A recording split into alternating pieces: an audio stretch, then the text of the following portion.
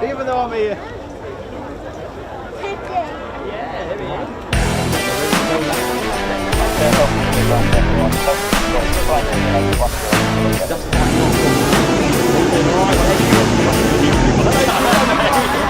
I'm with you.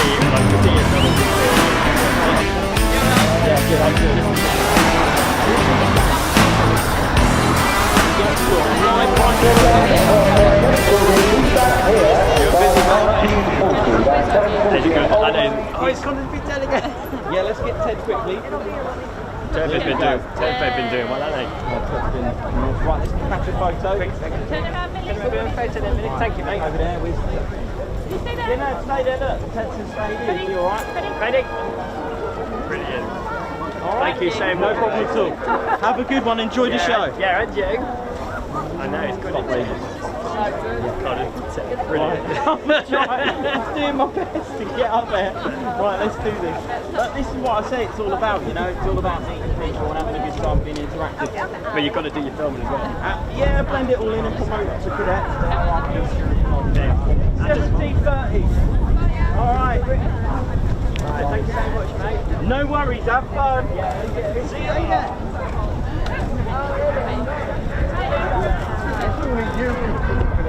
Right. Just in case they haven't all turned up by now.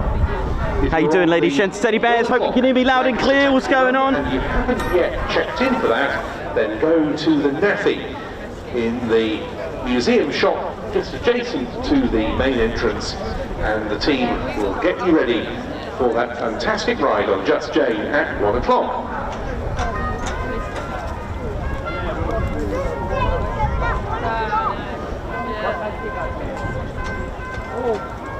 How we doing, ladies, gents, teddy bears?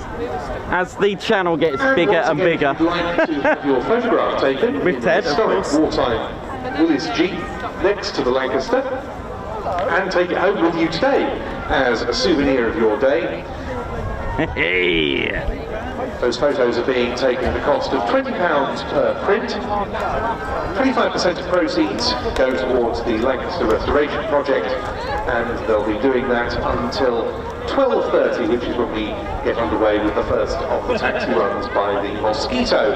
Please go to inquire about that and to have the photos taken. Okay, did you catch all that? Tent. That's the main entrance. Did you to the catch flight line, just in front of where the Lancaster is currently parked up. Okay, no worries at all. But they're coming back at 5:30. Yes. Right, we're good. Right, have fun, enjoy. Great. And I might not be able to say goodbye to you because we'll be live streaming. So Okay, bye. have fun. Bye. How we doing, ladies, gents, teddy bears? Welcome to East Kirkby. Nicholas. You right there? How you doing? You good? He's there. He's there. Pick up the wacky wabbit as well. I'll get some shots of our beautiful Just Jane and the Mosquito. Hiya, you alright? Yes, I'm just wondering where Ted is hiding. Ted's here. Ted's here. He's got a beautiful, beautiful little flag today. Oh! How's that? There we go. This is Mark. Get the ball working. There's a picture of Ted.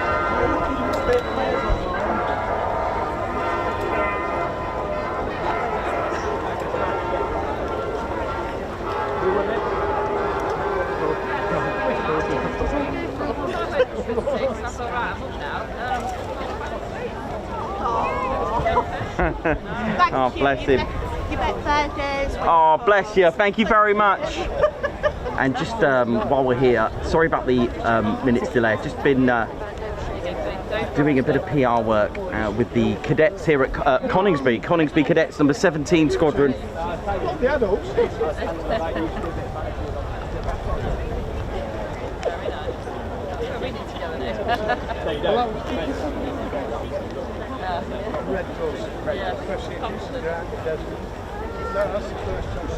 I hope you're all good, ladies and gentlemen. So yeah, promoting our future generation, our cadets, and we have today with us our very own Coningsby cadets here as well, which is absolutely special to have, because you know, without them, they are our future, and they want to do a little promotional video, which we will do. Sorry about the delay, because at the end of the day, when it comes to our future generation, you know how we do it. We have to promote. Look at this, beautiful. Got the Mosquito there. They'll be doing their taxi runs. They'll be starting off very shortly. Ted's been in all three of them, and this one. When I say all three, I mean this one as well, the Wacky Wabbit, the T6 Harvard. Just quickly before I begin the show to run, I just want to say a massive thank you to Andrew Patton, who is the owner of Lincolnshire Aviation Heritage Centre. I just want to say a massive thank you for allowing the Ted Coningsby channel to do this. So please do support Just Jane. It is on its way in a few years, potentially 7, maybe more, maybe less. It takes a lot of work to do. It takes a lot of hours and volunteers to get the NX611 airworthy again. Wouldn't it be nice to have 3 airworthy Lancasters in the world? So there is a link. It goes to their official website as well, so you can donate. Please support Just Jane. Once again, another call for the pilot of the Piper PA-28 registration Golf Bravo Romeo Uniform Bravo. You're required to move your aeroplane, so if you are on site, the pilot of the PA-28 Golf Bravo Romeo Uniform Bravo, please report to the pilot's tent, the entrance to the flight line. If you don't know where that is, it's basically adjacent to where the Lancaster is currently parked on the crowd barrier. We need you to move your aeroplane. Thank you. Have you upset him plenty of people today, mate? Here he is, all right. Yeah, I'm not bad. Just Good, thank you. Good. And also, while we're here, just want to say a massive thank you to the South Yorkshire Aircraft Museum as well for their help this morning as well. Thank you very much.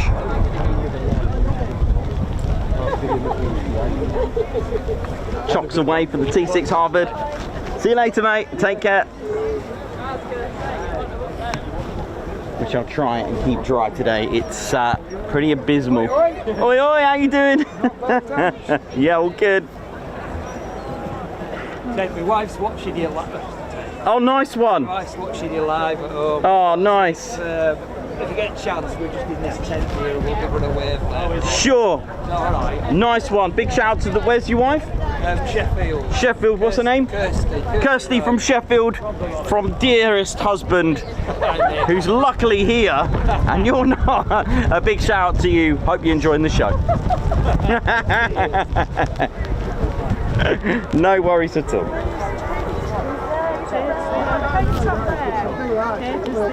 Hiya, you alright? Oh yeah, no, that's right. Up there somewhere. Stick his hat on. Yeah. Very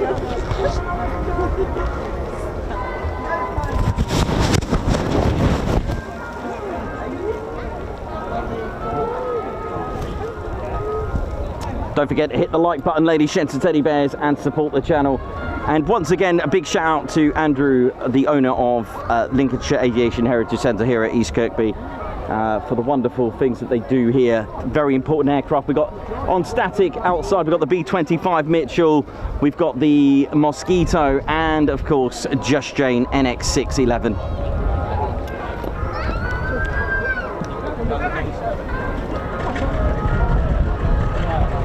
This is the Wacky Wabbit. Just starting up.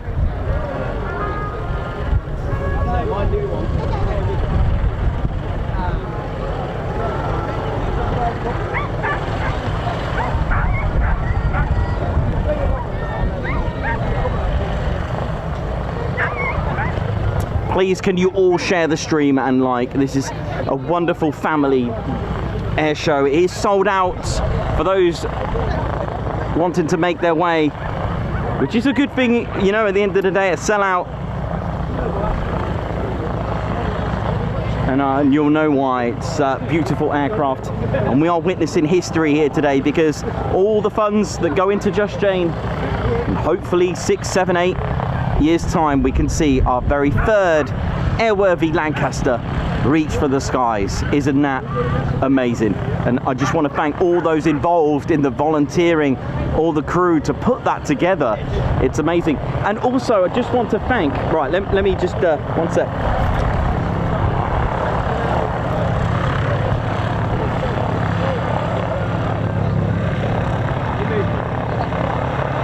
KB976. Ladies, gents and teddy bears.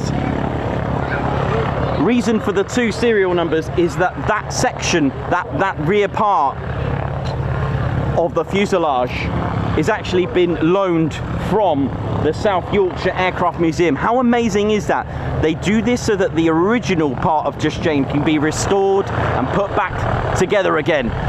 And then when it's ready, they'll swap it back, give that part back to South Yorkshire Aircraft Museum. But what a lovely thing to have in your museum, to say this was on Just Jane, this is flying again one day.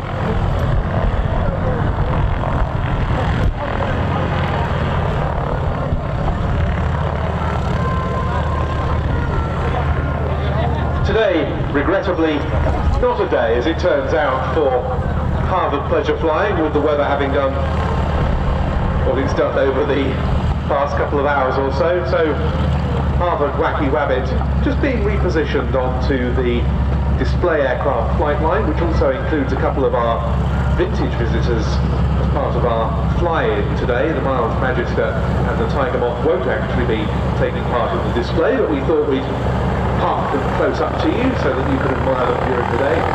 Harvard, however, is one of our display aeroplanes. Readiness for the start of the flight program. It's now nearly briefing time, so once I get back from that, I'll have the latest information on what we'll be seeing in the air this afternoon. And in the meantime, we'll enjoy everything the Lincolnshire Aviation Heritage Centre has to offer, including, coming up at 12 noon, the first of today's 2 performances by our regular and much welcome visitors, the D-Day Double. They will be singing at 12 noon, so don't miss out on that, and I'll be back with you in a little while.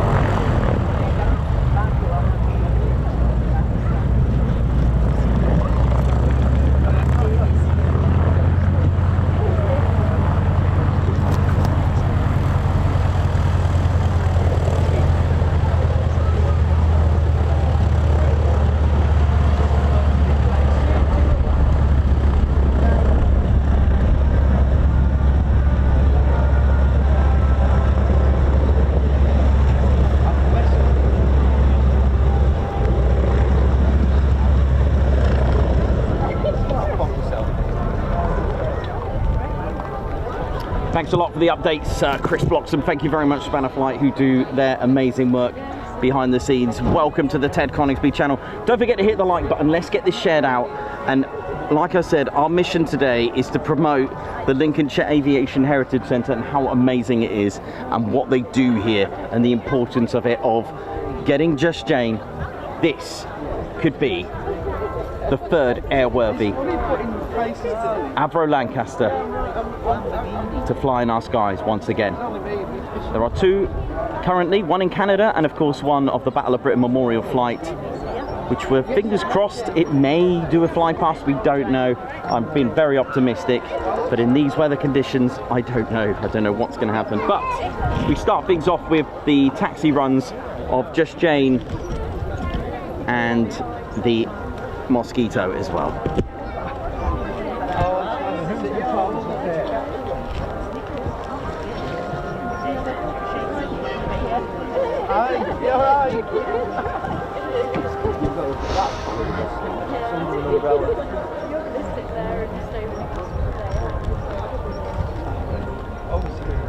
I've got an umbrella and the raincoat. I've got, yeah, is that the south? The south and the north?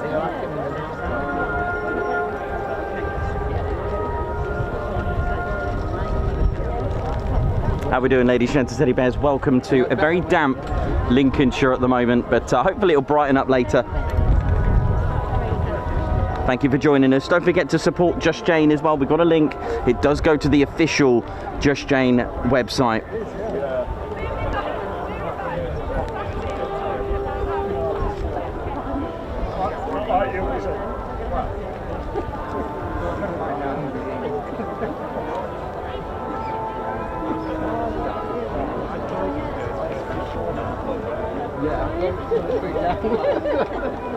So again, once again, Andrew Panton, I just want to say a massive thank you from all of us at the Ted Coningsby channel.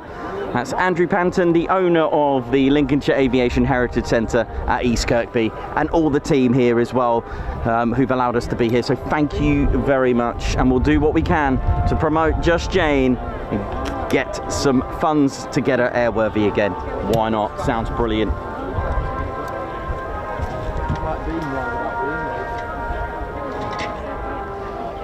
And for those that don't know, for the Lancaster and Merlin engine fans, this is going to be exciting for you. You'll hear the startup and taxi run of the Lancaster. Now, Just Jane is a Mark 7 Lancaster bomber, built in April 1948 at Longbridge, which for those that don't know was a car factory, and put together at Longbridge and took her apart and put on a trailer known as the Queen Mary.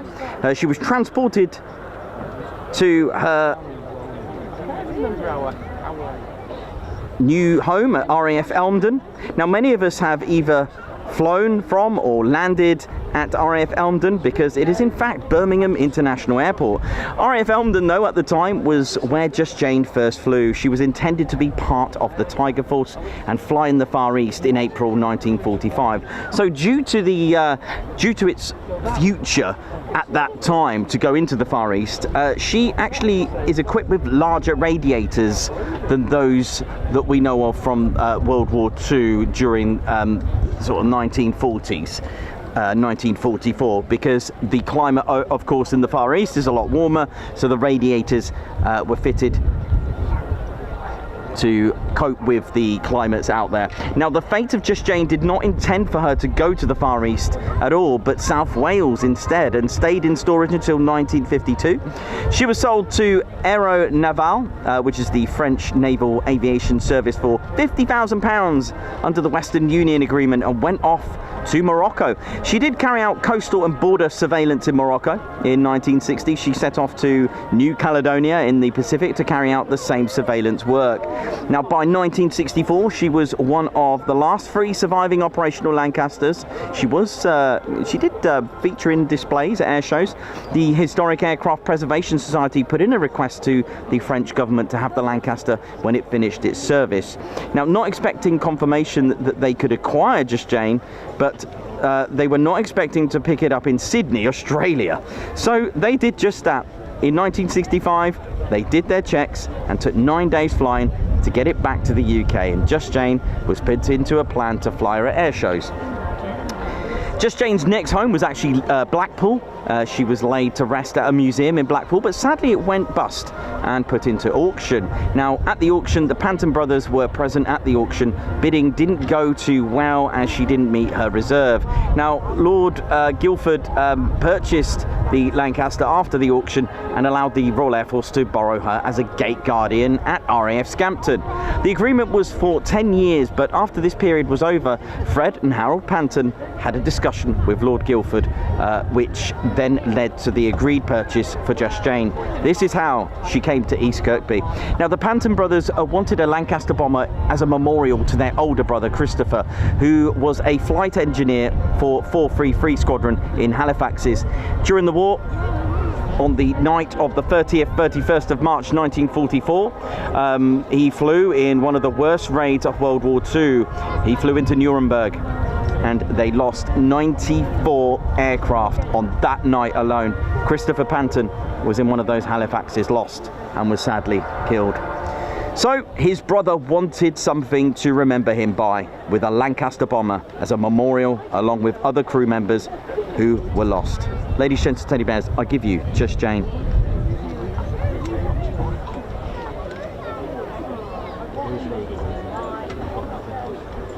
And you know me with my history, so I'll give you just that.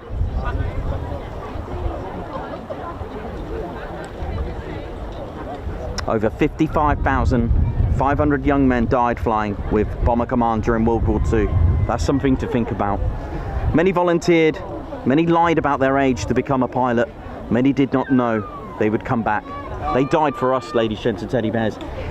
And I was speaking to one of the volunteers at South Yorkshire Aircraft Museum today, and we were in deep fall, and we did come to the conclusion that I think it's easy for us to be scared, but if you're combat minded, I believe that could keep you focused on what potentially could result in not coming back.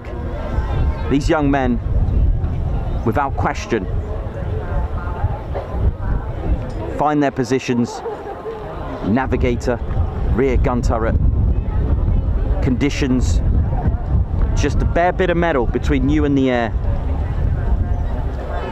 It's just you and the elements between thin millimeters of metal. The elements of Britain would also cause issues as well. Our wet climate could cause bombs to jam in the bomb bay, and on wet days, if bombs were loaded, the wet bombs could be jammed due to freezing at altitudes. At the rear section of the bomb bay, there were 2 portholes so that crew could physically see the armament and see the bombs if they had been released. Should this happen though, a metal rod and brute force was needed to manually release the bombs.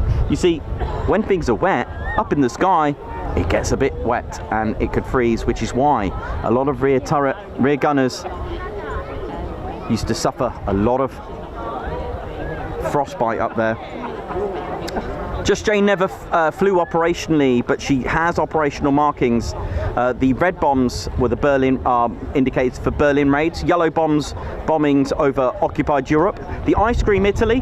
The keys for the 21st operation complete, a completed operational tour. A parachute is gardening, that's dropping sea mines.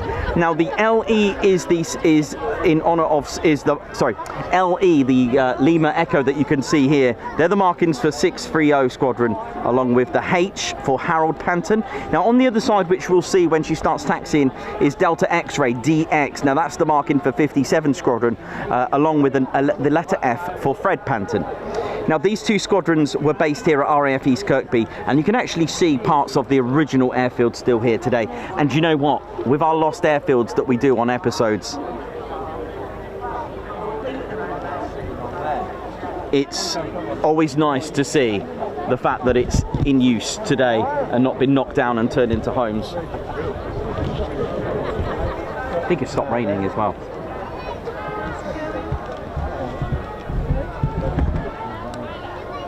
See what we got here now.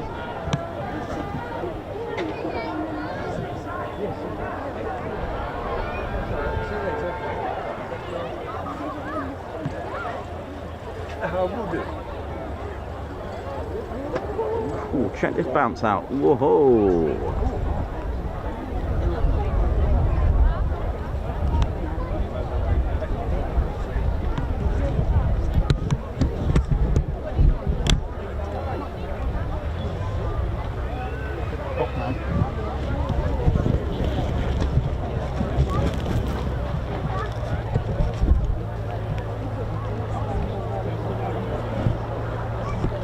Ted's flown in the T6 Harvard there, the Wacky Wabbit. There we go. Ooh, Wacky Wabbit. And Ted's had taxi rides in both the Mosquito and the... Look at that Mosquito. See lots of brollies there. It's emotional, isn't it? I appreciate the sheer size of this. Beautiful aircraft.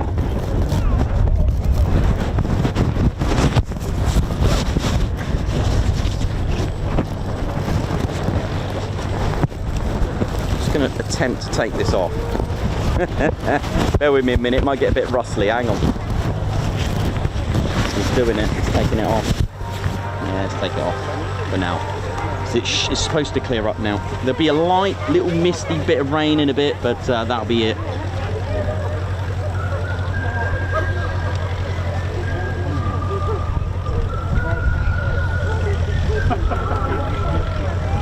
Hiya, you alright? How you doing? Okay? Yeah, good, thanks darling, all good. Yeah, it's all good.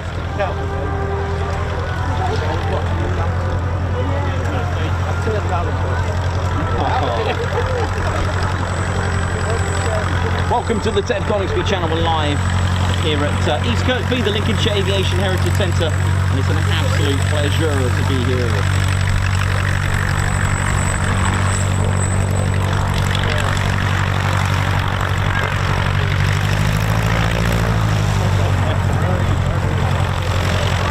care. See you later. Bye.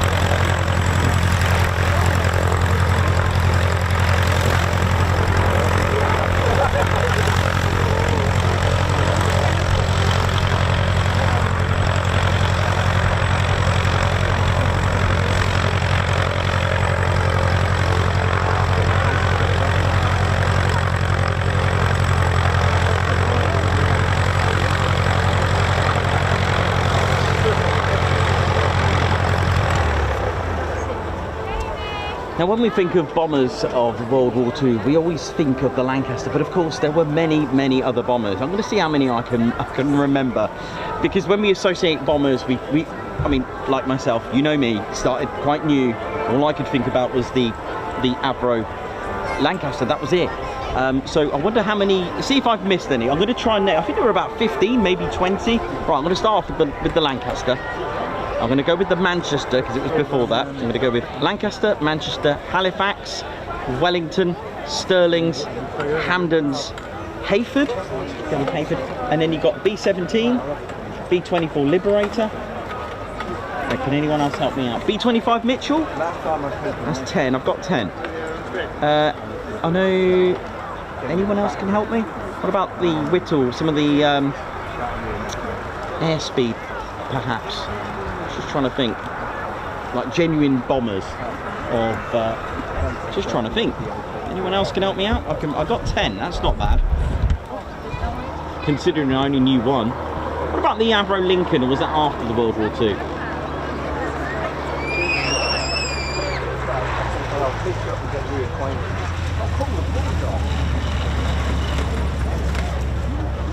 Blenheim, thank you. Yes, the Blenheim. Good shout.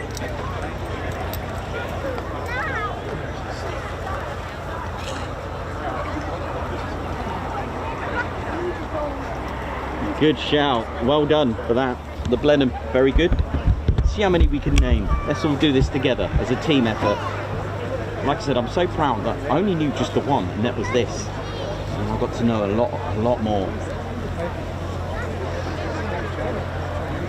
Thanks a lot for that, Blenheim. Yeah, good shout.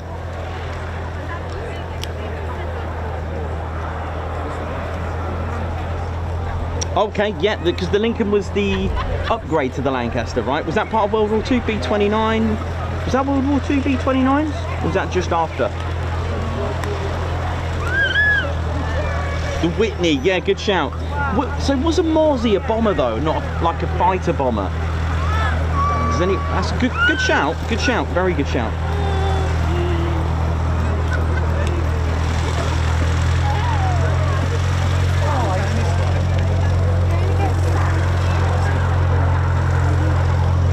And then Shackleton, was that part of World War II, or was that just after, like Cold War, sort of 1950s? Not saying you're wrong, I'm not saying anyone's wrong, just asking, because obviously, yeah, the Blenheim legend, I'd love to see that again. I saw that at the old Buckingham.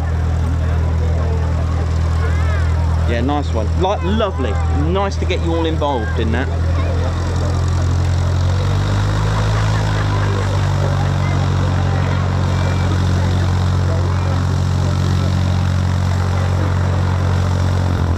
Hudson and the Beaufort. Yeah, good shout. Very good shout. See, lovely. You see that? As a team, we can get it all done together. Beautiful.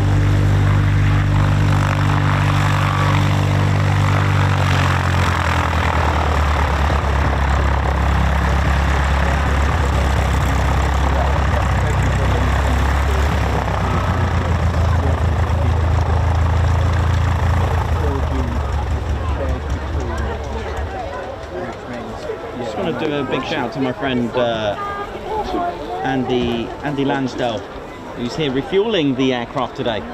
Andy, thank you, man, for all your help as well, mate. And of course, I've mentioned it already today. Andrew Panton, once again, thank you so much for allowing me to do this, who's the owner of the Lincolnshire Aviation Heritage Centre. Thank you very much. Big shout out to 17. Big shout out to the Coningsby cadets, who will be doing a bit of PR work after.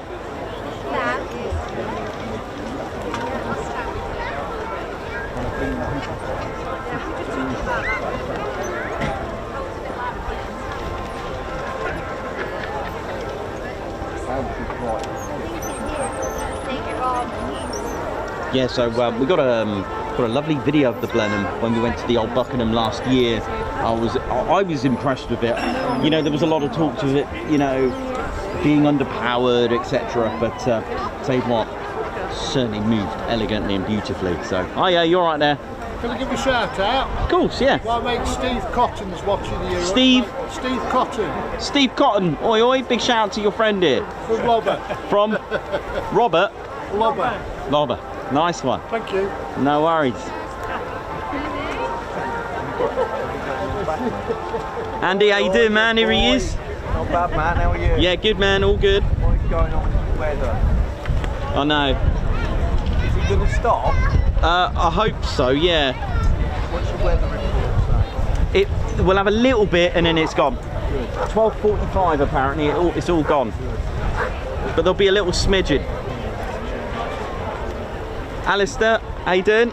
Avro Owl, who's here as well. Also, Why Can Yes, Andy Stretton, Margot Baxter.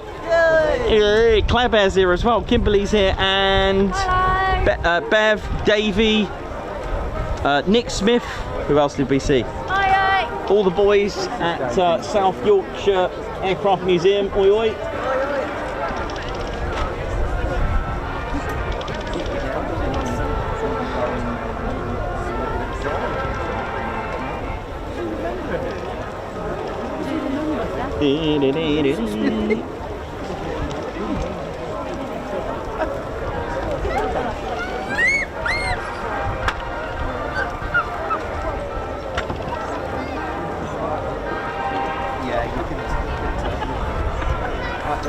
Big shout out to everyone that come and said an oi oi to us today.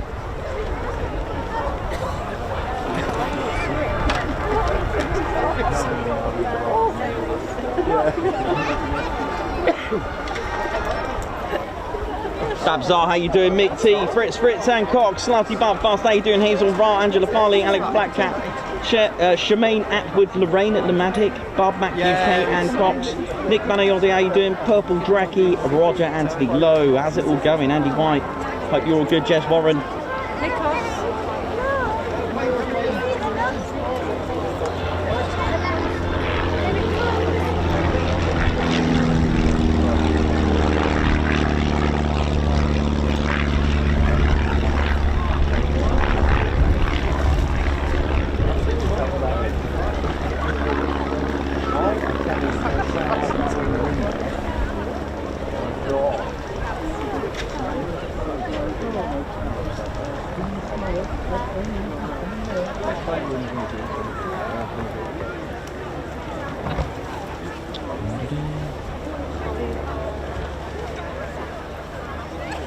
Shout out to Ian Conway and Clive of the Giraffes on Tour team who are here today as well.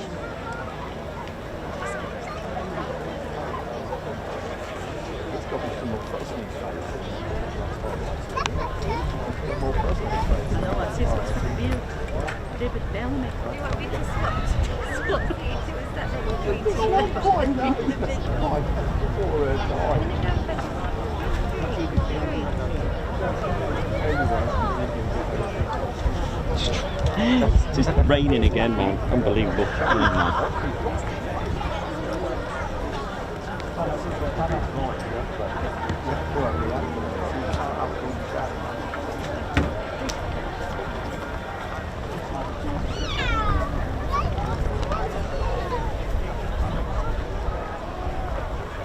Oh, I love the landing lights on this. Look at this.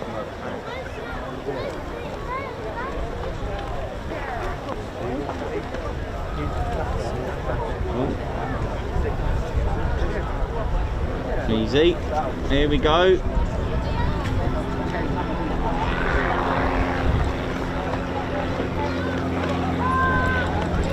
I've never seen flashing landing lights before. If they are landing lights or they're just the yeah, I thought so. It was a bit rough and choppy out here.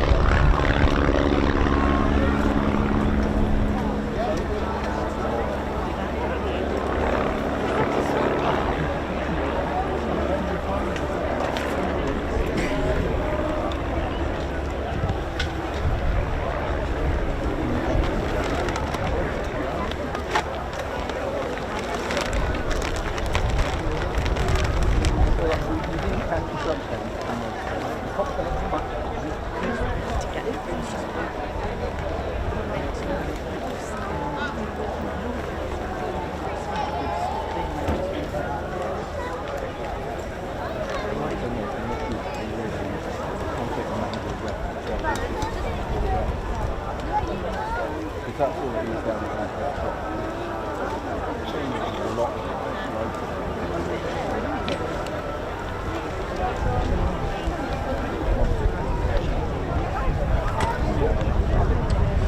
Apologies for this absolutely shocking shower now we've got. Just unbelievable.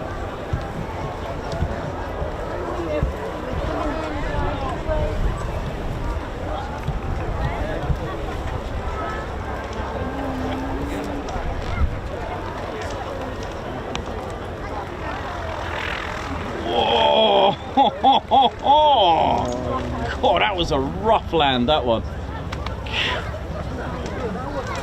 Well, if you had a takeaway coffee or a bit of salmon and face, well, maybe they might have been. Oh dear, right. Oi, oi, how you doing? All right? Yeah, good man, nice one. It's raining. Goodness me, this weather. It's an ultimate challenge.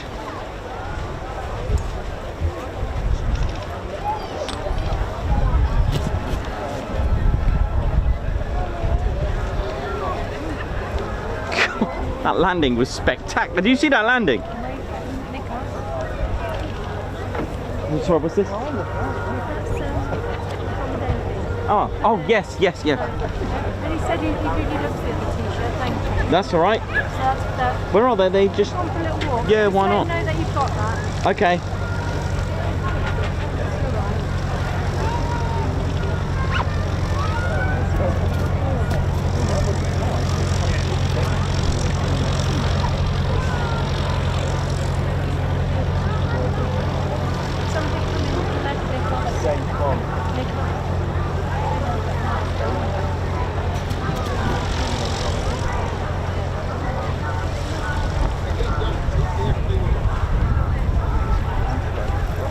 Well, this is not your usual on the Ted Coningsby channel. Check this ride out. Let's ride. Oh, wicked. Love it. White Wizard, what up? How we doing? Hope you're good.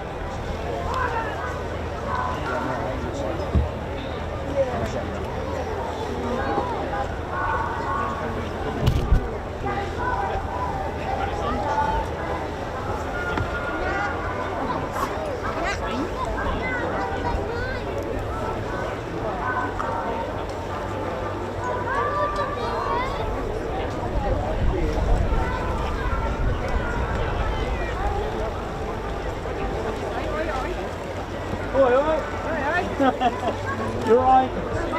Good.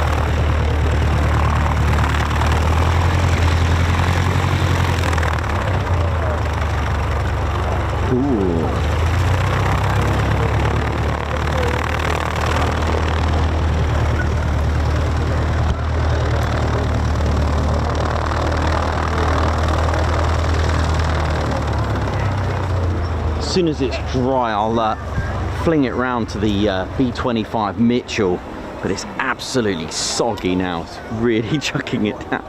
Let me just get a bit of a...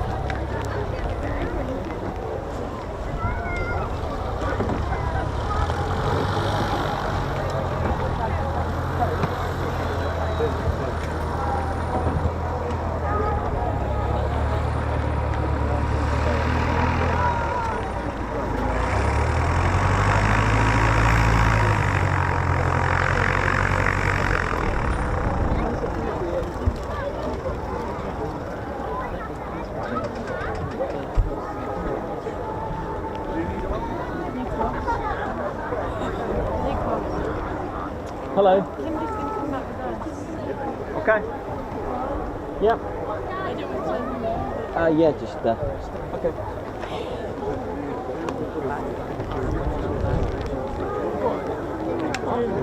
Hi. Is it alright to take a picture next to the back? Yeah, absolutely. All right, see you later.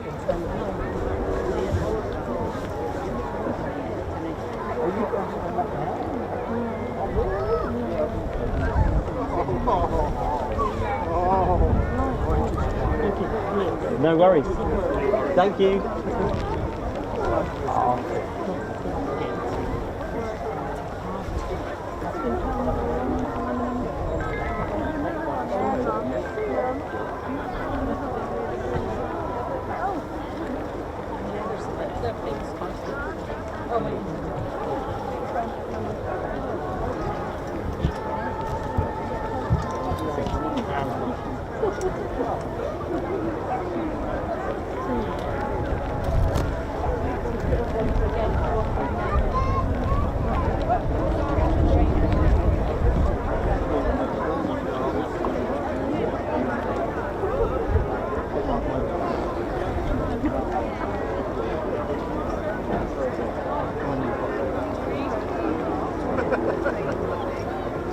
Look at this.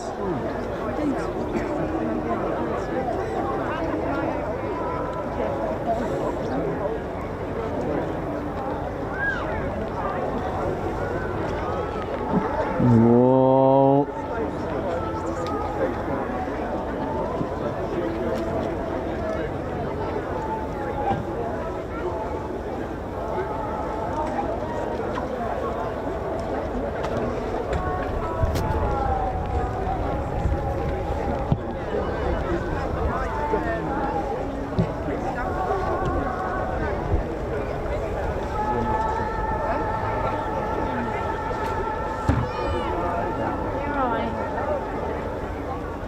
This weather's awful.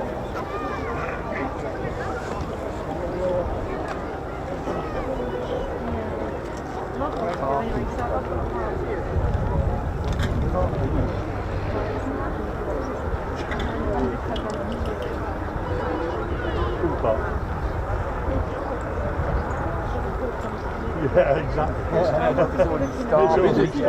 He's here, mate. Just keep him dry for a minute.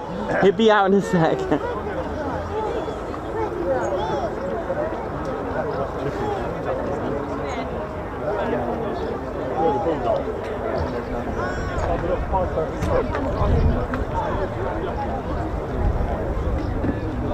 Oh, thank you. He came in twice that way and now do that way.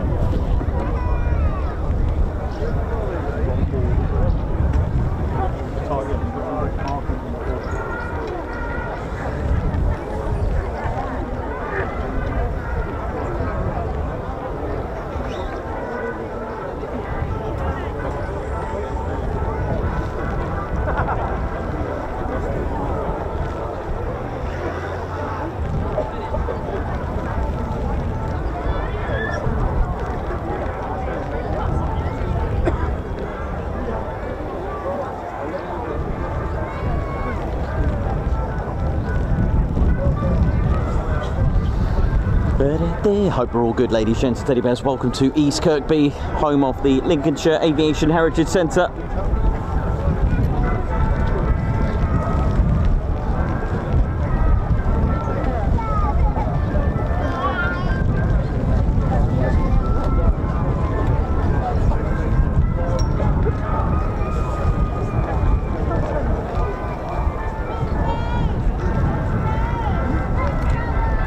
Don't forget to share the stream as well with friends and family, especially those that have the Mosquito and the Lancaster to heart.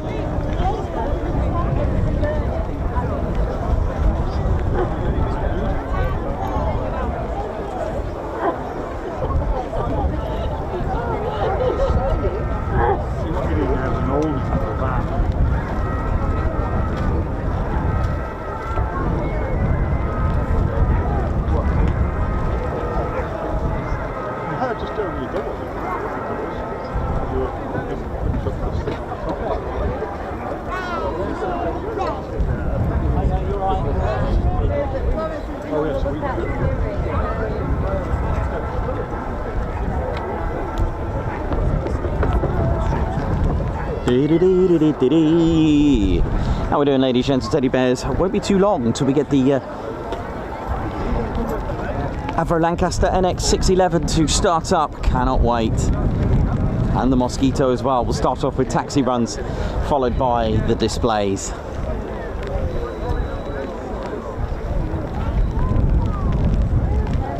However, with this weather, I don't know what's going to happen. Taxi runs, of course, will go ahead, but it was clearing at one point, and now it's got a bit emotional, but we'll do what we can.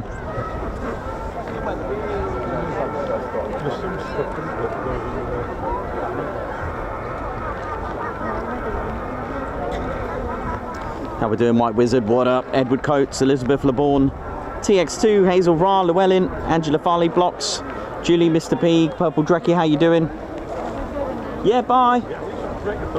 Take care, have fun. See you later, bye. Have a good time. Are you all going? Oh. You all going? Okay. You jumped down now.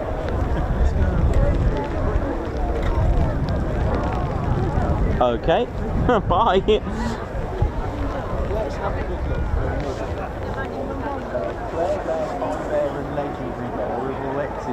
What is going on? They've all left. Oh well. It sucks. Doesn't it? Really. I think we're all in certain Goldilocks. And the bears. The bears are there, they've got.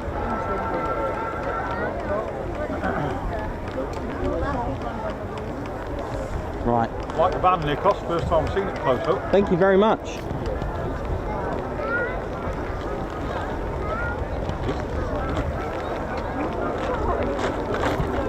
Centrally pointed reheat, that's pretty good, isn't it?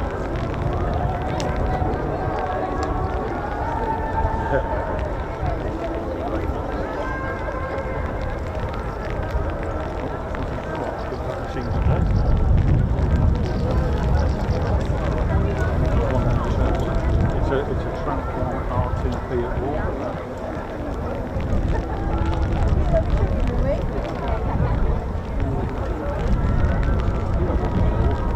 I had a look in a couple of times.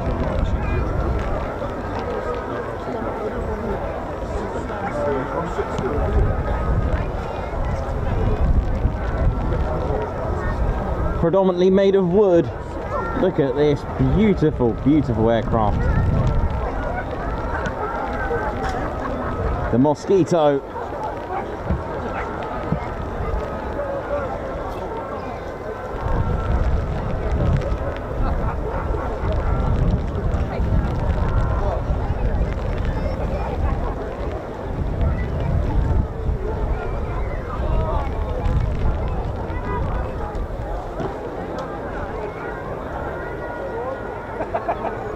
Beautiful.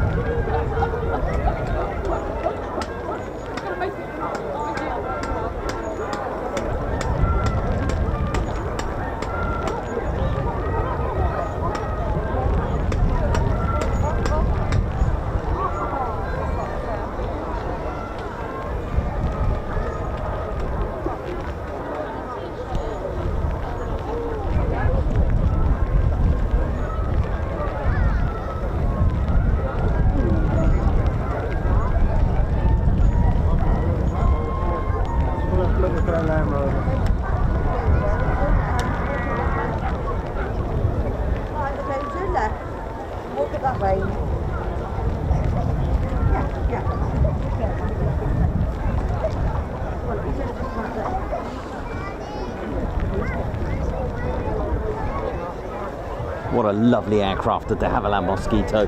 Soon we'll be seeing the Avro Lancaster taxi out as well, been pulled out ready for the taxi runs.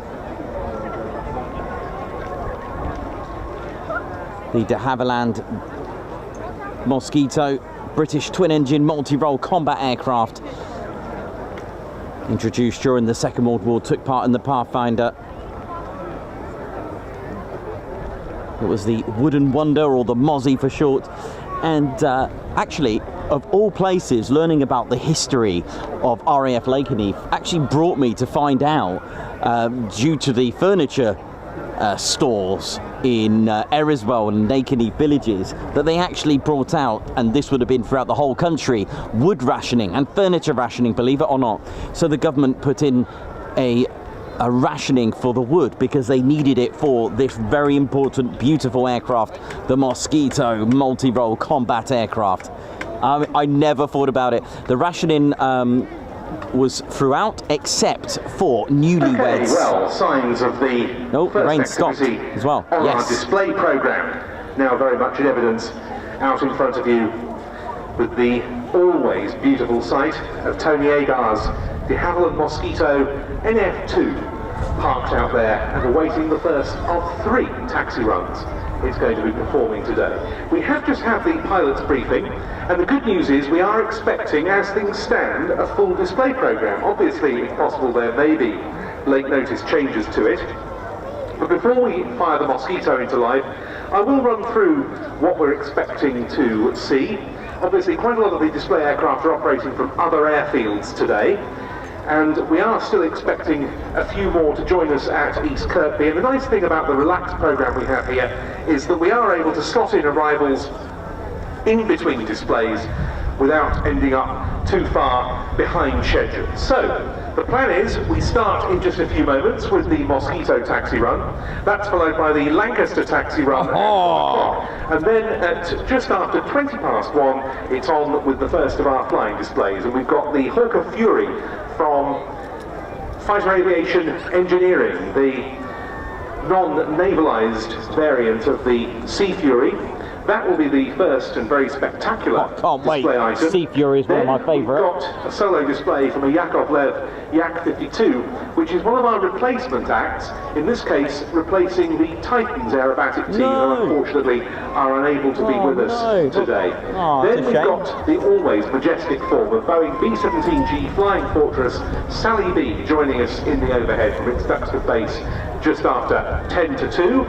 The Tiger Club Turbulent team, with their very skillful aerial clowning, will be with us just after 2 o'clock. And then we've got the Beechcraft D-17S, the Staggerwing, owned by Peter Kuipers, joining us for a display just prior to 2:30. Then it's another of the late additions to the programme, the de Havilland Chipmunk duo of the Vintage Pair display team. They are here in place of the Calidus Auto Gyro, which is another of the items that's unfortunately had to drop off the bill for today. Once we finish with the Chipmunks, we stay with de Havilland because at 2:55 it's the second Mosquito taxi run. Then, just after 3:10, a solo display from the very potent Yakovlev Yak 3, owned by Bob Davey. And then you can see out on the flight line the Jubilee Pitts, the very patriotically painted Pitts S1 Special, as one of the Vintage Pair Chipmunks makes its way into us. Yeah. Jubilee Pitts will be displaying just after 3:25, and then at 4:20 it's the second Lancaster taxi run. On then again with the flying displays from shortly after 4 o'clock, with the Harvard Wacky Wabbit from T6 Harvard Aviation, which has been with us all morning. Then joining us from... Welcome to the Ted Coningsby channel, live here at East Kirkby, home of the Lincolnshire Aviation Heritage Centre. Flight at East Midlands Airport, we'll have the Griffon-engined Spitfire PR-19. Nice. Then the newest P-51 Mustang on the European Airshow circuit, the Australian-built aircraft named Jersey Jerk from Fighter Aviation Engineering. That'll be with us just before 4:30, and then replacing the Jersey Jerks here. Nice. Which is featured in your souvenir programme, but which can't be with us due to crewing issues today. We have an aeroplane we've never had at East Kirkby before, a quite magnificent specimen, the only example of its type airworthy in the UK, and it is a quite sensationally historic machine. The Lockheed 12A Electra Junior of Fighter Aviation Engineering will be joining us again in the overhead shortly after 20 to 5. And then, once the Electra Junior has cleared, we'll be seeing the Lancaster and Mosquito dual taxi run at 5 to 5. That's the one that you can buy a raffle ticket to hopefully go and join the Lancaster on the taxi run at 5 to 5 as part of the raffle taking place today. And that will close the programme, bringing it to an end at about 25 past 5, after which the Lancaster and Hobby will be positioned out on the flight line for you to take photos of before hopefully then feeling rather nice and light. So as I say, a slightly changed flying programme compared with the listing in the souvenir programme. Another act, incidentally, that we're not able to see this time due to unserviceability issues is the last dogfight duo with the Slepchev Stork and the Piper L4 Cub. Hopefully they'll be able to join us in a future year here at East Kirkby, but still, a programme full of rarities and with plenty of items we've never seen before here at East Kirkby. So, we're getting ready to get underway, with the Mosquito firing up shortly. What we got here? What's that in the distance? There's loads of them.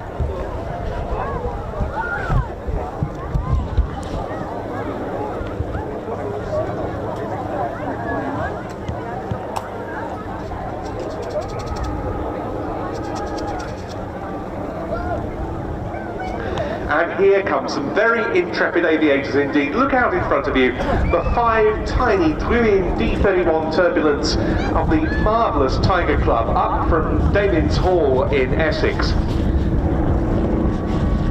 4 display aircraft and a spare. They've battled through the weather to make it. It's going to be their first time at East Kirkby, one of the longest established display teams in the world. We'll be seeing them flying a classic display of such aspects as close formation flying, limbo flying, balloon bursting, Limbo flying later in the display. Yeah, you better believe it, you did hear that right. Yes, it's fun, it's also enormously skilled.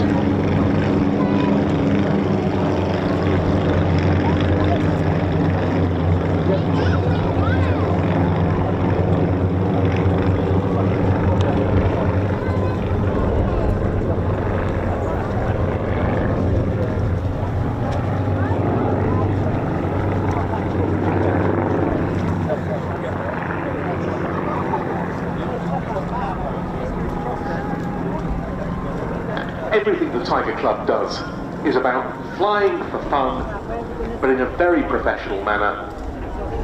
And the Turb team epitomises that. And it's great of them to join us through the weather. Fair play.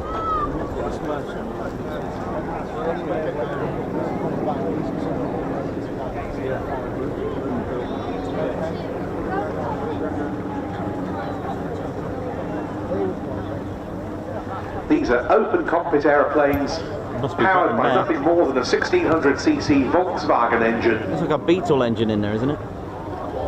Wow.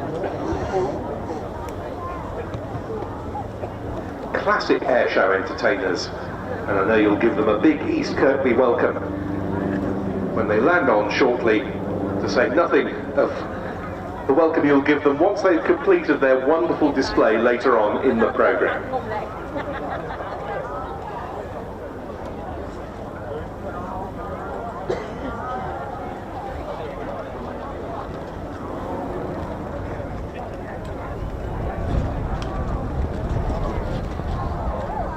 Now then, don't want to miss the start-up of the Mosquito because it's imminent. And in fact, I think with the arrival of the Turbs, that means that all of the display aircraft that are due to be operating from here today, as opposed to flying in from other bases, will be on the ground, which is quite an achievement given the conditions.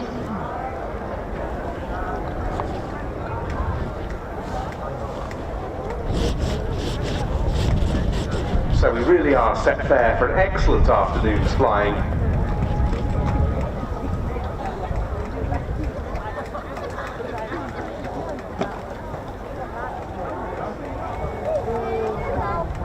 first of them on the ground, you really can see just what a small machine the Turbulent is.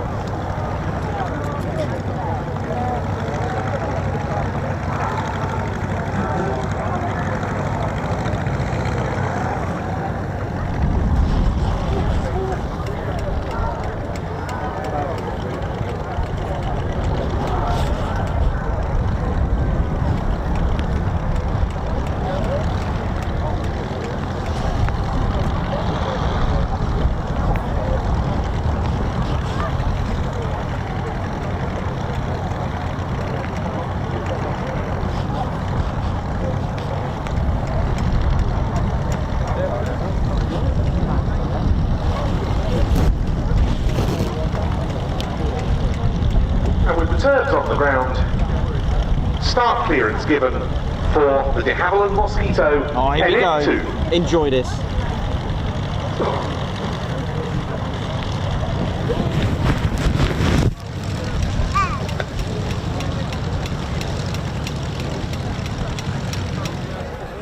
Enjoy.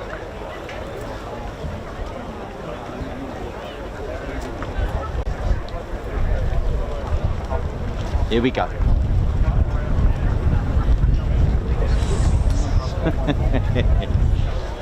Alright, the Mozzie's going to start up. How cool is this?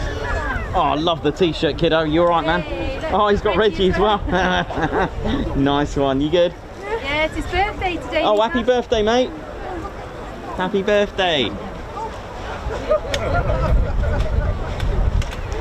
Here we go.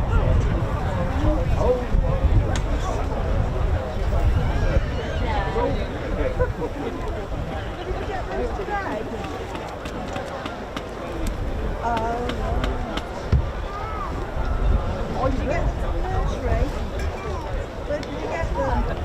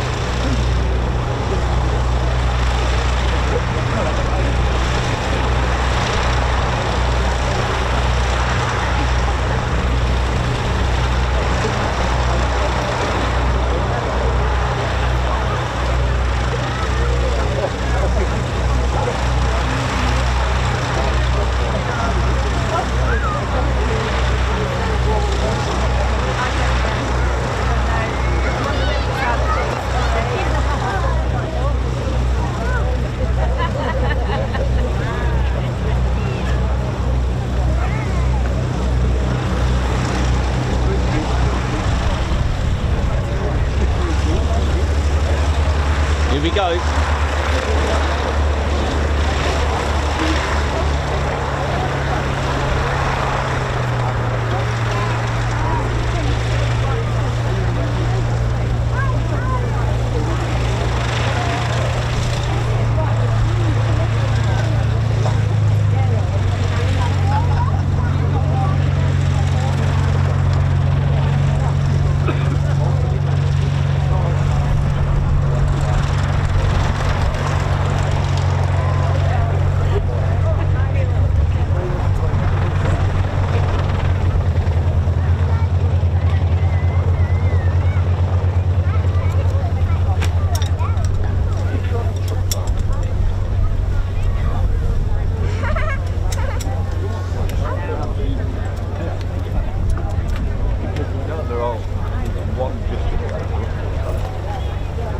Look at this, no words.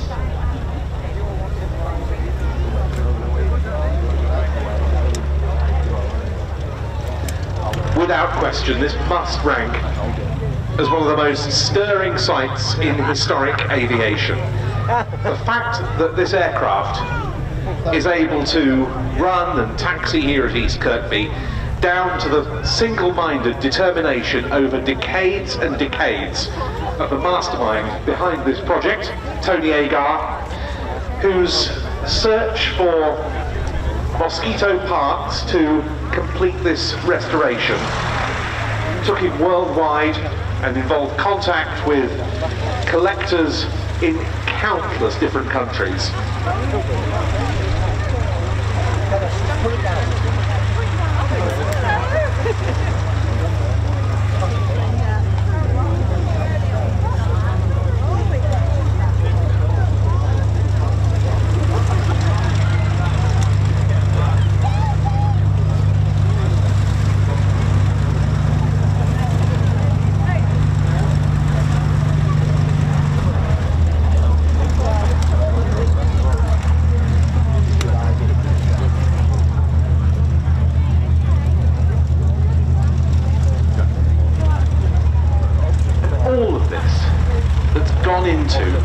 Creating this quite marvellous Mosquito NF2 night fighter variant has been done as an entirely private project. The efforts, the enthusiasm, the dedication are almost unimaginable. It dates back to 1971 when Tony located the remains of a Mosquito B-16 at Kirkham Airfield. This is an aircraft that had been allocated for civil defence duties at the Royal Ordnance Factory at Chorley in Lancashire and been used for crash rescue training purposes. So bad was the damage incurred in the course of that all Tony was able to find were a section of the wing undercarriage assemblies. But he later went on to buy the cockpit at an auction in Blackpool for just £7, as well as a rudder which cost him £2, an aileron and some rudder pennants. The cockpit had ended up with the now long defunct Reflectair Museum in Blackpool. That's a collection whose name may well appear later in the stories of the two taxiable aircraft here at East Kirkby. And the information available at the time suggested it came from a Mosquito NF2 night fighter with the serial HJ711, which had served with numbers 141 and 169 squadrons, and with the latter of which, in January 1944, had achieved the squadron's first kill, that of a Messerschmitt BF110 twin-engine fighter on a patrol west of Berlin. That's the identity that this aircraft today wears. Later on, information came to light which has caused a certain amount of reassessment as to the actual identity of those sections. Now, this aircraft has become known over the years as HJ711 and still wears that serial. 53 years on.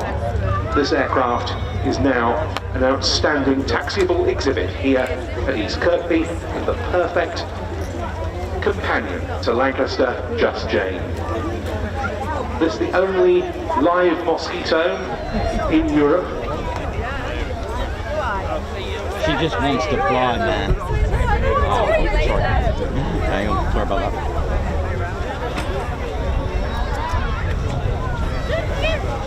Product of one of the most painstaking private restorations of any aeroplane ever undertaken in this country. About half an annual once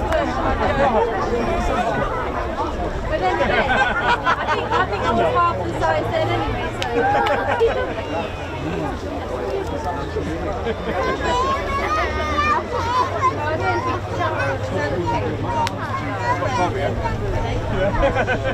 I don't know, I can think that one now.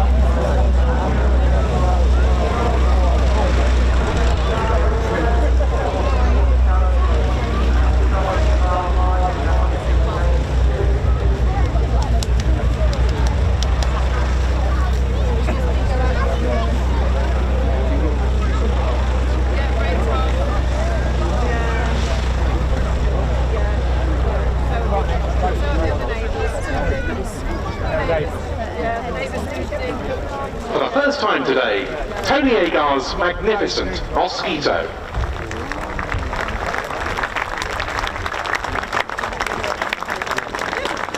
The aircraft under the command today of former Battle of Britain Memorial Flight Lancaster pilot Roger Nichols, and we'll be seeing him and the Mosquito in action twice more over the course of today's programme, finishing up with the joint taxi run with the Lancaster at about 5 to 5. And you might be able to win a place on that if you enter the East Kirkby Airshow raffle that's taking place for much of the afternoon. Go to the information tent and buy your tickets for just £2 a strip. A ride on the Lancaster on that closing taxi run of the day is the first prize. Listen out, I'll announce the winner at about 3:30 this afternoon.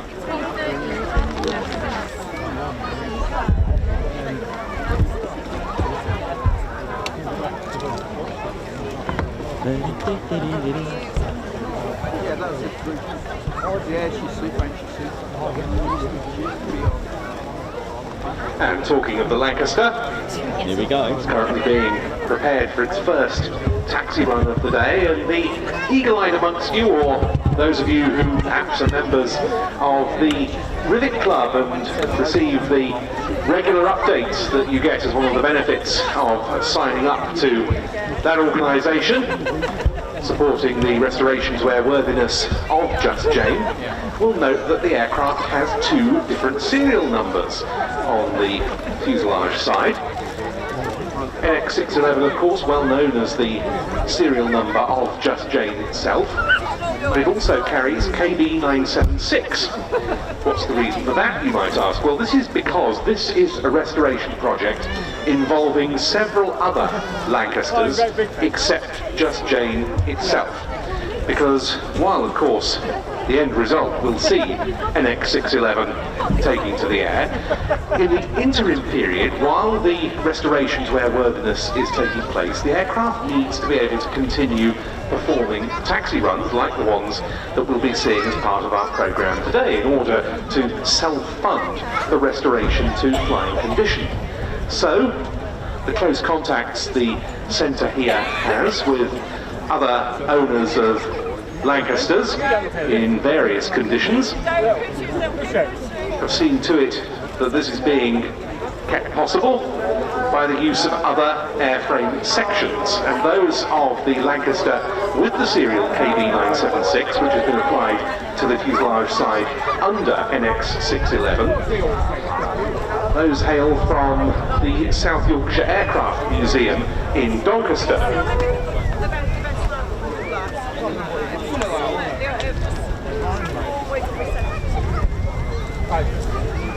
They own the rear fuselage of that particular Lancaster Mark 10, a Canadian-built Lancaster.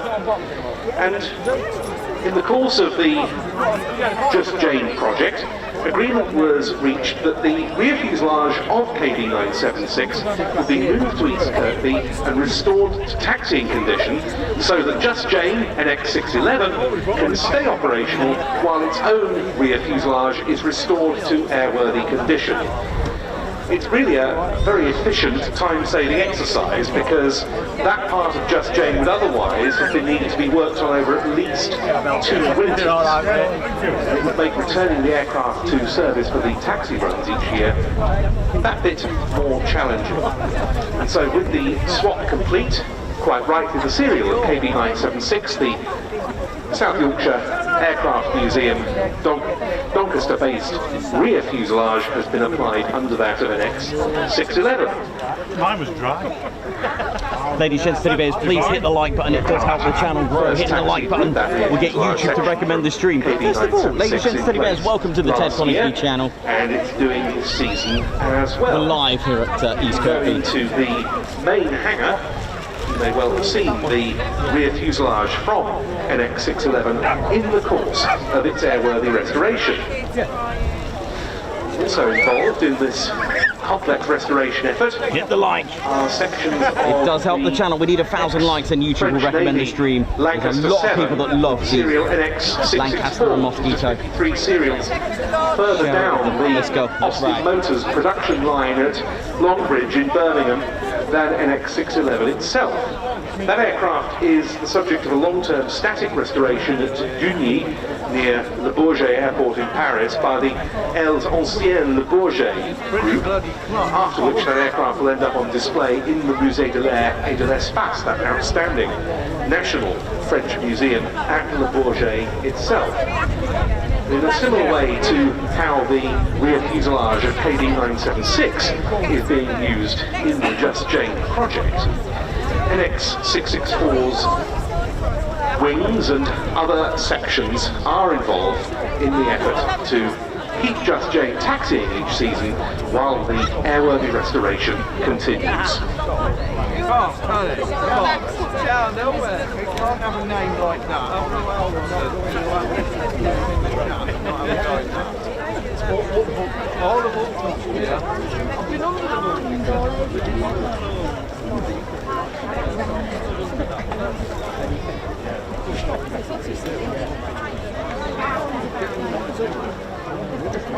Welcome to the Ted Coningsby channel. I'll try not to talk when the commentator, because the commentator has some brilliant, I think it's Ben, nice one mate.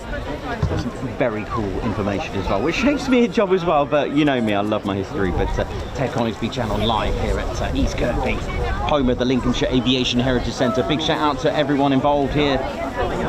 Andrew Panton, thank you again so much, and of course thanks to South Yorkshire Aircraft Museum. So the ground crew. Oh, here we go.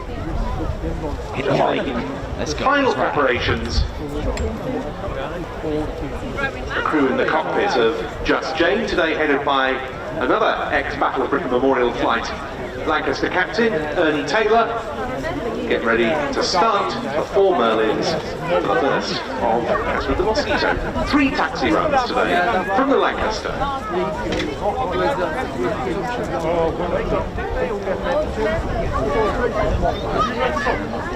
Oh, nice one, thank you. Thanks very much.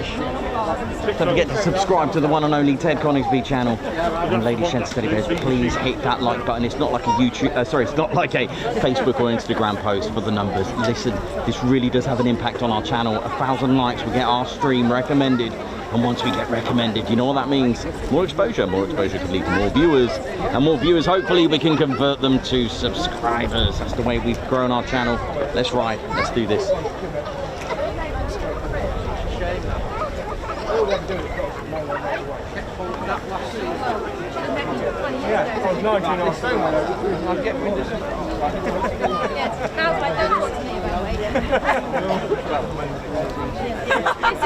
This is all jumper, yes.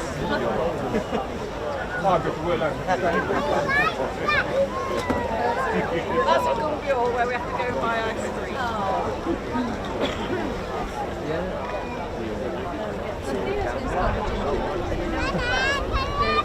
in the private one, and he goes on 12 months old. So if you want to do it, stop doing it. He doesn't want to cut down on his food, he just wants to go to the gym. So if he goes to the gym, he'll still eat the same amount of food. Well, I've got some of the parts where you sound Perfect, perfect. Really? Yeah. Perfect. Poignant. Yeah, that's right, wasn't it?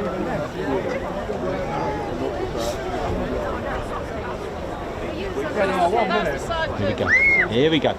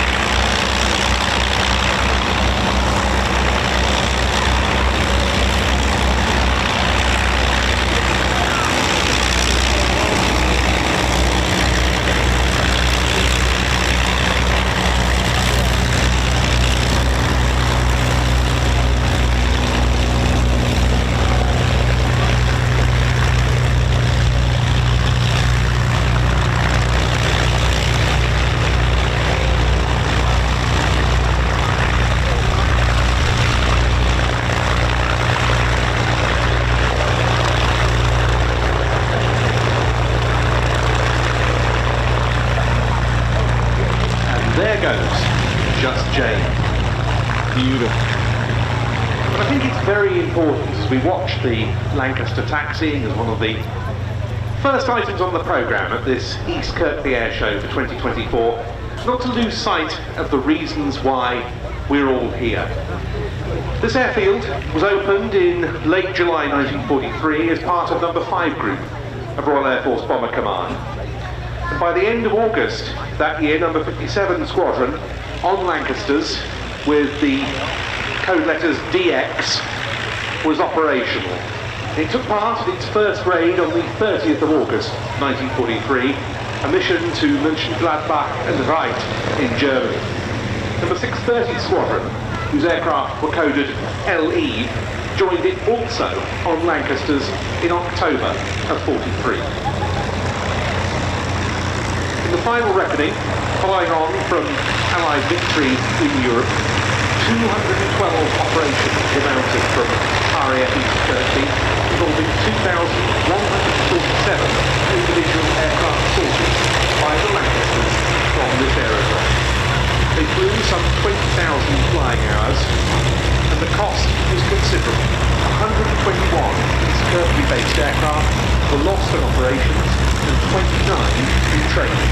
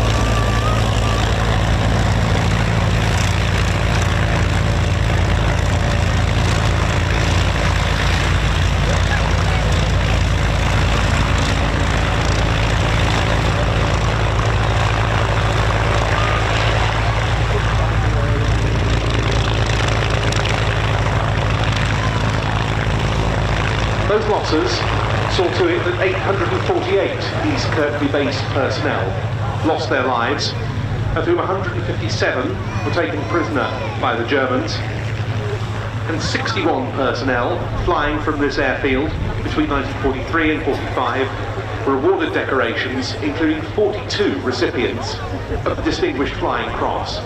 But the Lincolnshire Aviation Heritage Centre and this Lancaster Just J, which has the codes of the No. 57 Squadron aircraft on one side and the No. 630 Squadron machine on the other, recall much more than just the efforts of those No. 5 Group squadrons and their personnel during wartime, but those of the whole of Royal Air Force Bomber Command, and in particular the 55,573 men of that command who lost their lives during the Second World War.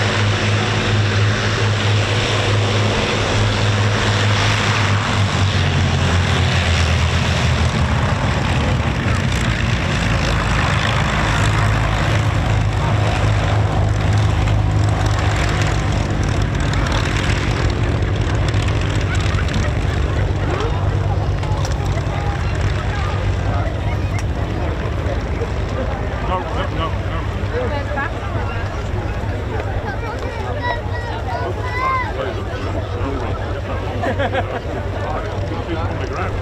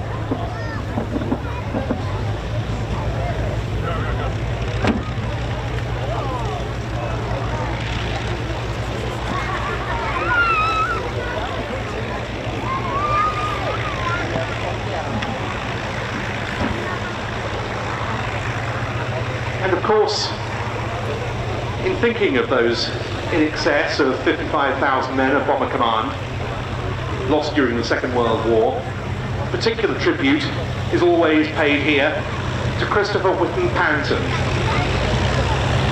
He was flying a Halifax on Bomber Command's raid over Nuremberg on the night of the 30th and 31st of March 1944, when the aircraft was shot down and he lost his life.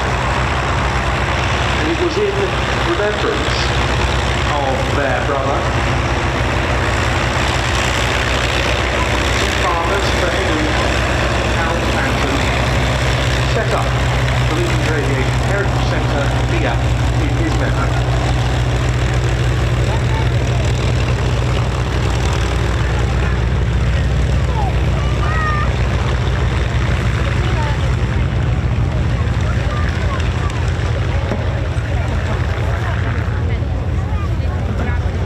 Like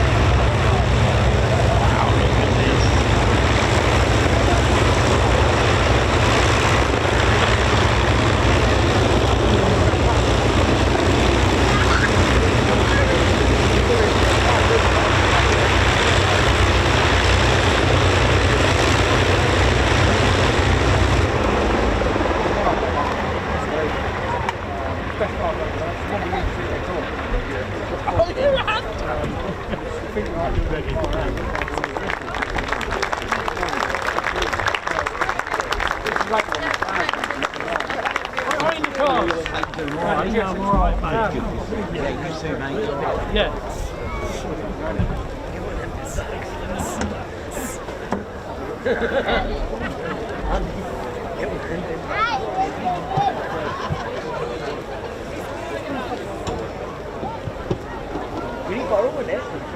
was that, just rider? I'm not sure where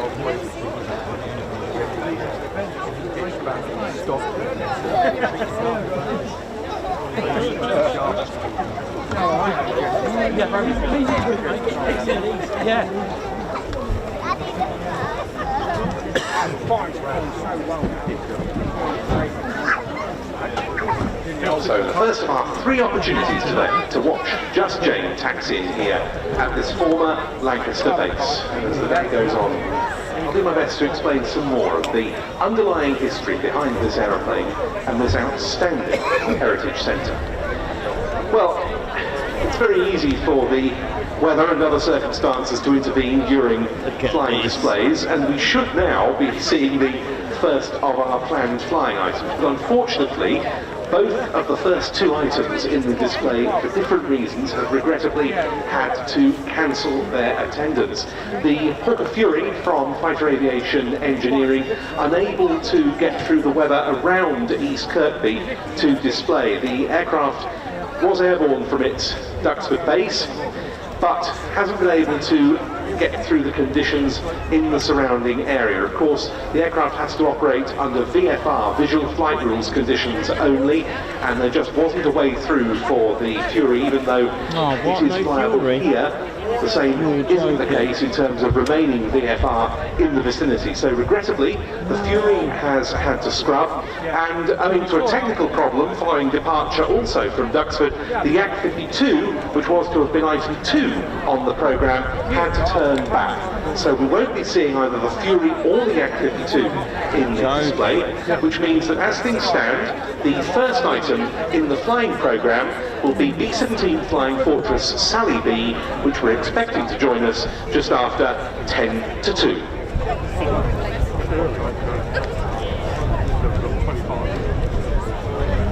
How we doing, ladies, gents and teddy bears? Hope we're all good. Ted Coningsby channel live here at East Kirkby. How we doing? Hope you're good.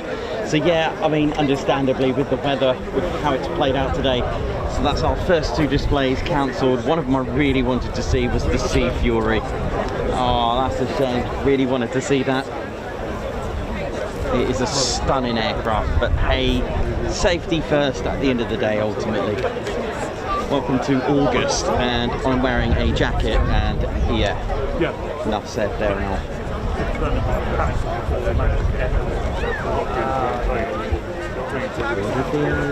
How we doing, ladies, gents, teddy bears? Hope we're all good. Yes. Look at this, I'm at East Kirkby. How we doing? Ted, you're right there, mate. Hope we're good. Well, what can I say? First of all, wow to the Lancaster and the Mosquito. In fact, ladies and teddy bears, I can't let you not see this either. Just look at the magnificence of it.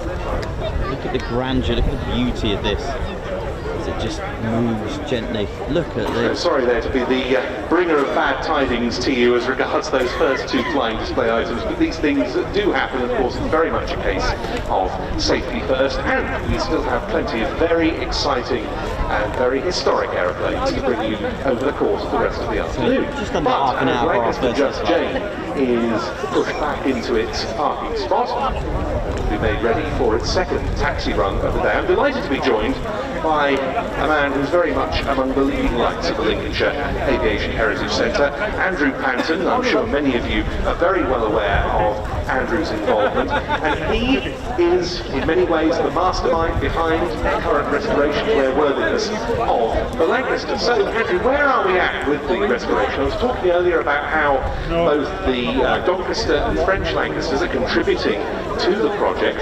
What's the current status? Well, as you've noted, with the help of our friends at Military Museum and our friends over in France, we have been able to construct this method of restoring NX11 whilst still taxis. So in theory, back in 2016, we made a 10-year plan, a 10-year plan to restore NX11 back to airworthy from the results of a big survey we did when we came through the aircraft. We're about halfway through that plan really, and how the rest of that plan goes depends on what we find with parts of the part. Obviously it's a moving ship, so they're moving targets, so we don't really know how long it's going to take exactly. But with the help of the different parts we've had, if you go into the hangar today, you'll see the rear fuselage of NX611 and the jig. That's up to a stage where it's going to be receiving its skins. So that should be ready to fit by the end of this year. We also have the rear mid fuselage of the French Lancaster NX664 in the hangar as well, and that will be going into the jig once our rear fuselage comes out. As you look at NX611 now, she's got the forward wing of the French Lancaster NX664, and in the hangar in the jig is our forward wing from NX611. So within the next year, 18 months, we should start to see our wing come out of the jig. And the French wing go back to France, which start selection will begin to come to fruition as well. The nose on NX611 right now is actually the French nose from NX664. Our nose on NX611 is again in the hangar being stripped out. So we're starting to see the aircraft that you see at the moment transform from NX611 to parts of NX611, and now we're getting back to the stage where we're coming back towards NX611 being able to be built back as NX611 again. So it's a long old process, and things take longer than we think they will do from the start, or some things that are quicker. But in the end, we'll see all of NX611's part back on the aircraft and taxiing and then flying Messerschmitt as NX611 again. And of course, we can't stress enough, can we? Everything to do with the running of this event today, all the proceeds from it going towards this incredible project. Absolutely, yeah. So events like this help to fund the restoration process. The whole restoration is looking to be about £4 million. Each year we're spending in excess of £300,000 on the aircraft to restore it to airworthy. So events like this do go straight into the pot to restore NX611 back to airworthy condition. Some of the big parts we've got in the stores, we have 5 airworthy engines, we have parts of the restoration machine, we've got wheels, we've got tyres, and even if you see the aircraft as it is now, there's a lot in the background that's been built up to get flying and sustain and flying conditions. So obviously the aircraft taxiing for this season, what will happen at the end of the taxiing and the event season here at East Kirkby?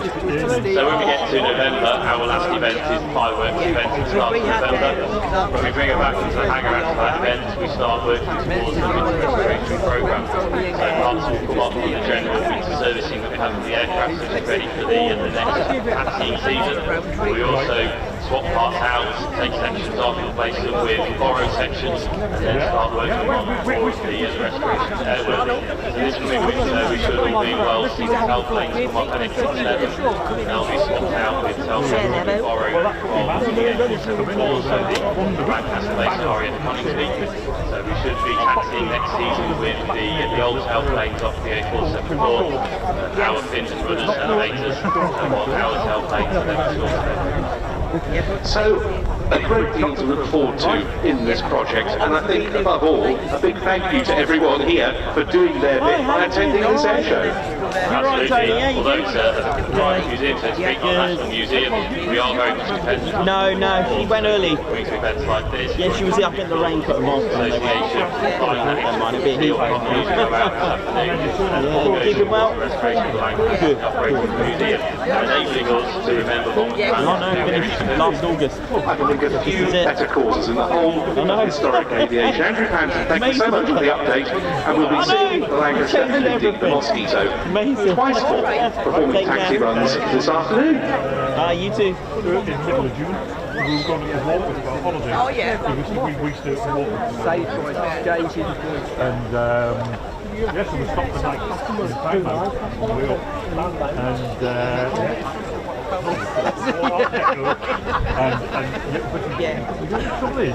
Thanks a lot everyone that's tuned in. White Wizard Mark Richards. You've got Trevor Hazel who says, Ted, please say a big shout out to my brother-in-law Paul who watches all your videos. Cool. Simon Wattrell, how you doing? Edward Coates, Matty Harrison, how's it going? Sally B is next, so just about 16 minutes to go until we have some B-17 sounds from the wonderful Sally B. Many of us remember Sally B from as long as we can remember.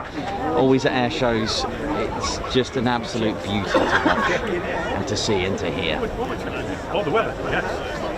Hey, come on.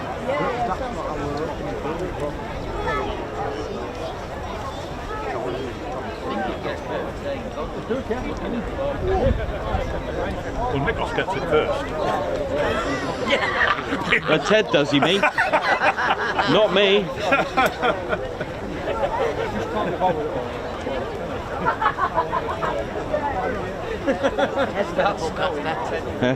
Exactly.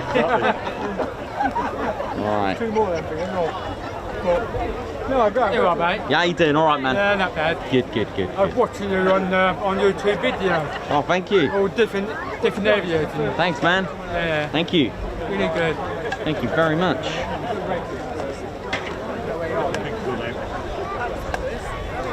And I like that Ted. Oh, Ted loves it. It's good, that Ted. Yeah, something a little bit different, right? Right, that's right, Lady Shenton teddy bears. I am about to do my donation as well. Don't forget to donate. Links in the description, and I've pinned it in the chat as well. I'm about to do that now. I'm about to put my donation to Just Jane. I'm doing it now.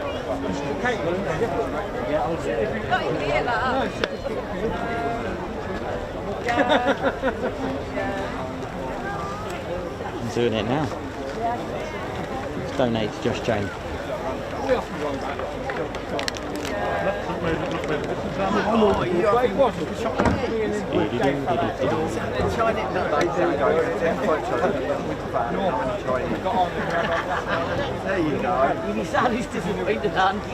So yeah, sorry, I'm not chatting right now. I'm going to donate to Just Jane right So now. just in case you missed my run through of the flying programme earlier on, I'll take you through it again with those changes now known. So, as I mentioned, the Fury and the Yak-52, which were supposed to be our first two items on the flying element of the programme, both sadly cancelled. The Fury due to the weather in the locality, the Yak due to a technical problem. So, at I'm good. 10 to 2, we'll be getting things on the way, hopefully with B-17 Flying Fortress Sally B. That's followed by the Tiger Club Turbulent team, then the Beach Stagger Wing, the two Chipmunks of the vintage pair. At 5 to 3 comes our Mosquito taxi run, the second of the day. Then at just after 10 past 3, we'll be seeing the Yak 3. Then the Jubilee Pit Special. The second Lancaster taxi run takes place at 20 to 4. Following on from that, we'll have the Harvard, the Rolls-Royce Spitfire PR-19, the Mustang Jersey Jerk from Fighter Aviation Engineering, and the Lockheed 12A Electra Junior, also from Fighter Aviation Engineering, finishing the programme at about 10 to 5, and then at 5 to 5 we get the Lancaster and Mosquito underway together for their show closing joint taxi run, taking it through until about 25 past 5.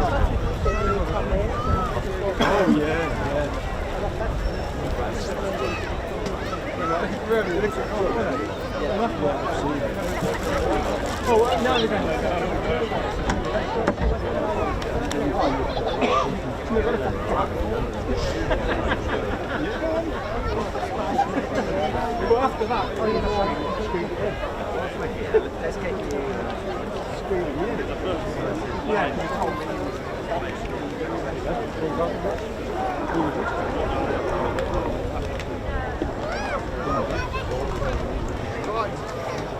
Don't forget the raffle taking place. With tickets available from the information tent for just £2 a strip, and first prize, a taxi ride on the Lancaster on that final taxi run with the Mosquito at 5 to 5. I'll announce the winning ticket at 3:30. Go to the information tent and buy those raffle tickets. 50 tickets. In case you fancy a little break from the display action at any point, we've still got plenty of performances going on in the hangar. The D-Day Darlings will be giving their second set of the afternoon at 2:30. That's followed by the second of the two performances by the Lincoln Boys Academy Choir at 3:30, and closing things out in the hangar, the Vintage Dance performance at 4:30.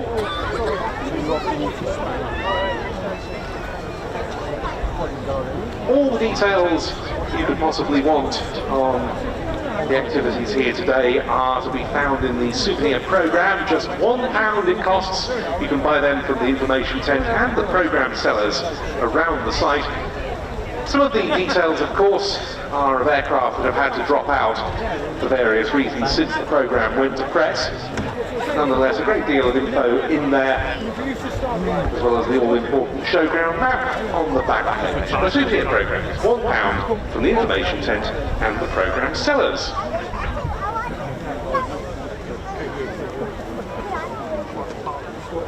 How we doing, ladies and gentlemen? Teddy Bear's Ted Coningsby channel, live here at East Kirkby.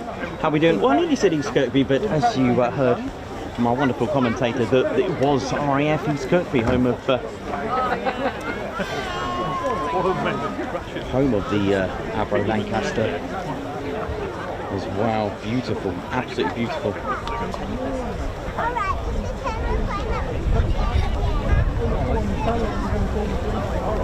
And you can see in the distance actually the old runway. Right.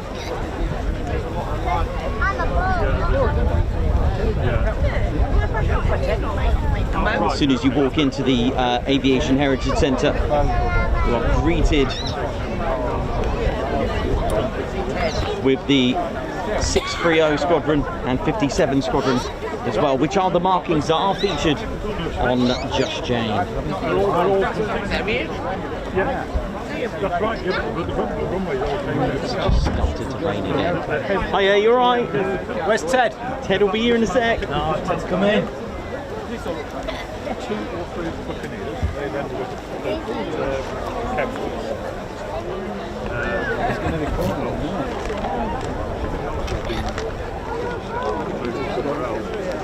Sorry? Yeah. Wet wipes, alright. You don't need that very Yeah, you need dry wipes, yeah, too right you do. When have you seen wet wipes like that? Yeah. It says 99.9% wet. No, they're 100 now. Right, Sally B very close. In the rain as well, bless. There he is.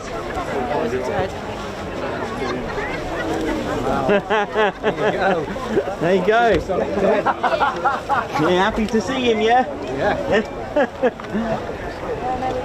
Okay, let's go. How you doing, buddy? Alright. Yeah, how's it going? Alright, yeah. Good.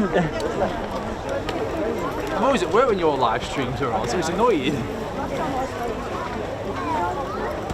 Like everybody else. Thank you. Nice one, thank you. I got your patch as well. Oh, nice one, thank you. Thanks very much. I noticed you've had a few more since then. Yes, yeah, I've had a few. But yeah, there we go. There we go. So Sally B's in Peterborough at the minute, not far now. Oh, good. Get back to your seat. Yeah, she's very close by now. Oh, thank you for that. No problem at all. So, very close.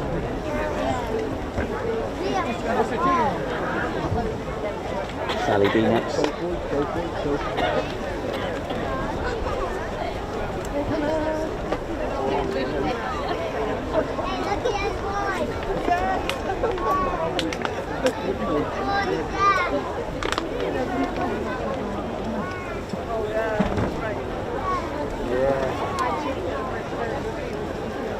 Well, we had rather hoped the last of the wet weather had cleared through, but it appears not.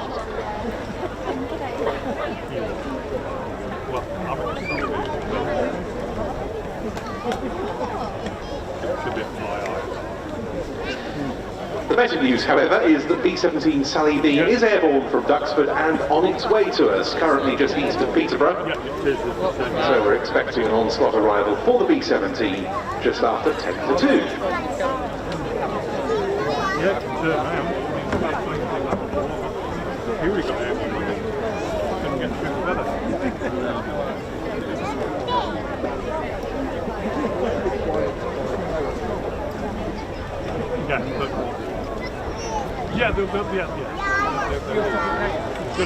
Well, it's quite nice to be here, ladies, shits and teddy bears. The Ted Coningsby channel live here at East Kirkby. How are you doing on this wet? Look at this, August. People with brollies, raining, wind, storms. It's emotional, isn't it? Absolutely emotional. But you know, if we battle through, to be honest, this is like normal streaming weather for me, isn't it, Ted? I know. Ted, I know, it's been really good. I hope you've all enjoyed it so far. So sadly, 2 of the displays, the first 2 incidentally have cancelled, or at least the first one, sorry, has cancelled the Sea Fury due to the conditions. It's pretty bad, really. It's such a shame, but let's face it, we were very lucky with RAF as well, weren't we? But it's an absolute pleasure to be here, ladies and teddy bears. Ted Coningsby channel live here at East Kirkby, home of Lincolnshire Aviation Heritage Centre.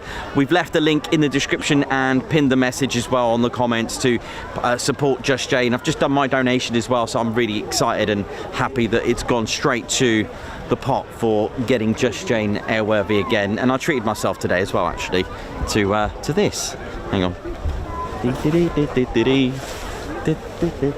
got loads of room back here. Check it out. Oh yeah. Ted, thanks mate. Ted was actually been held there so he didn't fall off, by the way. Ted was actually he can do this on his own, by the way. Just, you know how it is. Hope we're good. Hope you've enjoyed the sights. So those are 1 of 3 of their taxiing that they're about to do today. Ooh. So yeah, so Sally B, very close by. We might be able to see her in the distance as well. So we're going to just turn the camera around and look for her. I believe probably, I'm going to guess, she's probably straight ahead of me. Just trying to have a look, get my bearings right, get it? All is good. Right, let's turn this around and look out for Sally B. Which, beautiful. The only airworthy B-17 in Europe.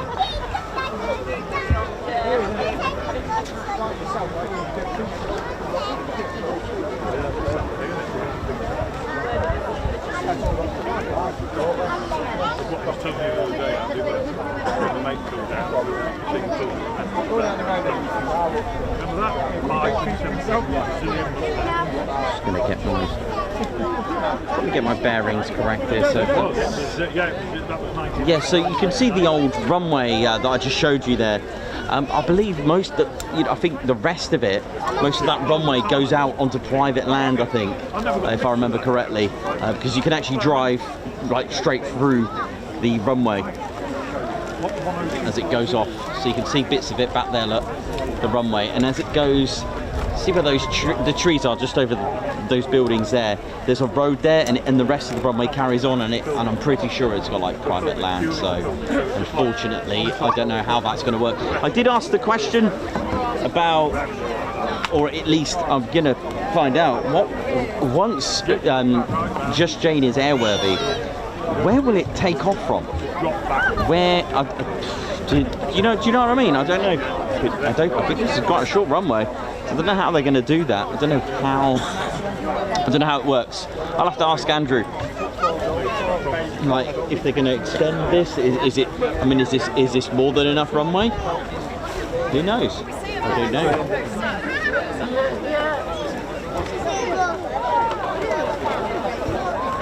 Yeah, you can't beat.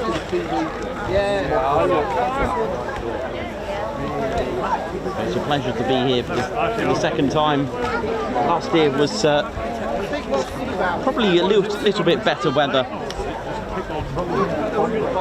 Ah, right, okay. Right. Yeah.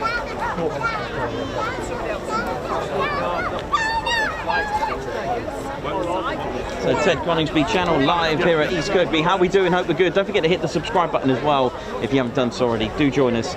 We are a sole military aviation channel, with the exception of air shows, of course, and this falls under it, under military. I think it's still amazing. It's sort of like, when you think about it, it works. Like 78. Like, okay, 8 first rocket became the 8 first TFW. Wethersfield before that.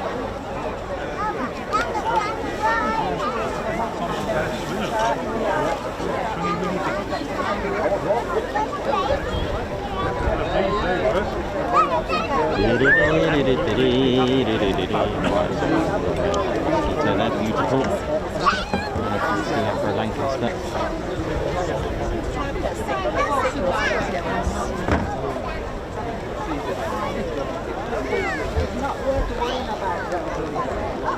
How are you doing? How's it going? All right, yeah? You good? I can't get a signal to put my Oh dear. Yeah. My daughter's looking. Oh. You good though, yeah? Yeah, fine, yeah, nice thanks. one. Yeah, nice. You did a great job at Riyadh. Thank you. Yeah, it was great, really good. We enjoyed that. Cracking. Yeah, it was cracking. Yeah. Definitely. Probably do all the time. Oh, it was brilliant. Hey man, how you doing? All right? Good. Just say hi to Joe and Craig. Sandy says hi to Joe and Craig.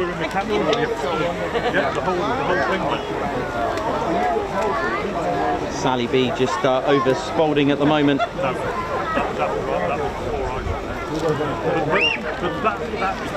that pod got removed, didn't it? It was there, and then it got removed and it's preserved.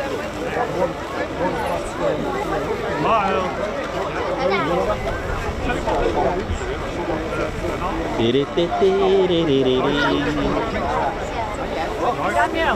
Nice to. Also got the turbulent team of the Tiger Club as well over here, and well, they are going to do some really fun stuff. It's fun aerobatics, I can tell you that much. Very fun. Yep, limbo, balloon popping, all sorts of things going on with them.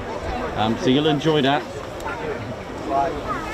I've seen them at Old Buckingham. They were they were very different. I've not seen anything like it. So look out for them. Now, as we get ready for our first flying item, our slightly delayed start to the flying programme here at East Kirkby for 2024, our thoughts turn away for a moment from RAF Bomber Command and to our great allies in the combined bomber offensive of the latter half of the Second World War, the US Army Air Forces, and specifically the US 8th Air Force, stationed in East Anglia, and its 8th Bomber Command. And the aircraft we're shortly to see really assumes an ever greater part in our own aviation heritage as the years roll past, not least because it's now not just the only airworthy example of its type in Europe, but one of just 3 Boeing B-17 Flying Fortresses airworthy in the world. And it is a remarkable survivor because next year the aeroplane we're shortly to see will mark its 50th anniversary display season on the circuit in the UK and Europe in private hands. Who would have ever thought that possible for a 4-engined heavy bomber? These aircraft simply aren't meant to be operated privately, and you can imagine the costs, the efforts involved in so doing year on year have been truly significant. It's thanks to B-17 Preservation, private operation based at Duxford in Cambridgeshire and headed up by a remarkable lady by the name of Ellie Sallinglow that this aircraft has been kept flying. This B-17 had been operated on mapping duties largely by France's Institut Géographique National, the IGN, before its retirement. In 1975, it was brought to the UK by an organisation called Euroworld. The intention initially wasn't to keep the aeroplane airworthy in the UK for long, but so popular it proved when it embarked on its first display season in the UK in May 1975, that very soon it became a permanent resident. Ready, ladies, gents, and teddy bears. It's been stationed for all of this time at its current home at Duxford. And through trials and tribulations, through thick and thin, the aircraft has stayed flying. Yes, there have been technical problems occasionally along the way, such as always the case with an old aeroplane, but the team at B-17 Preservation has overcome them all, and it stands today as the most potent flying memorial to United States Army Air Forces operations in the European theatre between 1942 and 45. And so appropriate is it to see this aircraft over this Royal Air Force Bomber Command airfield? Yeah, really good. To the American I think when that was taxiing, it was at 1.7k. in the second half. Yeah, 1 point. Yeah, it's still on 1 point something. What we on 1.2, and it will go up when Sally B comes on. Yeah, it's been really, really good. 1.3. Here we go. It will just go up now. Very close. It's, I'm guessing here, Boston. This is an aeroplane that you will have seen many times on the small and big screens. Its first just over major Boston credit now. was the London Weekend Television production We'll Meet Again in the early 1980s. Its most famous role was in 1990's adaptation of the famous wartime documentary Memphis Belle, when this aircraft was very much the fleet leader of the 5 B-17s in total that took part.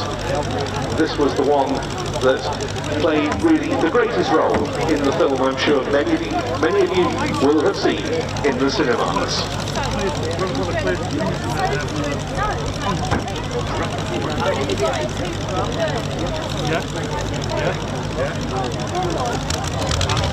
The aircraft's operation today is supported by the Sally B Supporters Club with thousands and thousands of members worldwide, and joining that organisation is again one of the great causes in historic aviation. It's absolutely crucial that this aircraft continues its activities as a flying memorial to the US Air Force and the wider American effort in Europe during World War II, because the figures relating to the 8th Air Force's losses in particular are themselves almost beyond belief. The 8th, the mighty 8th as it became known, suffered almost half of all US Army Air Force's casualties in the Second World War, including 6,000 personnel killed.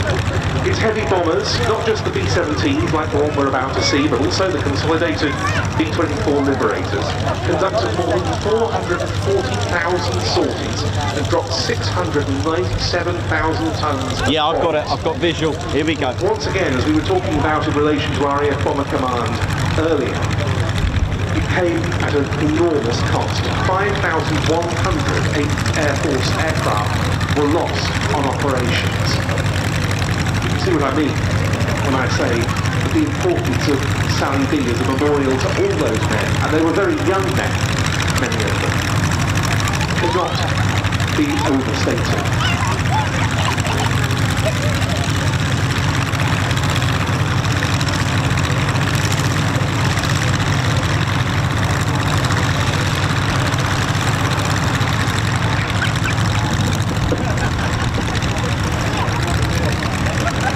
Especially the case when you think about the conditions in which they operate. At altitude, on the daylight bombing planes of the mountain fire, conditions are often poor. Of course, at the altitude they were flying, it's cold, they have little armour plating to protect them, their personal protective equipment is minimal, and then there was the ever-present threat of enemy action, whether from Luftwaffe fighters or from German flak.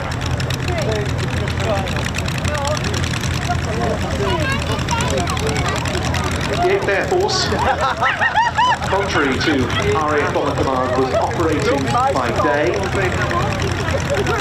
doing so against German industrial facilities and transport and resupply networks, in particular the likes of the railway marshalling yards, railway junctions and so forth. It was the availability of a long-range escort fighter that made possible those daylight raids, and in particular the Republic P-47 Thunderbolt and, as we'll see later in the programme, the North American P-51 Mustang provided that escort capability.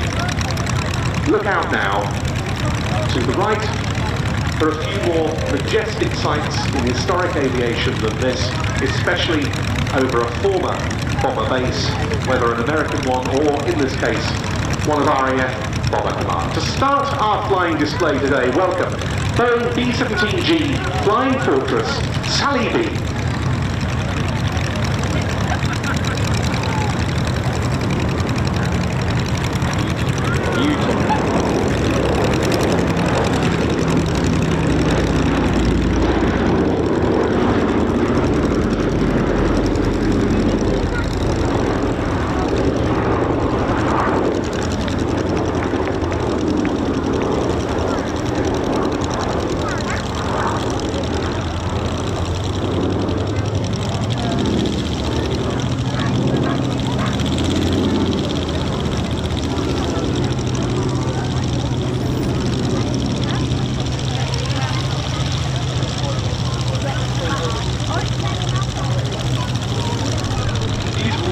soft sound of the 4 Wright Cyclone radial engines powering the B-17, 1200 horsepower each. This aircraft was built not by Boeing itself, but by the Lockheed Vega plant in Burbank, California. It was delivered to the US Army Air Forces in June 1945. It was used as a trainer and test aircraft for 9 years. It was sold, as I said, to France's IGN, the Institut Géographique National.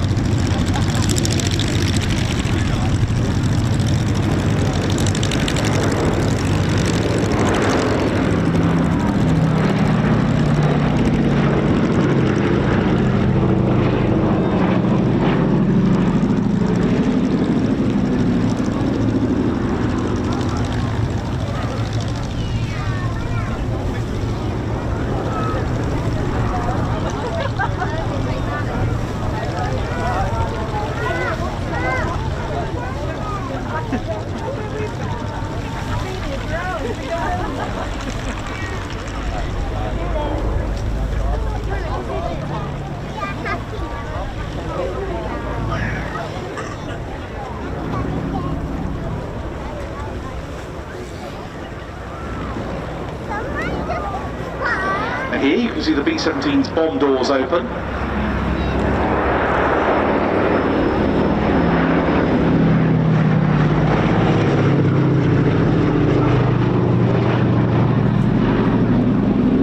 A much smaller bomb bay on this aircraft compared to that of the Lancaster. As the number of surviving veterans of the US 8th Air Force dwindles, Sally B's role in paying tribute to them only becomes more important as the years go by, and it's long been the mission of this aircraft operator, Ellie Sallingbow, to ensure that through seeing the B-17 at events such as this, their efforts in Europe between 1942 and 45 don't go forgotten.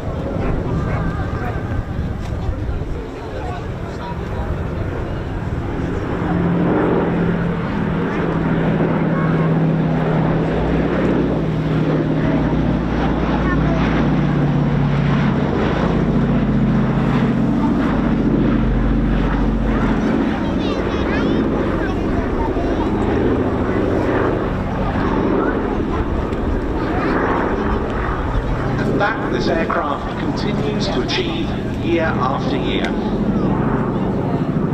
There are no other American 4-engined heavy bombers flying in Europe, no B-24s for example, and as I said, no other B-17s. So this aircraft's place in our flying heritage really is a significant one, only more significant as the years pass. It's painted in the markings of the 91st Bomb Group, which were applied for its participation in the 1990 Memphis Belle film. When you see this aircraft on the ground at other venues, including of course its home base at Duxford, you can see that on one side the nose art is that of Sally B, and on the other that of Memphis Belle.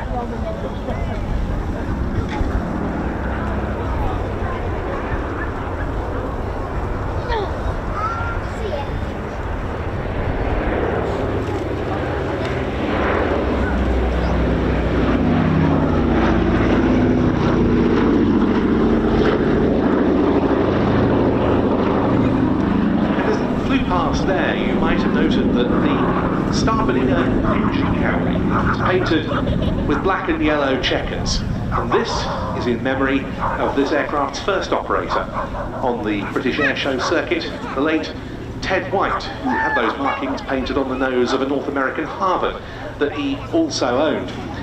Ted White unfortunately lost his life in that aeroplane in 1982, and ever since that engine cowling has been painted in those colours in his memory. And it's a particularly powerful memory of a man much missed on the UK Airshow circuit, and without whose efforts this aircraft wouldn't have come here at all in 1975. But thanks to Ellie Sallingbow, the cudgels were picked up after Ted's tragic loss.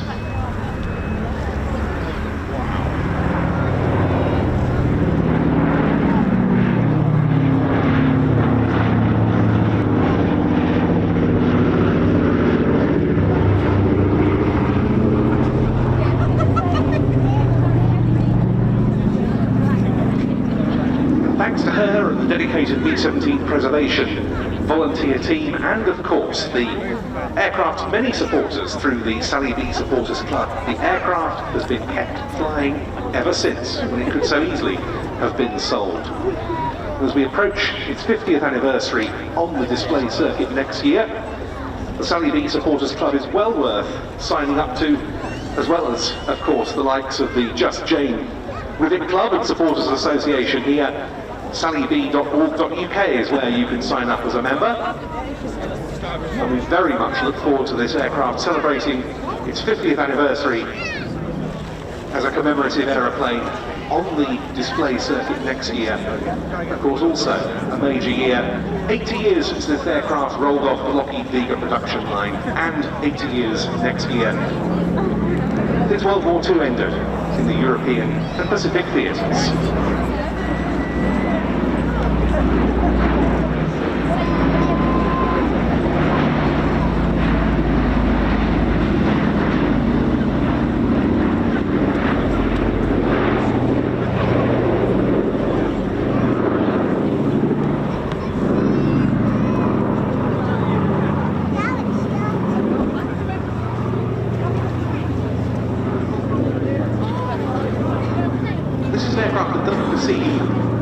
Official support for its operations. B-17 preservation is an entirely private operation, in the continuation of which revenue from display appearances and the Supporters Club memberships are all important, and of course keeping this aeroplane in the air, as well as involving a very substantial technical effort, is a very expensive business indeed, nearly in terms of the likes of insurance and fuel.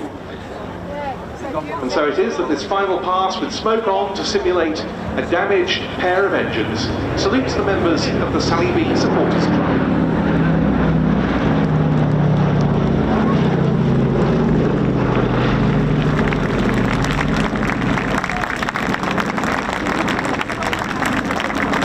A funeral presentation of Boeing B-17G Flying Fortress Sally B, captained by John Corley with co-pilot Paul Schluer.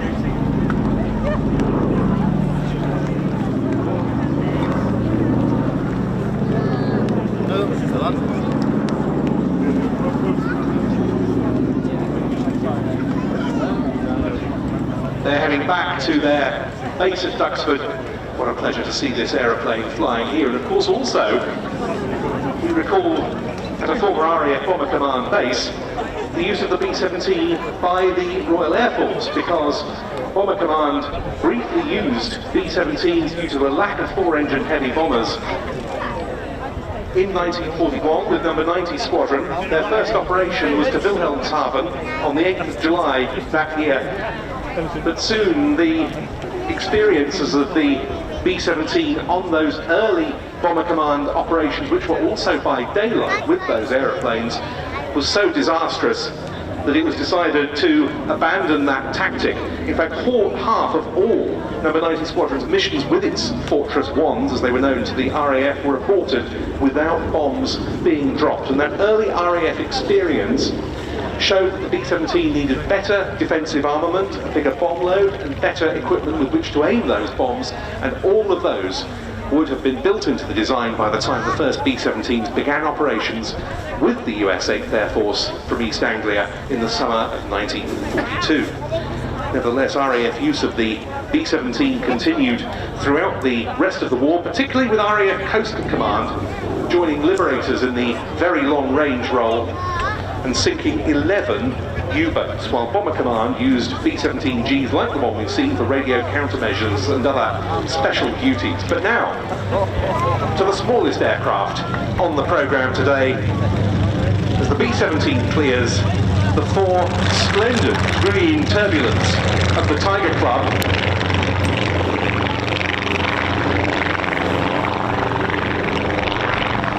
This team, in its 64th display season, longer even than the Royal Air Force Red Arrows. And when it comes to flying for fun, the Tiger Club is one of the outstanding organisations in the whole of British aviation. There are so many famous display pilots on the warbird scene and in the aerobatic world and so forth, who have used the Tiger Club almost as a university of display flying. And very often they start off on these little 1600cc Volkswagen Beetle engined turbulence. Sorry. A French designed this, the creation of one Roger Drouin.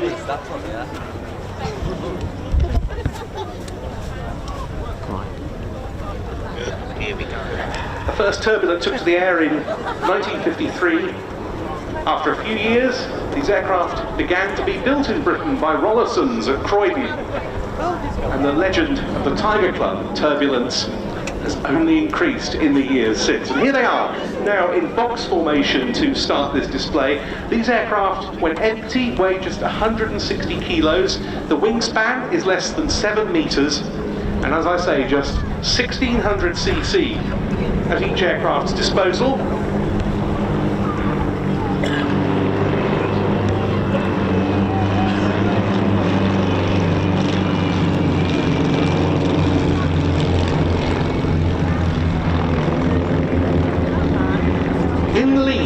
The display today is David Hall. He's in the white aeroplane with yellow wings. On his right, in the silver aircraft, we've got Simon Collins. The left wing man today is Dave Brothers. He's in the yellow aircraft with black stripes. And bringing up the rear is Richard Meredith at the controls of the yellow turb with red stripes.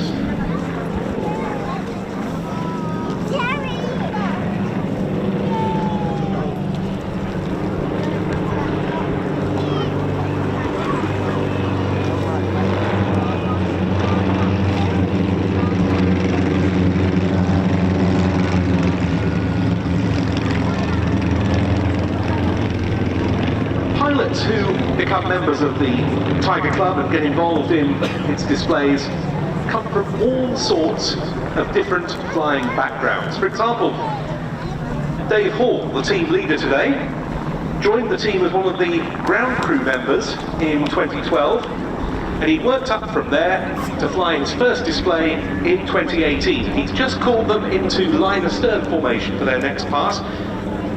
Gradual progression is very much the name of the game, building your skills as a display pilot, and Dave became a formation leader in 2021. But he's not a professional pilot by trade. He works in communications technology and is a chartered engineer.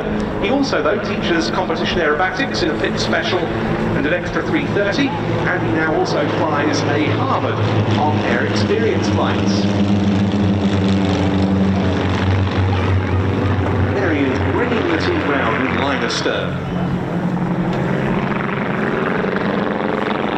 Following him in the silver aircraft, Simon Collins started flying aged just 14. He is an airline pilot, but he's not flying little aircraft like this.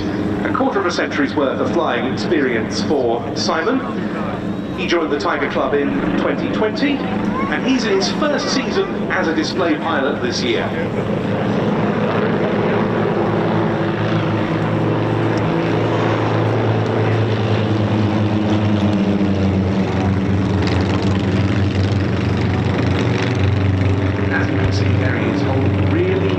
Steady formation.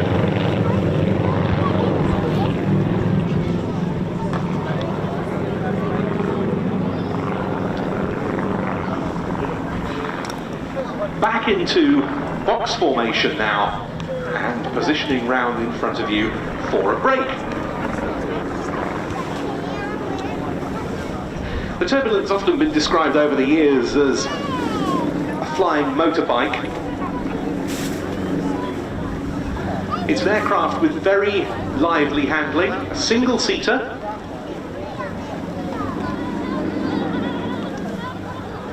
But for sheer enjoyment, those who have flown the Turb over the years would say it's very hard to beat. In front of you for the break. Here we go.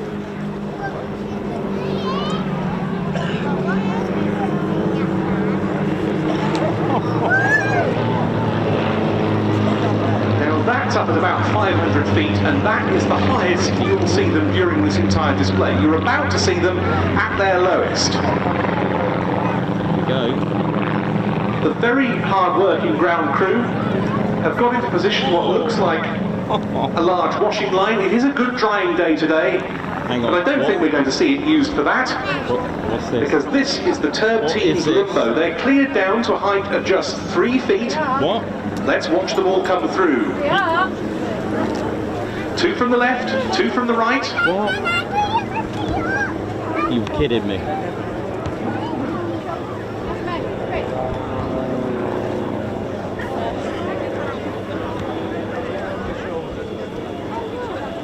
Lining it up to fly through the limbo poles.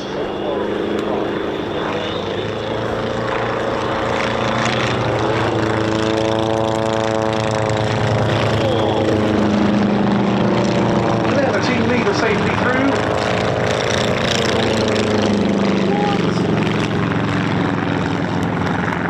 Followed by the other aircraft from that direction. And now swapping ends. The other 2 are going to try the limbo. Keep your eyes on the 2 aircraft coming in now from the left.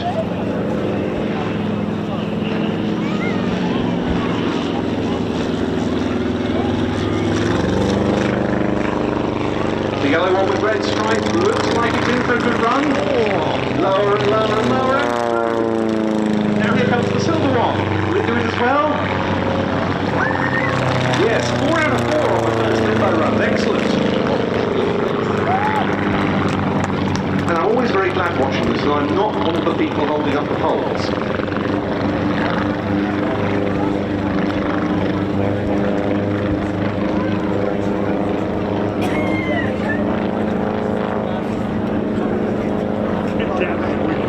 So now the turn once again of the team leader in the white aircraft with the yellow wings in from the left. Heading towards the washing line.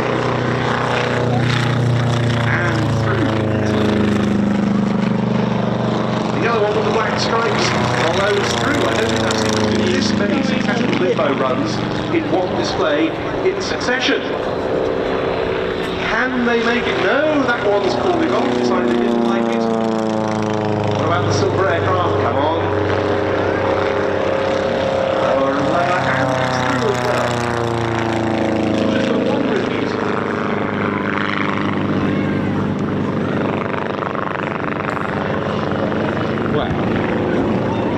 So now we're bringing some really modern ordnance to bear. It's flower bombing. I've got to see this. That little house you can see they put up on the airfield as the target. There might be some surprisingly loud bangs associated with dropping bags of flour if they manage to. I don't know whether that was a very delayed action or a slightly in advance action. Bomb.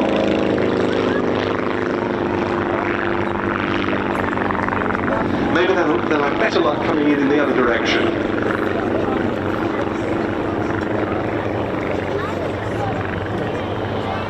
There really is a knack to this, getting the speed and the drop angle and the trajectory absolutely right.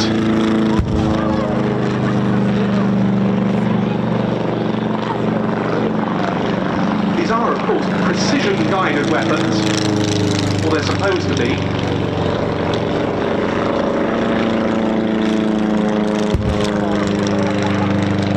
And the 4th aircraft coming through, there's the drop.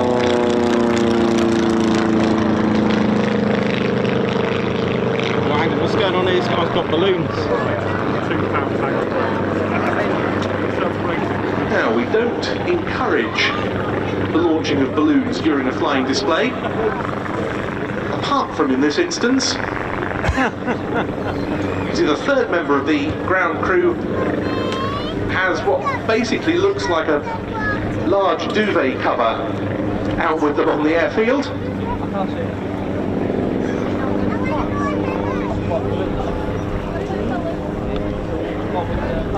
It's full of yellow balloons and they're going to try and attack them. So the first aircraft diving in, just getting a little bit too low there for the first balloon, but up comes some more. Here's the second turbine trying its hand.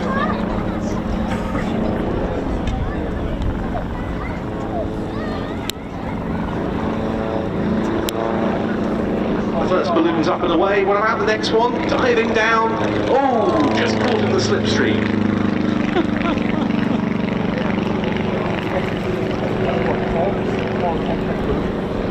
Always quite tricky this. We've got a third balloon now up. Third aircraft coming in, and there it goes. It managed to burst it. Well, I didn't think I'd be seeing this today.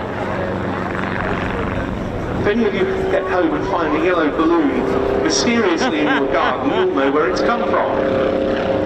Now here's the silver one trying for the fourth balloon.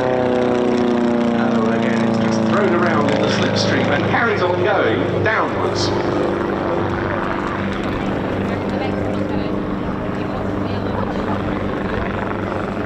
Still they keep coming. Team leader then. In for another go. Didn't make the pop on the first run.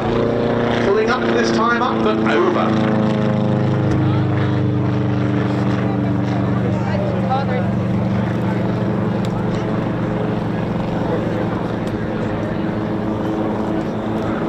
Lining up to try for the next balloon. Nearly, but no cigar.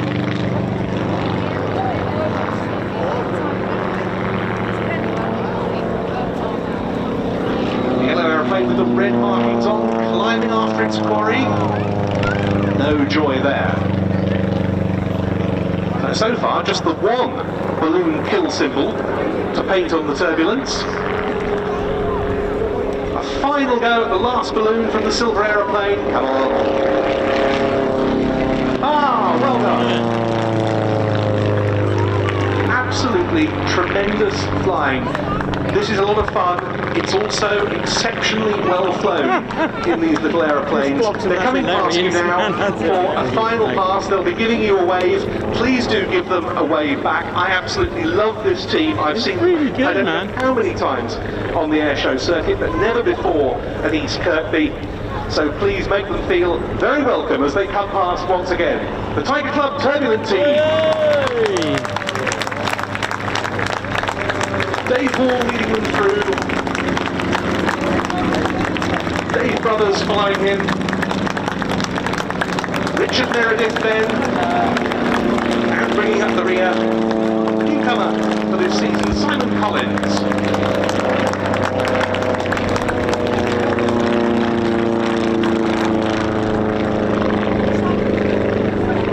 Well, I don't know about you, but that was pretty cool, man.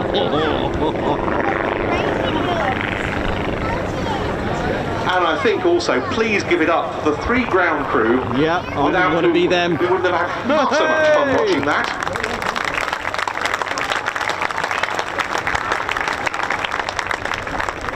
I mean, wow. It really is a display that's so well suited to the more intimate venues like this one. But they've also flown at some of the biggest ones around, like Duxford, Yeovilton, La Ferté-Alais in France. The team often travels to France. The Tiger Club indeed has quite a few French members.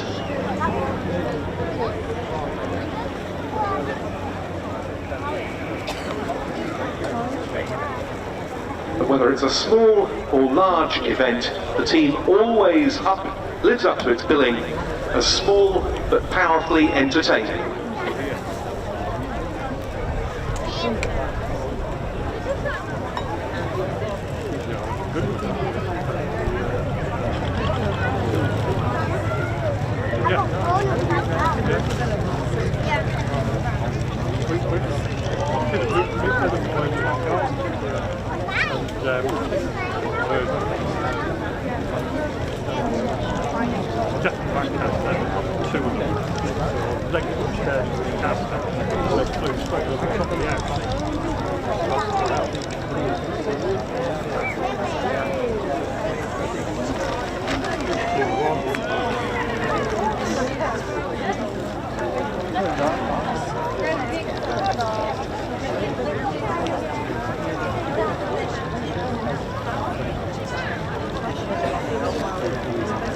and the last one about to touch down. They'll all be taxiing in together to their parking spots on the flight line, where once again you can show them just how much you enjoyed their display. That was absolutely fantastic. Beautiful.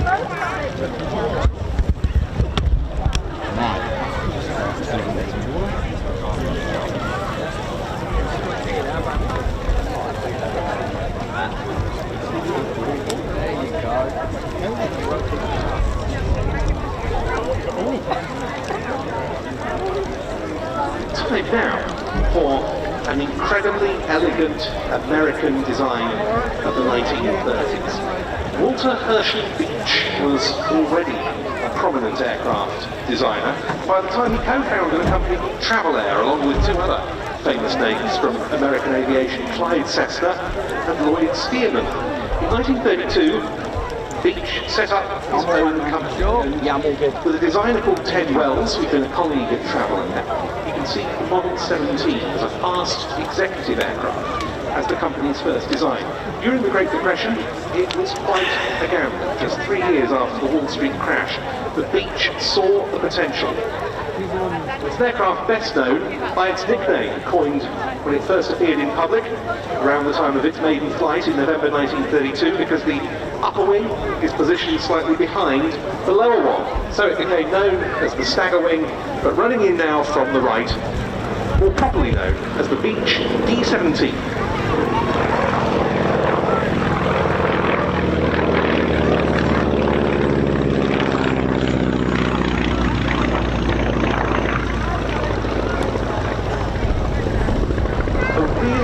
Aeroplane, as you can see. The aim was to give it a range of 1,000 miles and a top speed in excess of 200 miles an hour, as well as having 5 seats, including the pilots, and luggage space. Sales were a bit slow to pick up, but pretty soon the stagger wing came to dominate the market for aircraft like this. The cabin was luxuriously trimmed in leather and mohair, and that became one of its main selling points, alongside its excellent performance.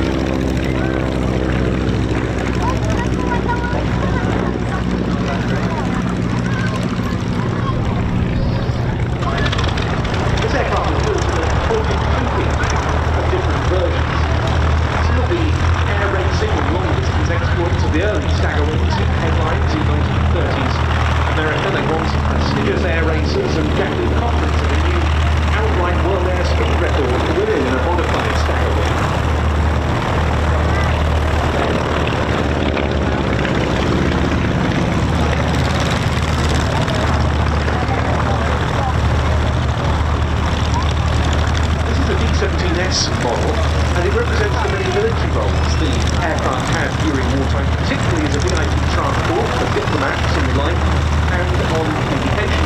This one was built in 1944 for the US Army Air Forces as a YC-43 model. It was supplied to Britain under their fleets being allocated to the Royal Navy.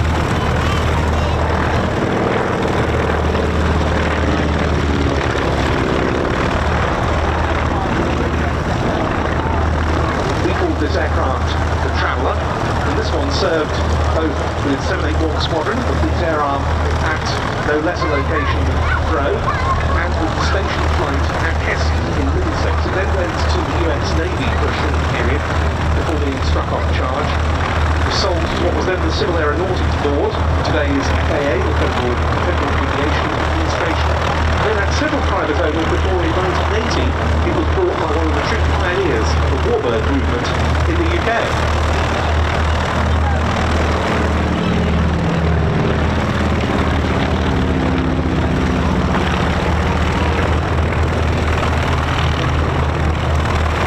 That was Rob's Lamblue, and he operated this aircraft for a few seasons before putting it into storage. Now, one of the things Robs did when he owned this aeroplane was to paint it in a very special colour scheme, that of the personal aircraft of His Royal Highness Prince Bernhard of the Netherlands, who operated this aeroplane while he was exiled in London between 1931 and 1935. The real Prince Bernhard Staggerwing, which had his personal serial PB1, was destroyed on New Year's Day 1945.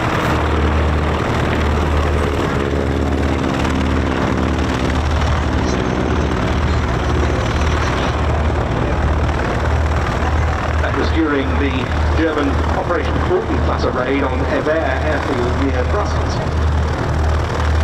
Bob Bamboo recreated the colour scheme and operated this aircraft as a new BB-1 for a few seasons, and in fact Prince Bernhard flew in it with Robs during an event at Hilversum in 1980.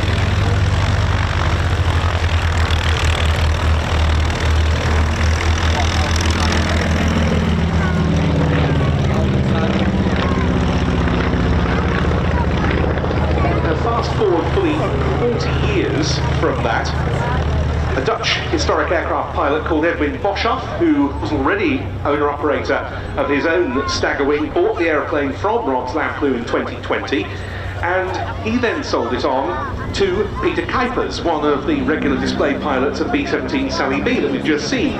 Peter was after a historic touring aeroplane, and this Staggerwing really fitted the bill. He put it back into airworthiness with the help of Transal Aero Services at Midden-Zeeland in the Netherlands.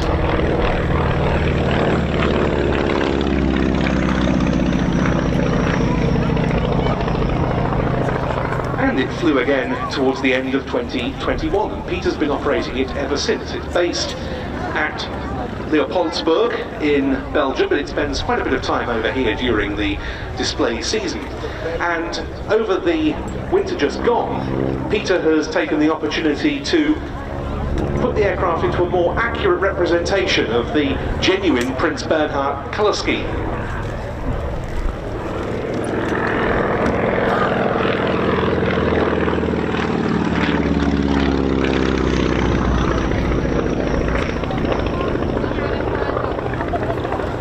Then he was very pleased to find a set of original drawings for the colour scheme for the original PB1, which he's used to change the livery on his aeroplane. And of course, as a Dutchman, Peter is very proud to operate this aircraft in Prince Bernhard's colours.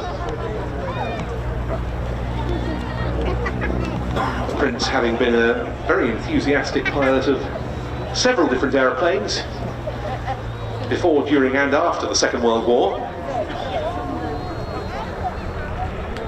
Look at this.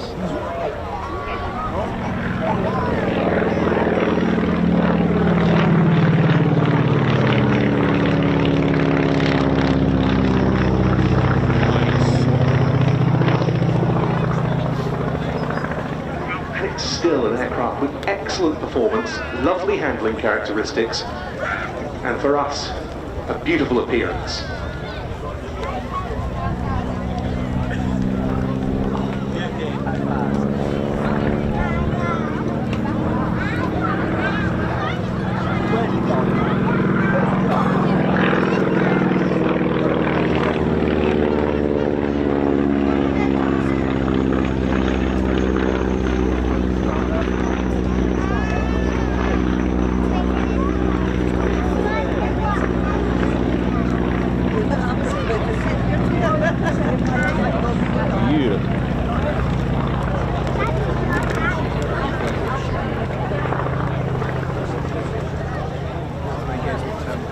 And also a very distinctive sound from the 450 horsepower Pratt & Whitney Wasp Junior radial engine, and we get to hear that now for one final time.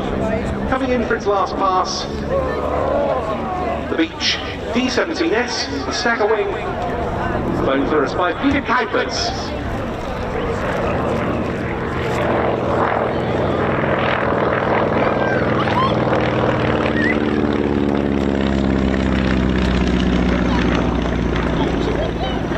Lovely aeroplane and beautifully flown by Peter. In the Ted Coningsby channel, we're proud to say we're live here at East Kirkby. How are we doing? Home of the Lincolnshire Aviation Heritage Centre. Home of Just Jane, NX611.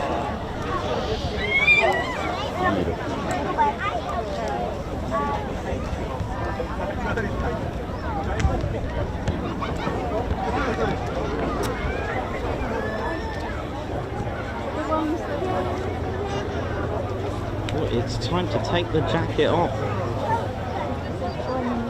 We were to have seen Peter landing in here before his display. Obviously the weather earlier prevented that, so he's going to be bringing the aeroplane in so you get a much closer look at the new colours he's applied for this season.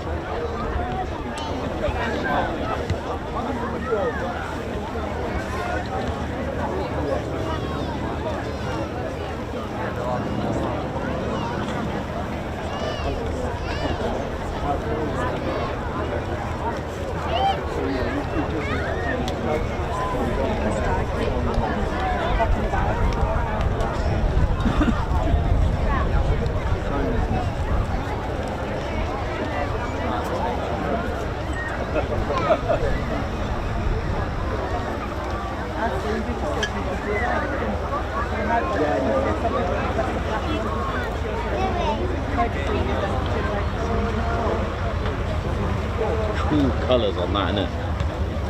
Absolutely lovely, an immaculate aeroplane, really nicely flown.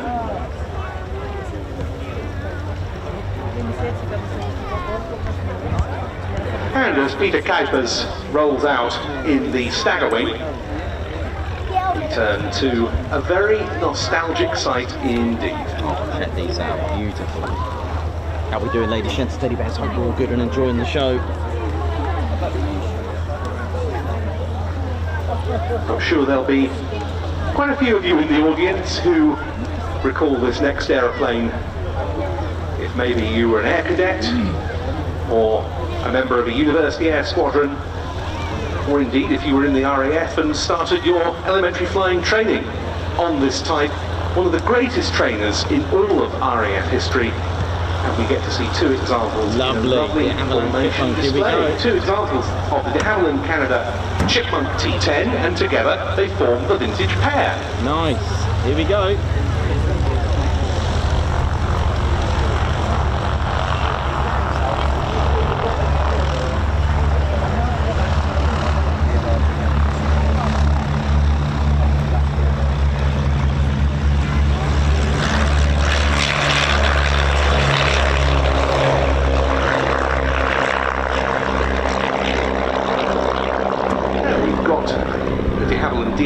J.A.H Tiger Moth on the flight line, and this was the aircraft that was designed as a Tiger Moth successor for both the RAF and the Royal Canadian Air Force. It was to be produced, as well as in Canada, by de Havilland in the UK at its plants at Hatfield in Hertfordshire and Harden near Chester. While it first took to the air from Downs View in Toronto, the de Havilland Canada factory airfield, in May 1946, the drawings for an aircraft of this type had first been penned as early as 1943 by one J.A.H, the de Havilland Canada chief engineer who'd worked for the PZL company in Poland before the war, before he left for France when his country was about to be overrun, and from there he rapidly went on to de Havilland Canada. Now, Francis St Barbe, who was a director of de Havilland in the UK, is reputed to have said to J.A.H, if you can make a good trainer, I will sell it, and the rest is history. It was developed as cost effectively as possible, but it was a high priority program for the British parent company because it offered so many advances over the Tiger Moth, and those advances would be necessary for the new generations of aircraft that trainees being trained initially on this aeroplane would hopefully progress onto. For example, in contrast to the likes of the Tiger Moth, it has wing flaps, it has brakes, it has an enclosed cockpit, and it has a proper radio.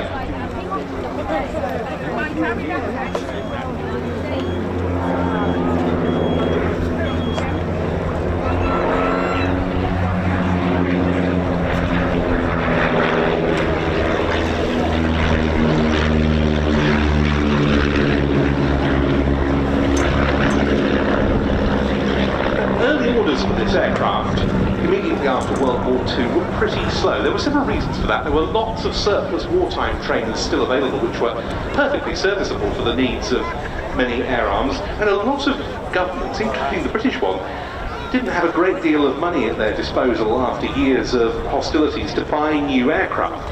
Added to that, the Chipmunk had an undeserved bad reputation in its early years for being unsafe while spinning.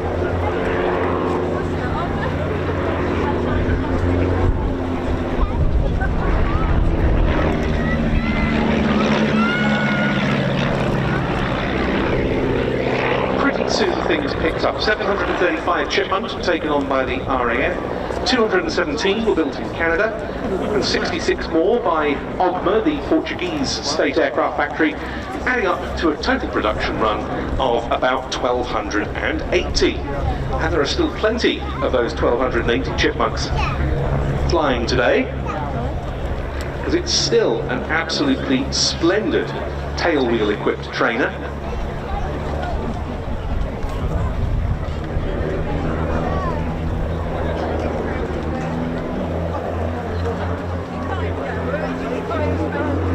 Two aircraft heading straight in towards us for a break.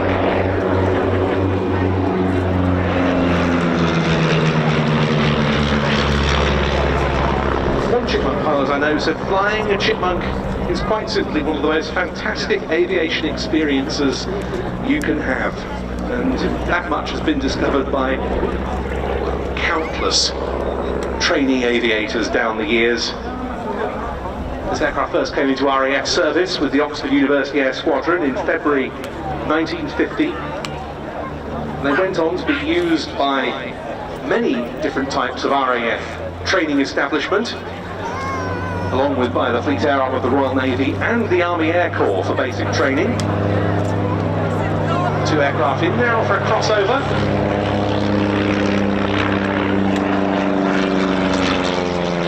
They also had some other interesting military uses, including with the RAF Gatto station flight in West Berlin, which is probably one of the most famous Chipmunk operators.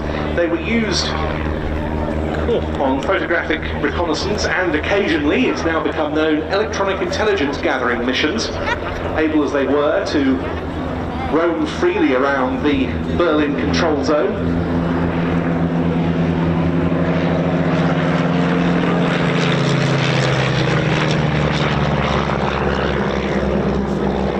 Gathering a great deal of intelligence on Warsaw Pact forces stationed in the vicinity.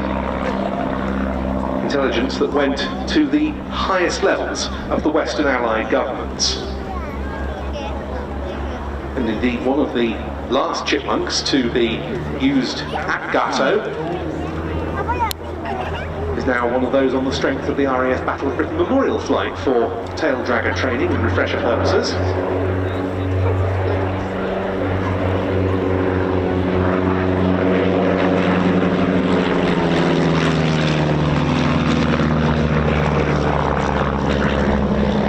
Both privately owned, both ex-RAF aeroplanes. The one in the lead was built in 1950. The red and white one following it the following year. And in these two schemes they depict very well the changing liveries worn by RAF Chipmunk trainers down the years.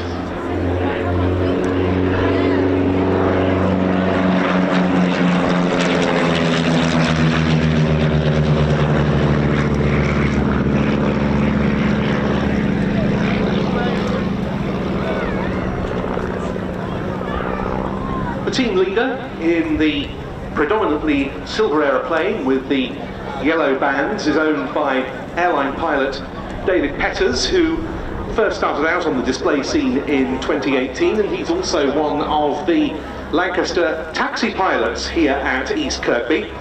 The red and white aeroplane is owned by the Higgins family, and John Higgins is flying it. At one stage he was the youngest holder of a display authorisation in the UK when he was aged just 20, and he's built up many hundreds of hours on Chipmunks in the years since, and here he is now once again holding a very tight formation.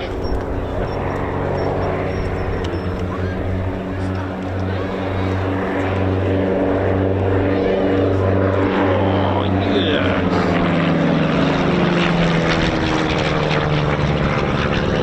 Nicely flown break there. The Chipmunk's always been a super display aeroplane. Quite a few display teams have been equipped with Chipmunks. The RAF had a couple called the Blue Chips and the Skylarks, and the last of them in military service was an Army Air Corps display team called the Grey Owls, operated from the Army Air Corps Centre at Middle Wallop, the name reflecting the somewhat veteran nature of the instructors who flew the aeroplanes.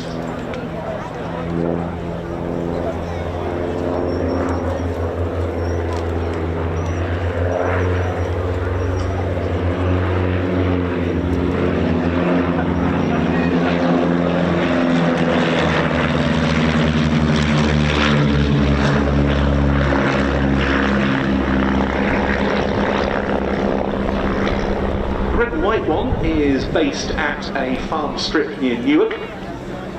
The silver and yellow one is housed at Fenland Aerodrome, where David Petters uses this and another Chipmunk for training use to this day and on experience flights, so do a search for that. And if you'd like to fly in a Chipmunk, they'd be delighted to hear from you, or indeed if you wanted to undertake training on this classic aeroplane, one of the UK's great pilot makers. Yeah.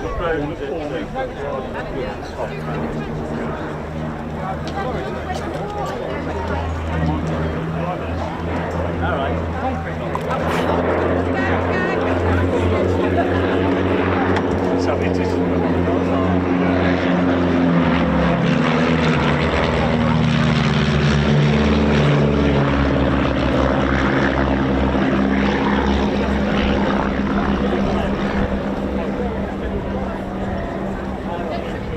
Heritage team were always really pleased to see at East Kirkby, because they actually made their debut here as a duo, the vintage pair.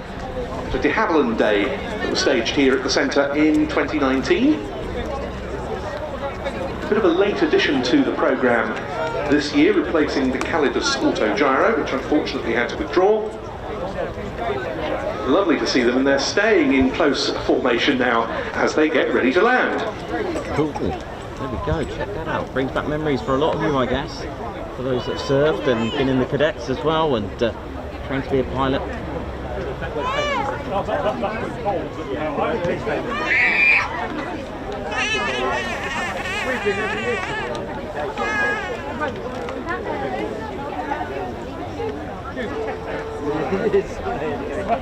You've got the indoor thing, Dave. We've got a new bit now, which is nice. 3 flights.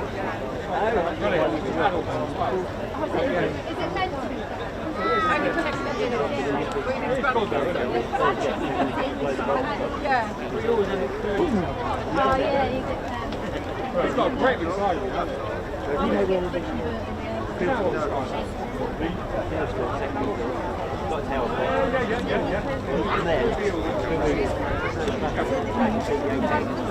Oh, right.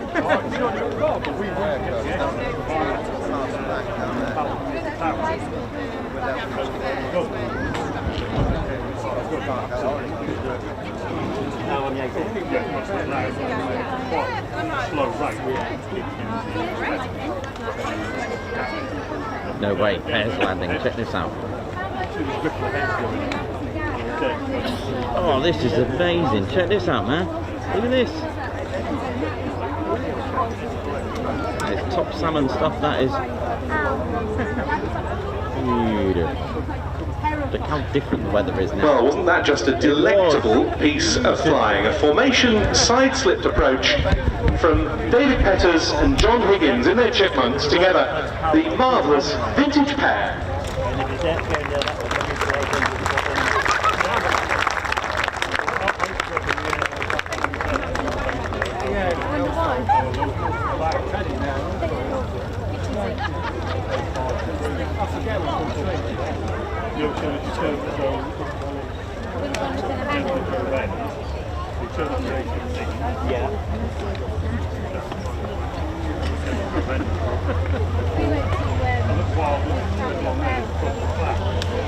Okay, so as the weather we'd hoped for a few hours now begins to make its presence felt here at East Kirkby. Hope you're enjoying your afternoon with us, and we have plenty more flying still to come. Next up, we stay with the Havilland aeroplanes with the next Mosquito taxi run. That'll be taking us through until about 3:10, and then we resume flying with the Yak 3. That'll be followed by the Jubilee Hit Special, and then at 4:20, the second of the day's Lancaster taxi runs.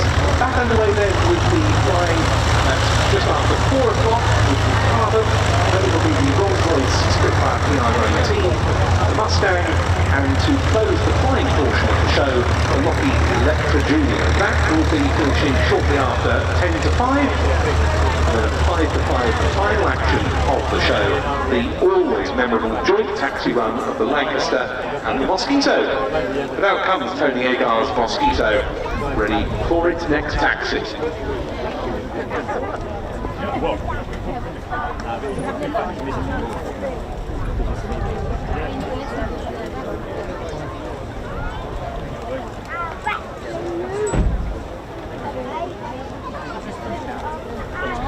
Fairly shortly, I think we'll be closing the raffle entries for the day. That's the raffle going on at the information tent.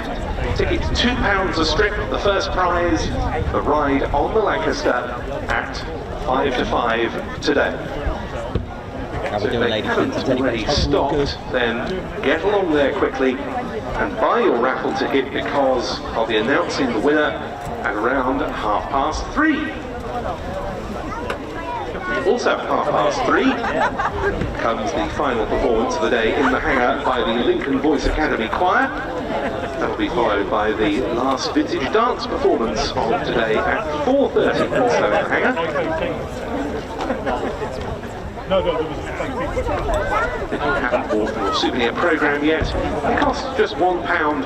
You can buy them from programme sellers around the showground or from the information tent.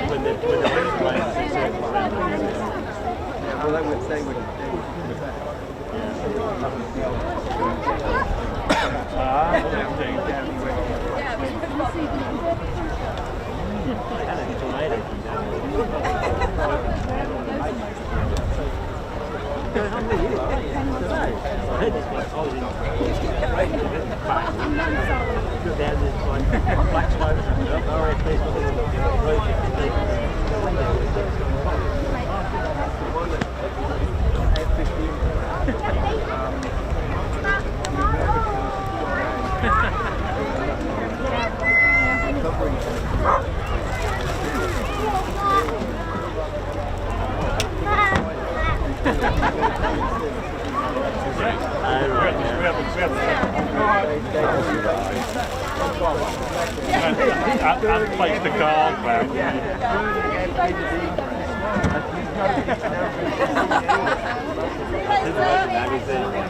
How we doing, Lady Shenton, Teddy Bears, Meth, Ginger Bailey, Chris Bloxham? How we doing, Edward Coates, Sandy C, Tim Maslin, how's it going, Silver Trig? What we're about to see in terms of the Mosquito taxi for us how we doing? is a very good example of the sort of ongoing hard work that's involved in keeping these old aeroplanes active, whether in ground running or taxiing condition, or keeping them airworthy, because the Mosquito, it was a little uncertain that we'd be seeing it in the programme today due to a radiator issue on one of the Merlin engines. Ellie J. Pro, it's good to see you on here as well, man. Hope you're good. Steve R, Hazel Ra, how's it going, Martin?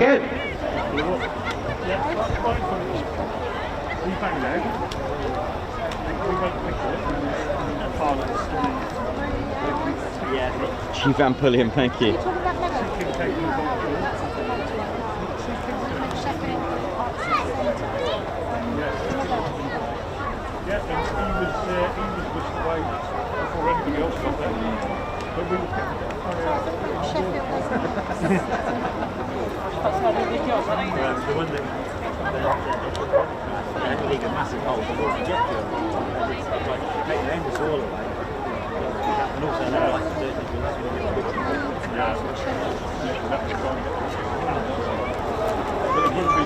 You're watching the Ted Coningsby channel and live here at East Kirkby, home of the Lincolnshire Aviation Heritage Centre, and of course home of this Mosquito and Just Jane NX611. And let's not forget the B25 Mitchell. I'll tell you what, I'm going to take a little risk. Hang on. Let me show you this beauty over here. I haven't showed you it yet today. Look at this. A B25 Mitchell. Part of the Lincolnshire Aviation Heritage Centre. It is a beaut. A B25 Mitchell. Yes! Get it! Yeah, because I've included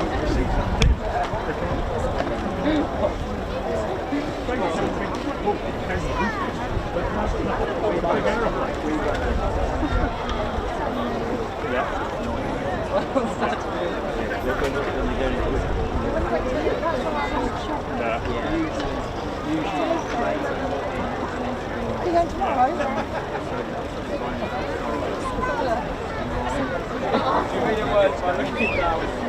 oh yeah,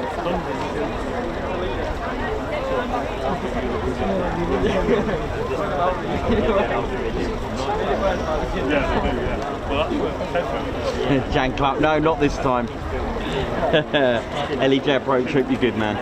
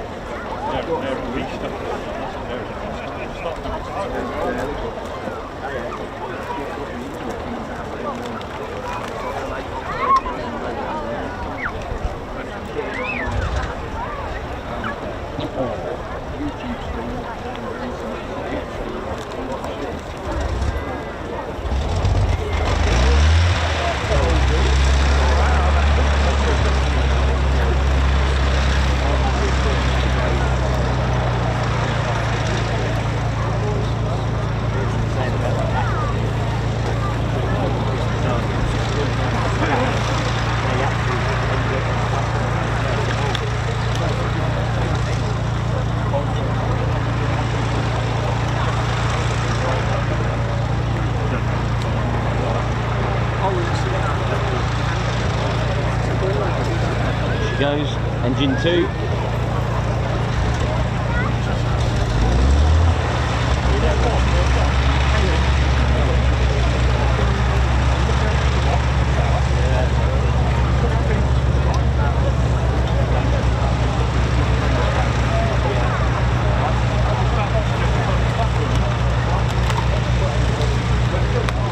Hey, how's it going? All right, man?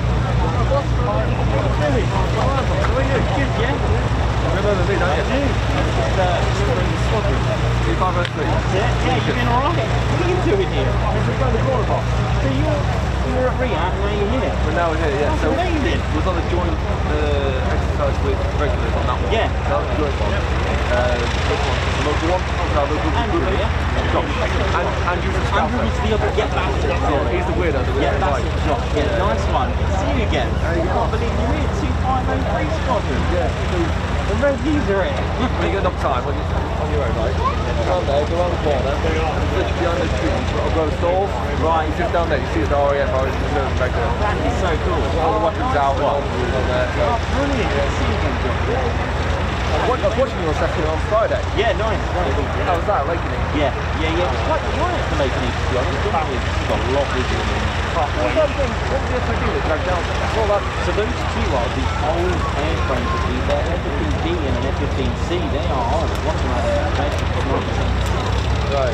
Oh, yeah, they keep them in there for, I think, for training. Yeah. But it's nice to have them. Yeah.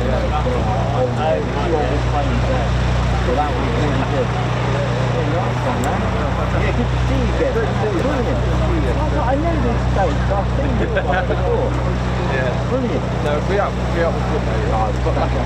Yeah, it's great. I reckon it's back to that. My opinion. Really? Okay. I only went for the one day last. So, oh, did you? Yeah, this one, the whole thing from arriving all the way to the park. Yeah. I watched a lot of it when I got yeah, it was good fun, man. It was really good. Yeah, no, it's good to see you, man. You too, man. Yeah. So, like I said, on time. Yeah. On there. All right, buddy. Good time. Don't worry about it. No worries. Take care, buddy. See ya. See ya, man.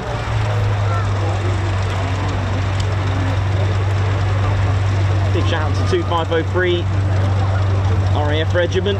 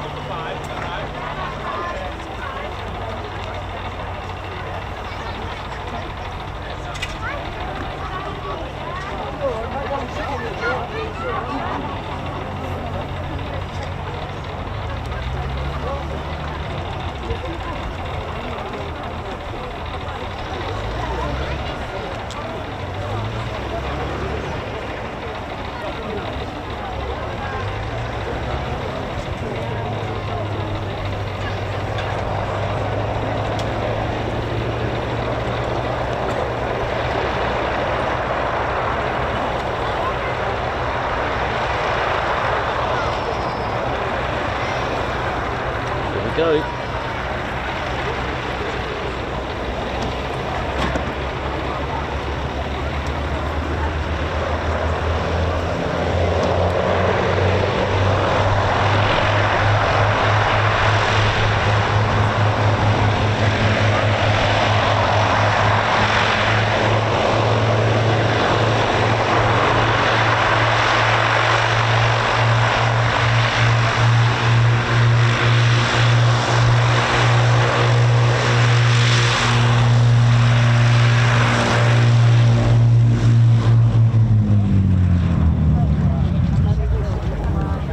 Just for a minute, I thought it was going to take off there.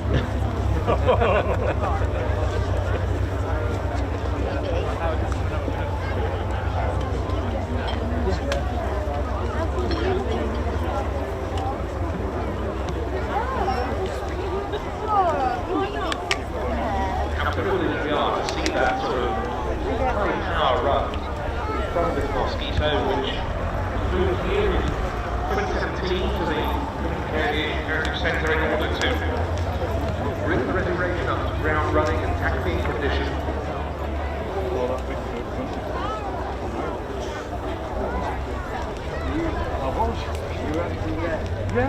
When that happened, it was the first time since 1996 We were, I was at the stage when tragically the last airworthy Mosquito British Aerospace's Mark III trailer version R293. We saw an active Mosquito of any type in this country. So I didn't see him. Oh, yeah. You can see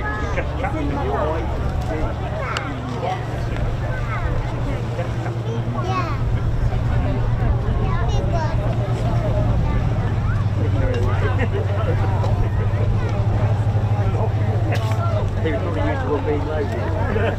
Yeah, because it's on that overall order. There's nothing in it.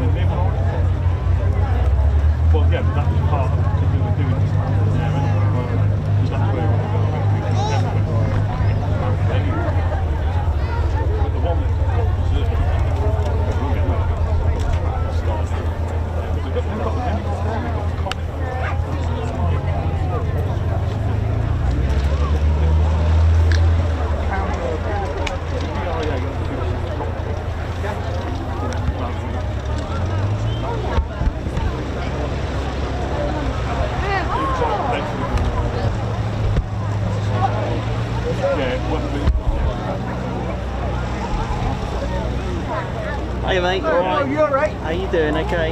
Yeah, not bad. Good, man. Good. Ah, surprise! Surprise! Yeah, we're all set down there. Yeah. Oh, bless you, nice one. What's that? That's it, yeah? I learned that today. Signal flag was there.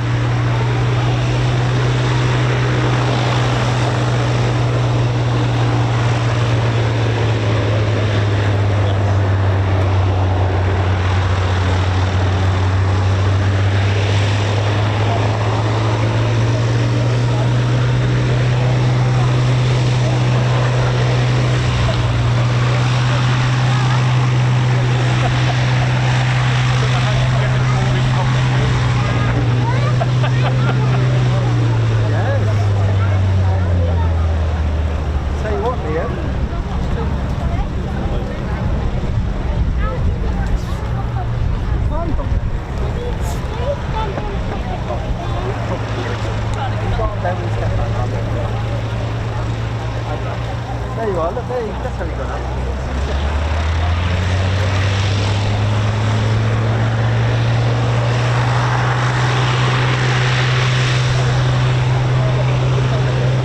Gucci man, how you doing? Julie Beard, EP65, Andy Stanley, how's it going? Alex Black Cat, Leonardo DiCaprio, yeah. How you doing? Watching from Miami?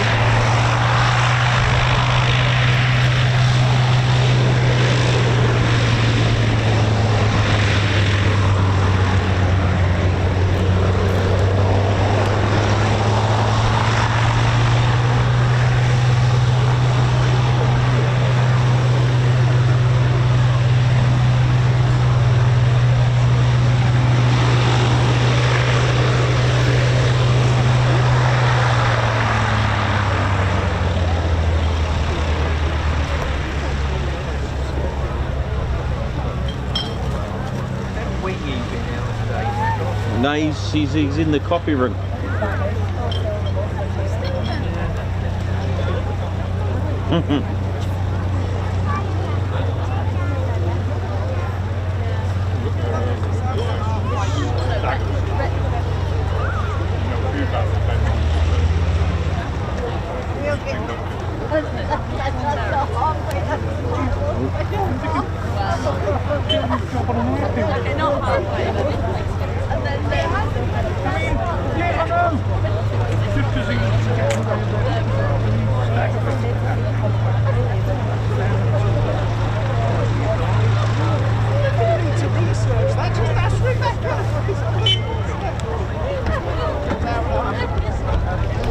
You alright, Davey?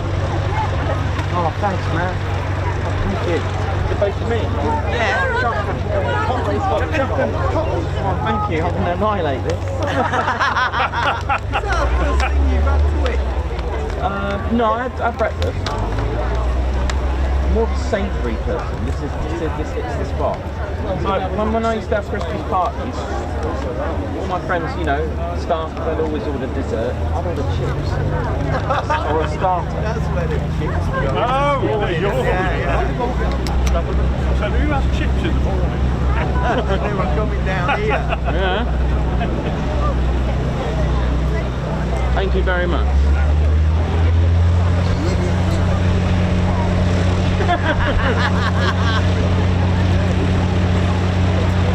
Don't do it now.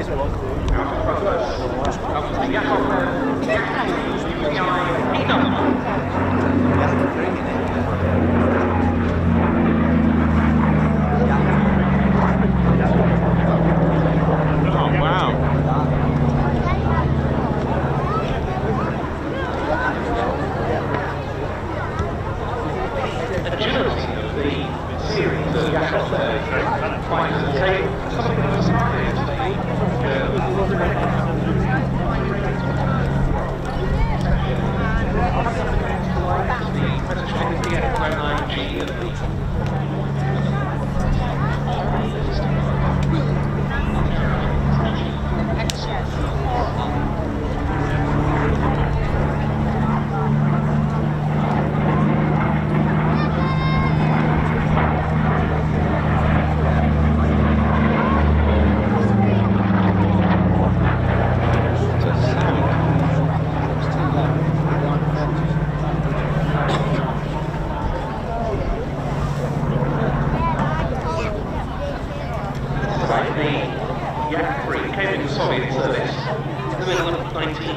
It went on to be used primarily as a low-level fighter rather than as a bomber escort fighter. Those duties were performed for the Soviets by the Yak-9, also the Lavochkin LA-5 and 7 and the Bell P-39 Era Cobra. But the Yak-3 was very, very effective on defence duties.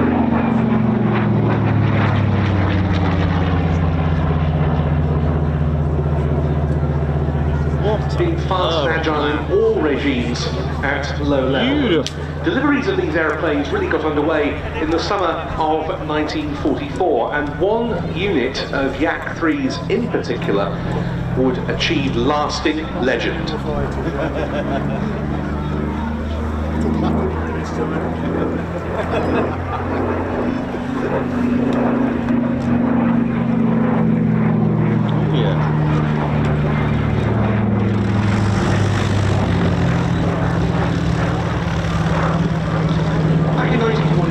Following on from the German invasion of the Soviet Union, the Free French had set up a unit called Régiment de Chasse 3 to try and increase fraternal ties between the Free French under Charles de Gaulle and the Soviets. The unit initially carried the name Normandie after the French region, but it was later changed to Normandie-Niemen to reflect the part this regiment played in efforts to liberate areas around the Niemen River in what was still at the time the Soviet Union.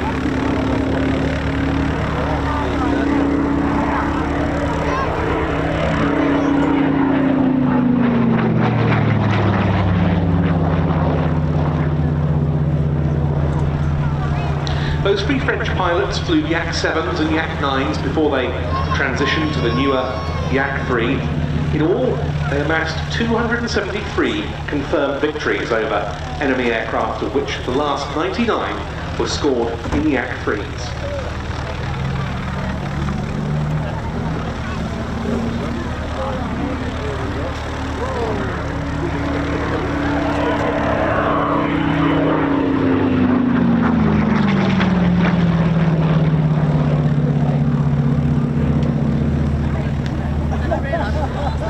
More recent times, the Yak family of fighters has become very popular on the Warbird circuit, not with originals, but with various new production runs. One of them was started by the Yakovlev company itself in the early 1990s. There have been others in the USA and in Romania, and all of them have been very popular as relatively affordable Warbird fighters.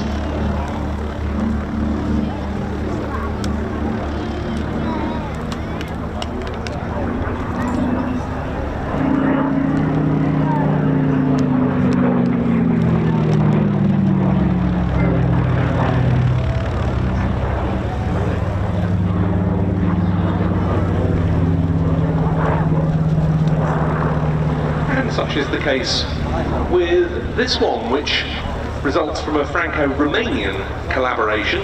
On the French side, a company called Capelle Aviation, which had been involved in recoveries of Yak-11 trainers from Egypt, and it came up with what it called a new improved version of the Yak-3 using Yak-11 airframes as the basis, which would be produced by Avioane Craiova in Romania.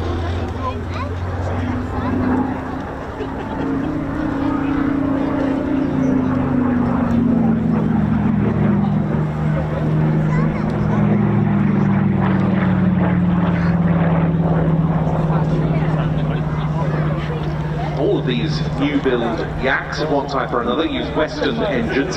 This one is powered by the very dependable Pratt & Whitney R1830 radial of 1200 horsepower.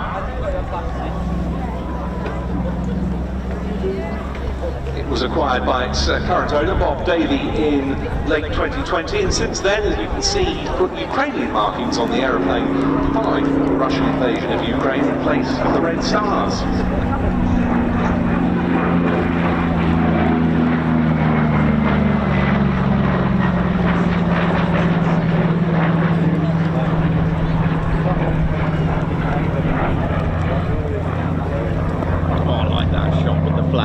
I like that, that's cool.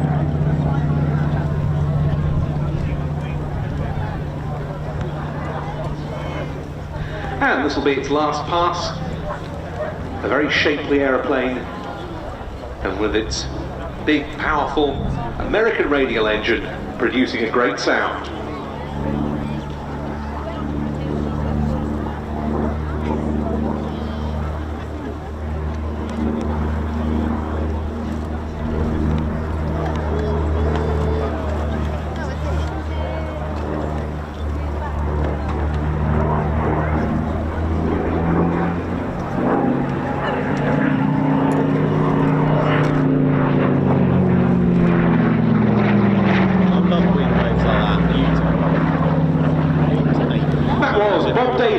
With the Yak3 UTI PW.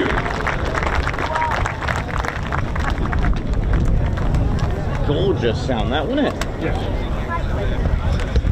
Real good sound for that. I think it sounded good on a subwoofer. Sounded good, that. Really good sound.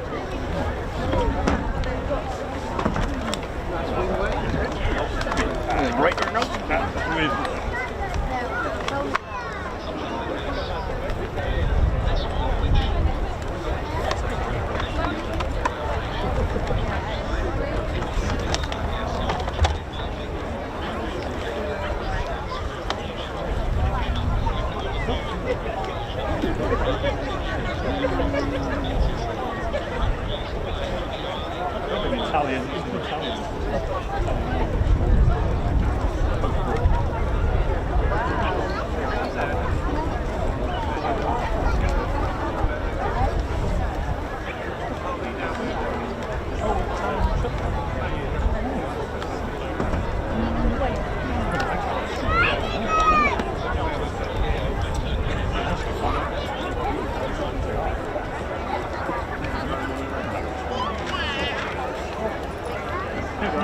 I've seen them. Have you seen that? No.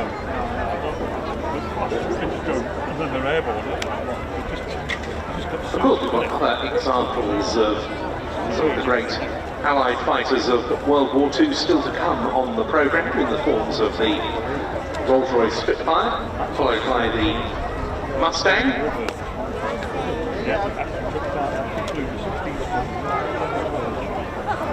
They're coming up later, but we're now about to see a demonstration of classic aerobatics in a classic aerobatic aircraft.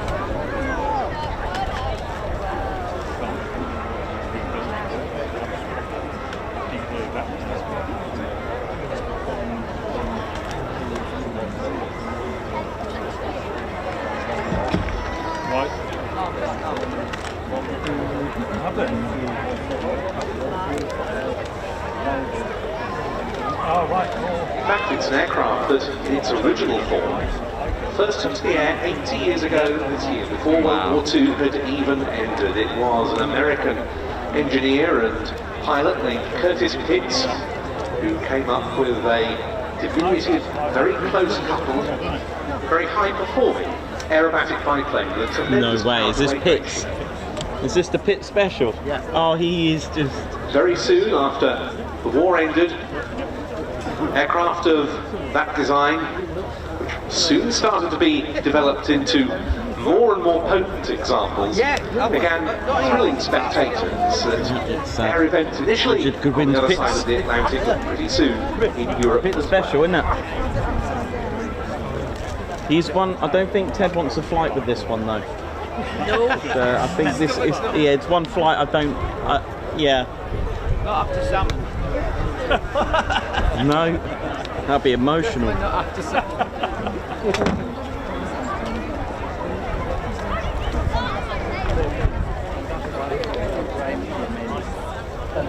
Oh, that was a bit. I remember she used that when I was there.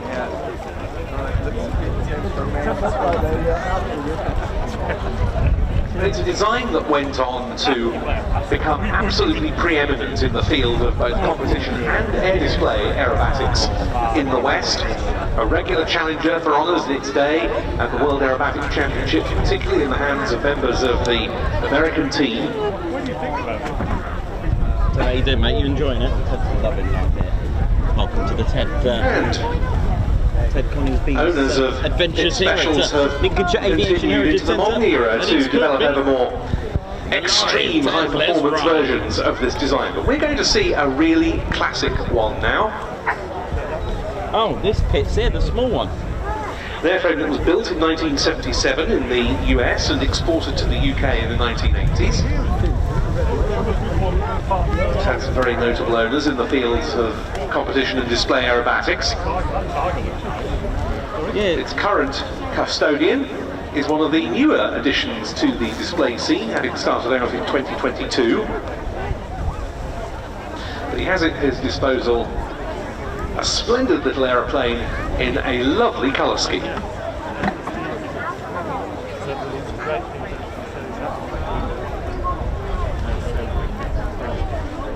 Red's going to look quite nice here. Here we go.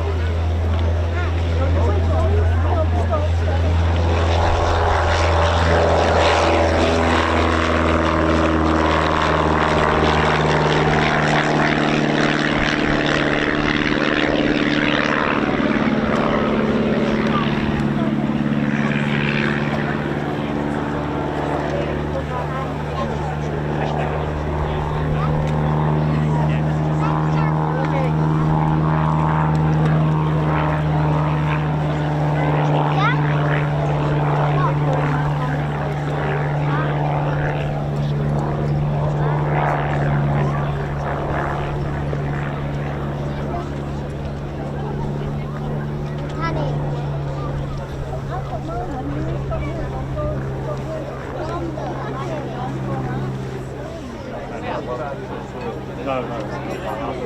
Tempting fate.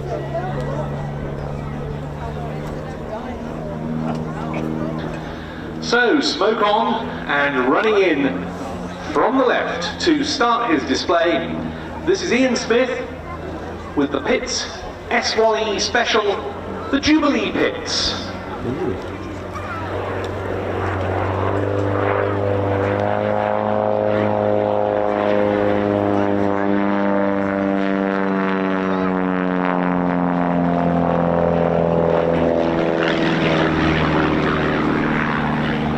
So Ian's starting his display with a side slip pass to greet you all before going into the rather higher octane elements of his sequence. 180 horsepower Lycoming engine at his disposal.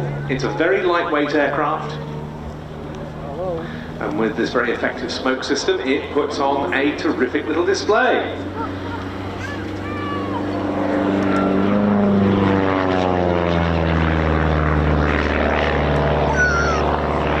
So towards us to perform an initial Humpty Bump.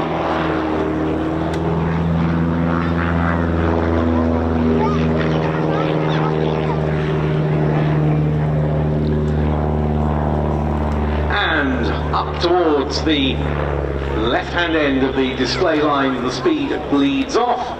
The rudder is applied and into a storm turn, to be followed by a loop.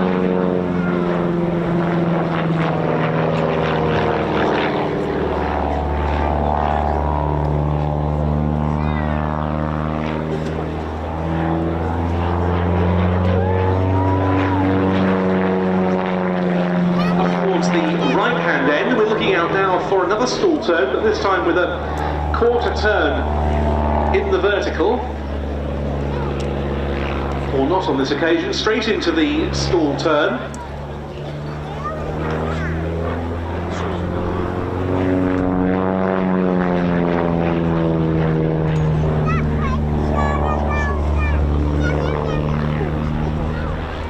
And this time into a quarter clover leaf with a turn away onto what we call the B axis. That's the display axis at 90 degrees onto the main axis along the runway, which we call the A axis.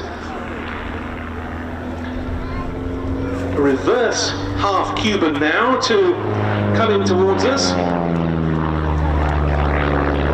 And up for another Humpty Bump, half rolling, with a pushover at the top, and it should be a quarter roll down.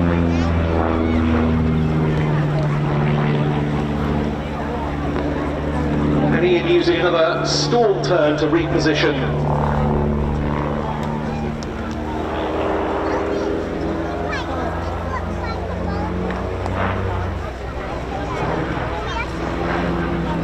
In fact, opting for a half Cuban on that occasion, before he rolls down the display line with a 4-point hesitation roll. He was born in Australia. He moved to the UK when he was aged 20 and worked in the NHS as a medical trainer.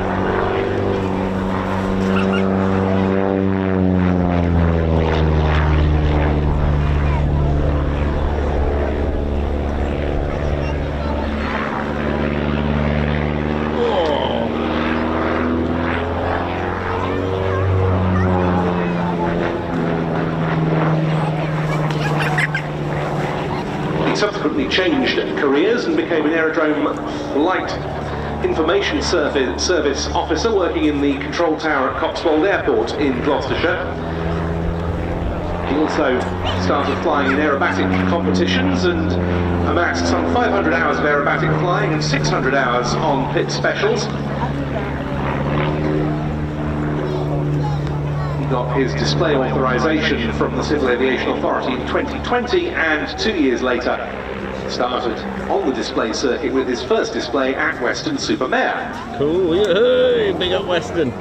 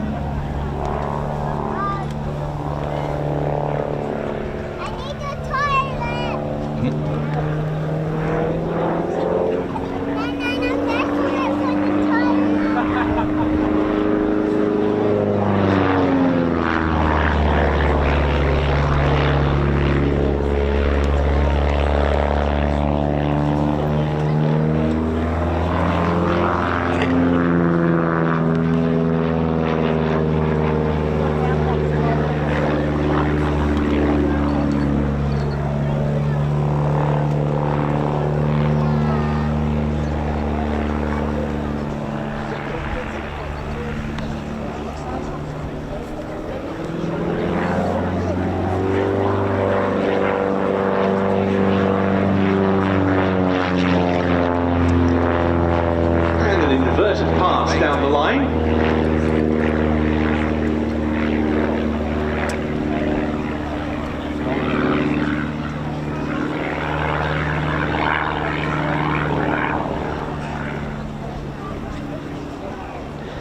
This S1 model is one of the single-seat versions of the Pit Special. There was also the slightly larger two-seat S2 model.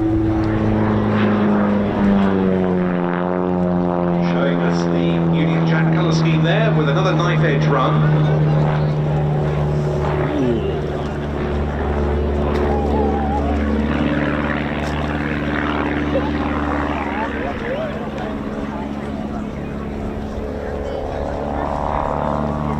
And while the Pitts was long ago eclipsed by much more modern offerings on the top level competition aerobatic scene,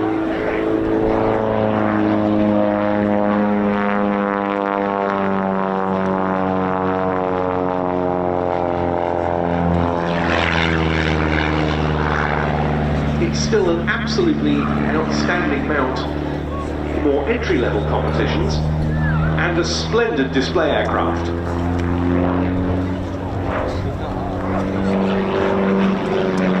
And there he is, waving his wings to denote his final pass. Nice one.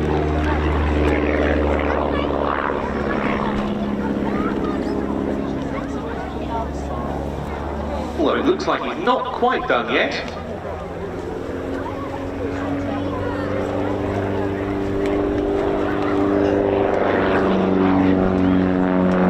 And another knife edge giving you an excellent view of all of you.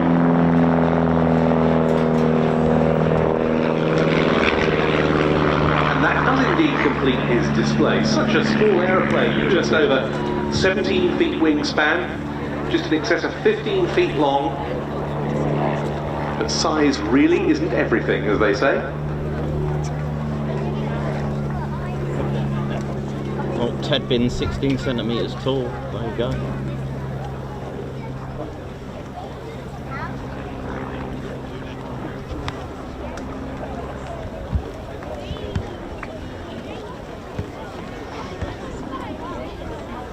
Can I just say, so obviously I do this 5 days a week usually, and part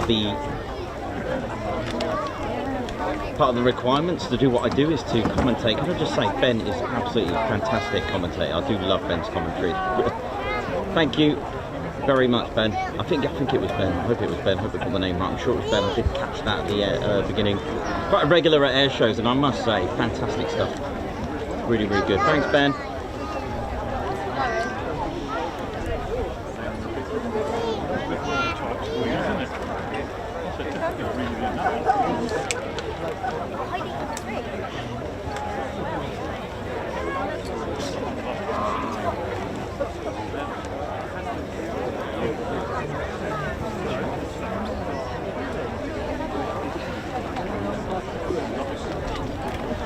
This looks good. Look at this. A proper crosswind landing. Look at this. What is this? Oh!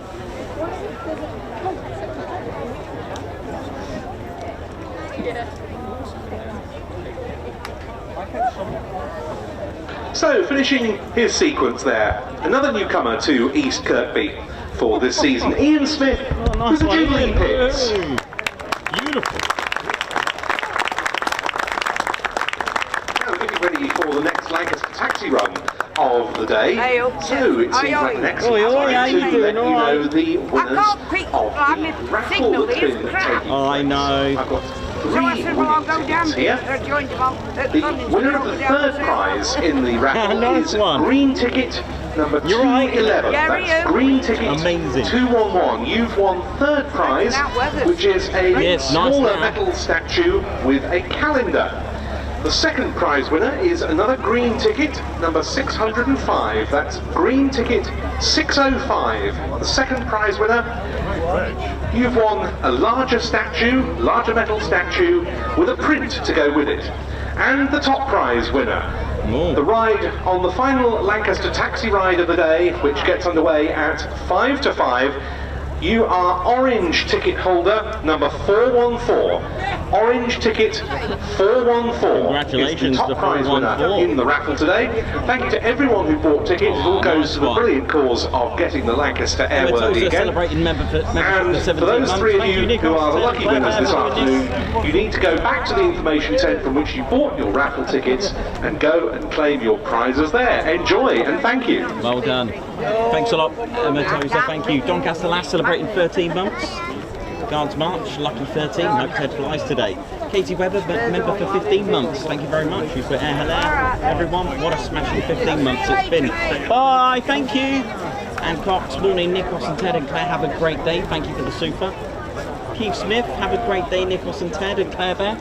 Guards March. And while that happens, our next Lancaster taxi run is about to happen.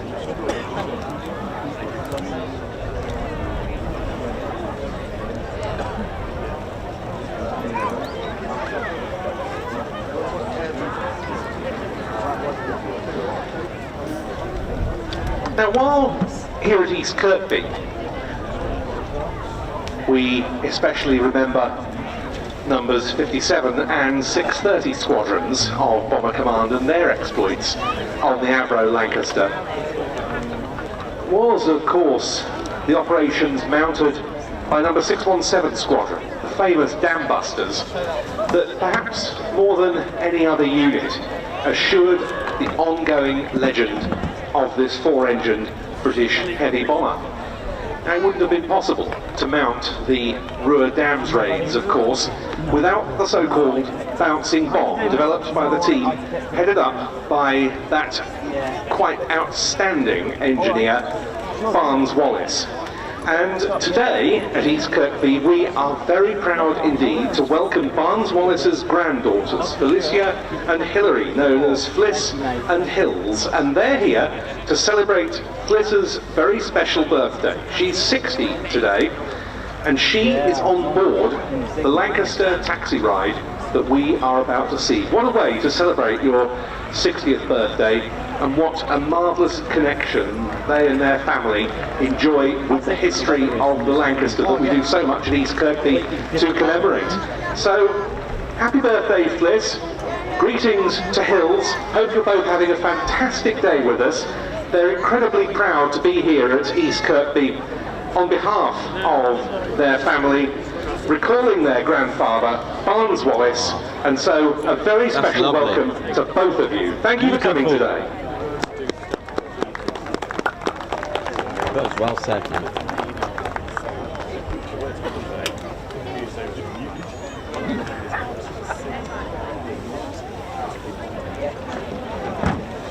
You're right with your signal, did you say? It's gone weird? Yeah, we've got nothing. That's why I chose that. That's why I chose that today. Yeah. But last year, I didn't use that. I had the regular. This Lancaster, fine, but serial NX611, though, as we were hearing earlier from Andrew Panton, it currently includes significant airframe sections from two other Lancasters being used while NX611 itself is restored to flight.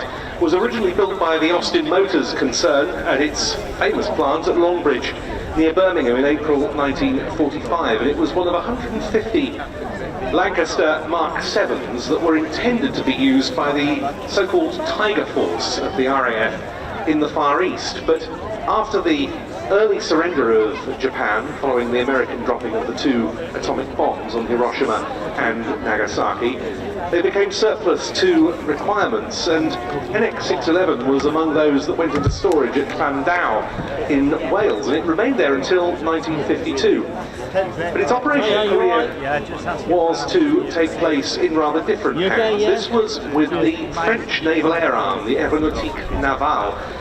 The aircraft was put into a midnight blue colour scheme and blue maritime patrol sorties. Then, after it became the Air Naval, thank you, man. Take care. Thank you. New Caledonia, where it was used for air-sea rescue and cartographic survey missions. And it was from there that its new life began, because in a remarkable preservation effort for the day, in 1964, the aircraft was donated to a fledgling British organisation of enthusiasts called the Historic Aircraft Preservation Society, or HAPS. The aircraft was flown from there to Sydney, overhauled and flown back to Britain. That journey of 12,000 miles involved 70 flying hours being notched up. It ended with a landing at Biggin Hill in Kent in mid-May 1965. The aircraft flew again several times over the following years in civilian ownership, but always costs were a problem, and eventually in 1972 the aircraft was put up for auction at Blackpool's Squires Gate Airport. It was there that the Panton family entered the story. Lincolnshire farmers Fred and Harold Panton wanted to buy a Second World War bomber to commemorate their brother Christopher, who, as I mentioned, had been killed in a Halifax on the Nuremberg raid in March 1944. They were unsuccessful on that occasion in acquiring the Lancaster.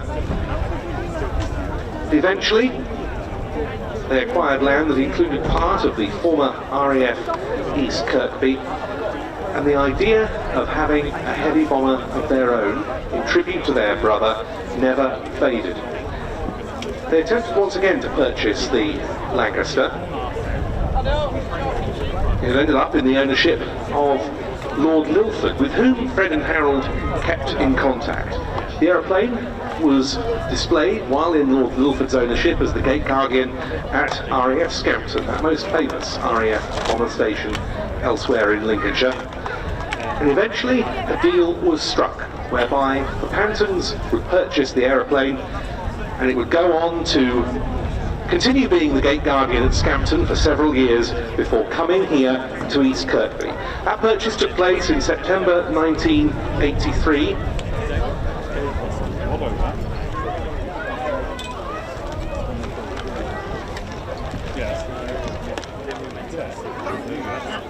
They didn't know that in total, did they? So if you go to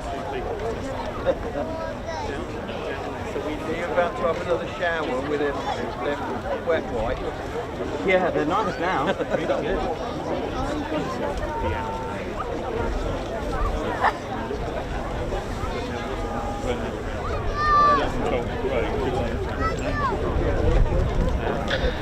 The aircraft made its way in sections by road to East Kirkby in 1987. A restoration program was begun, and in 1989 it was the star exhibit on the opening of the Lincolnshire Aviation Heritage Centre. Memorials to Bomber Command, and indeed personal memorials, don't come much more powerful nor effective than this.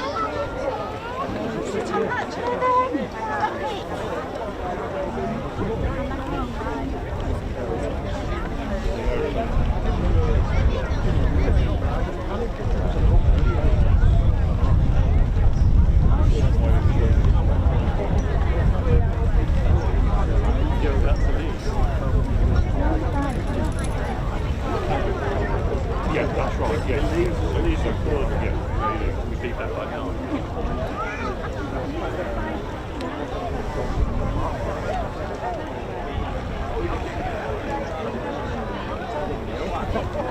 Yes. Yeah. Well, That's sugar free. yeah.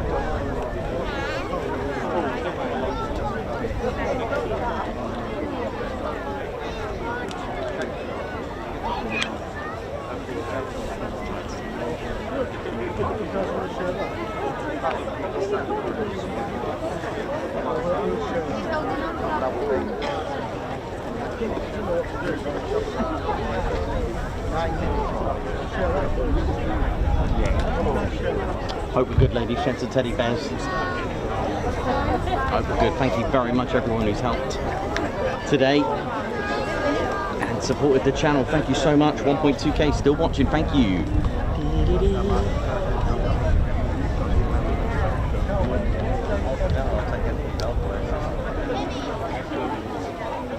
Thank you to everyone. Chris Austin celebrating 3 months as well. I can't believe it's been 3 months already. Counting thanks to Nicholas Ted.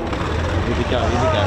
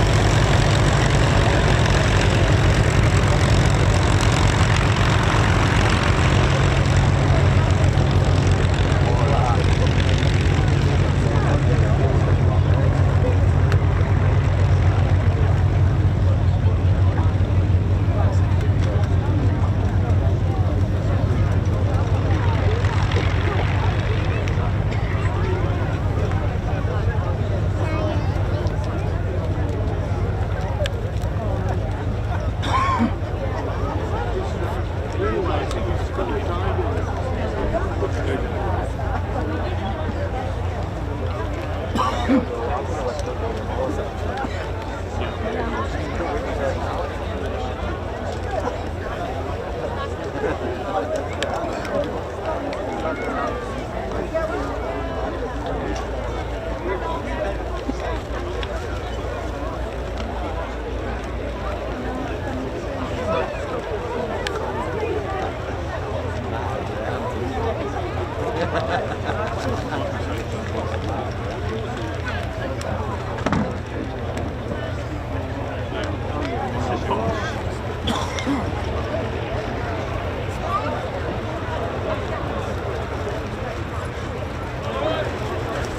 oi. Don't know who that was, but oi, oi to you.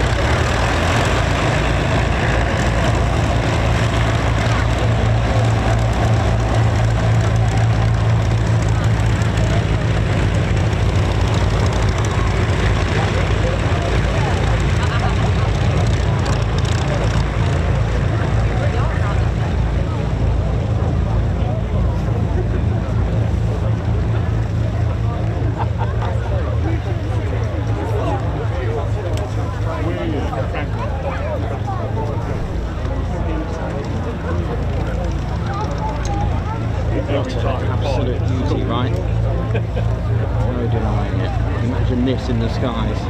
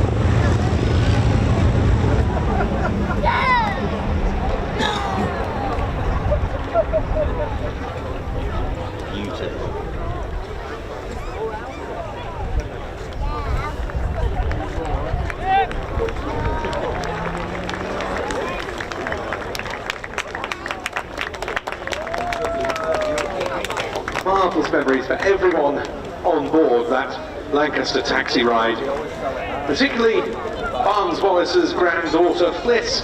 Wow. Her birthday treat to go on board Just Jane, the taxi run we've just seen. A big part of the ethos of the Lincolnshire Aviation Heritage Centre has always been to make this Lancaster accessible to all members of the public, and that centre has achieved ever since its opening in the late 1980s, and particularly since it's been able to operate from the early 1990s onwards these taxi runs in the aeroplane. And long, long may it continue, not least when the aircraft takes to the air once again.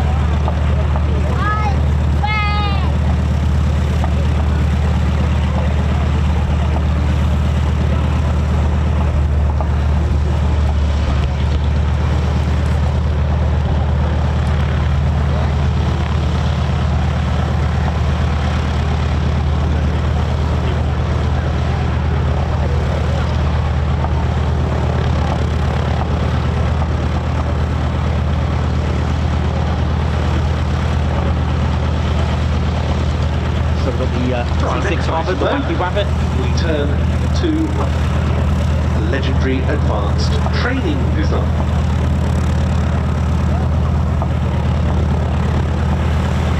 An aircraft through which, in the course of their instruction, many Bomber Command heavy bomber crew members pass en route to the front line.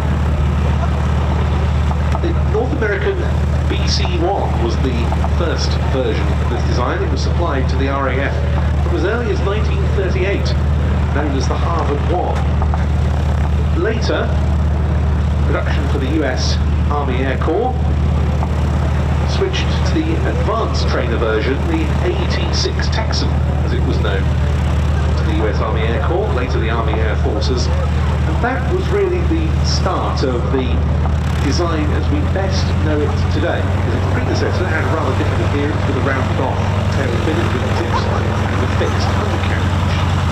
This one, perhaps most visibly, introduced a retractable undercarriage. The AT-6 was bought by the RAF and the Royal Canadian Air Force as the Harvard 2. It became a mainstay of the Commonwealth Air Training Plan in Canada. By the end of 1940, in excess of 800 aircraft of this type had been delivered to bases around the Empire.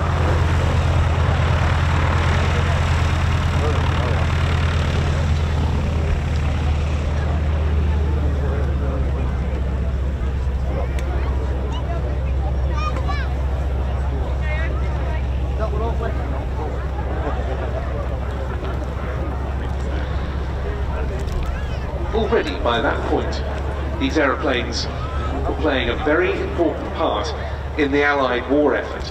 This was and remains to this day on the present-day warbird scene a truly outstanding advanced trainer. It's a powerful aeroplane with a 600 horsepower Pratt & Whitney Wasp radial engine. And quite a lot of its characteristics are quite similar to, in particular, the fighters that trainees would move on to if they were streamed onto such types. It's an aeroplane that could bite the unwary student. It was also very effective for training for the front line, being able to be armed with guns, practice bombs and rockets and so forth.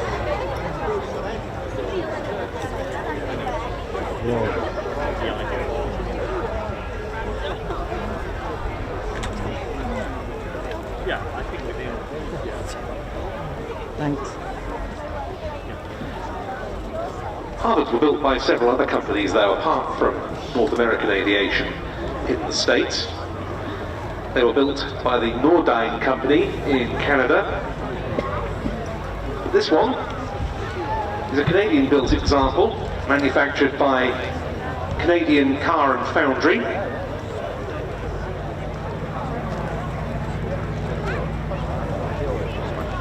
There we go.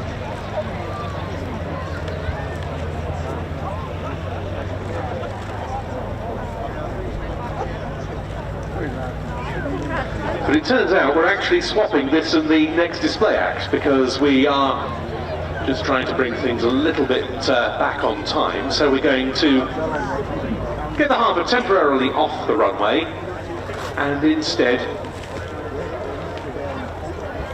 we're going to see the item that was to have come after it. Oh, here we go. Which is...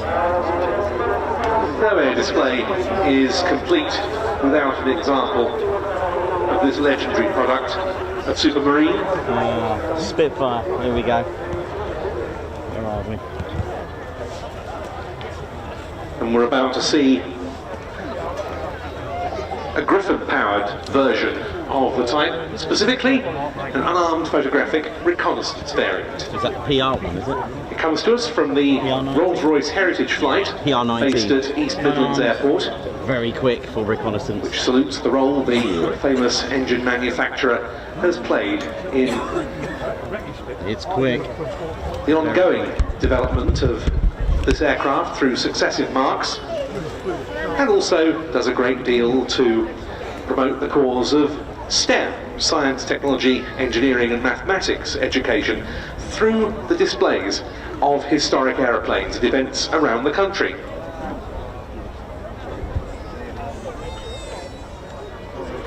The aircraft we're about to see was delivered to the RAF Central Photographic Reconnaissance Unit at Benson in Oxfordshire in mid-January 1945. On operations, it was stationed in Belgium and the Netherlands, including taking part in Operation Crossbow, the Allied effort to detect and then knock out the German V1 and V2 weapons sites. After the war, it served as part of the British Air Forces of Occupation in Germany, and it later went on to be one of the last 3 examples of the machine in service with the temperature and humidity of the upper air masses flight.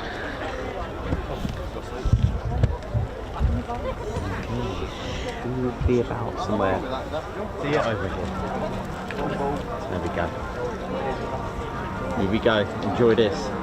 This is a good one.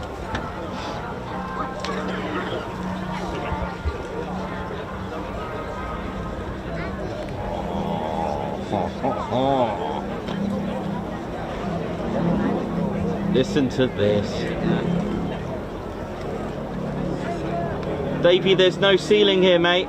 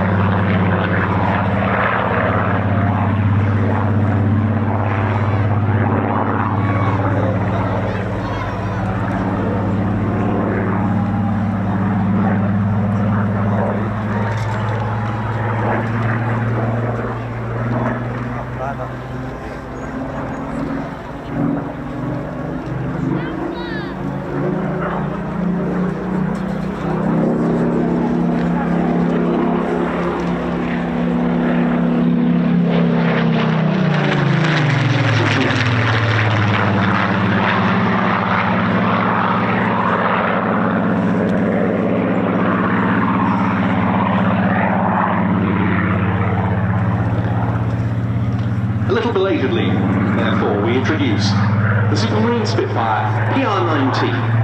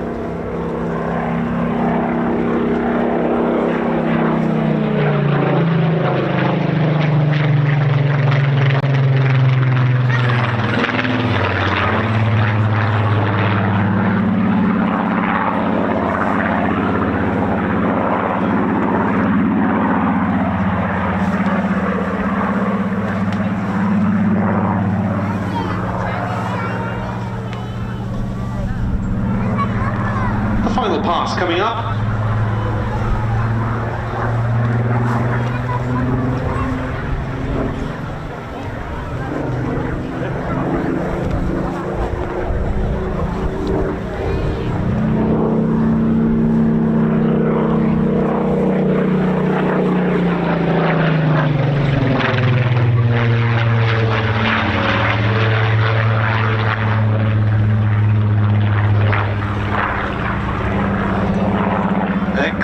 RAF Battle of Britain Memorial Flight aircraft, which was sold to Rolls-Royce in the late 1990s, in the hands today of an ex-Battle of Britain Memorial Flight pilot, one of its recent officers commanding.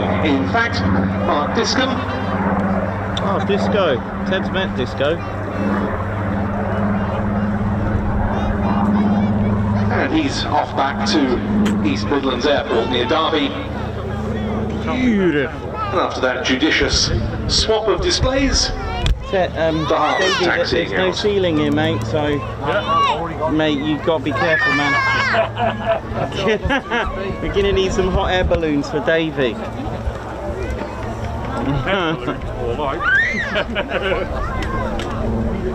What a soundbow, man. That's the best sound around, isn't it?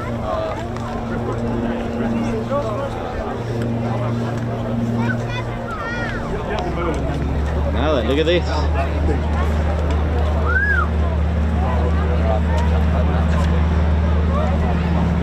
Hope you enjoyed that. That was beautiful. Here we go.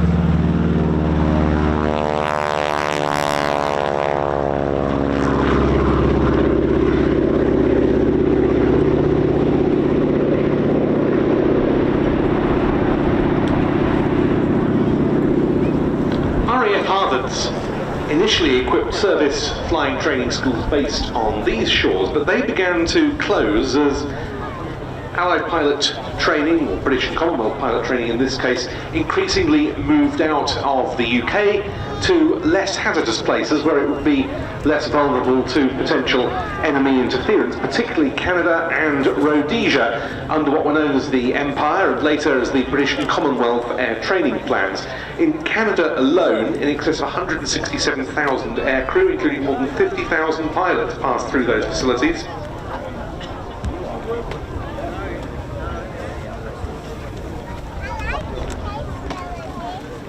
But apart from its training role, the Harvard and, in American parlance, the T6 or AT6 Texan to the US Army Air Corps and Army Air Forces, and the SNJ to the US Navy and Marine Corps, fulfilled various other roles. They were used as station hack and communications aircraft, for instance. And the one we see here, a Harvard 4, built by Canadian Car and Foundry after World War II, is today marked up as a hack aircraft of number 154 Squadron, part of the RAF's Desert Air Force. It's named Wacky Wabbit, with accompanying nose art, and that artwork, although not authentic to the aeroplane it depicts, is an adaptation of the badge of number 5 Service Flying Training School, RAF, which used to incorporate Bugs Bunny in a Harvard. Oh, nice.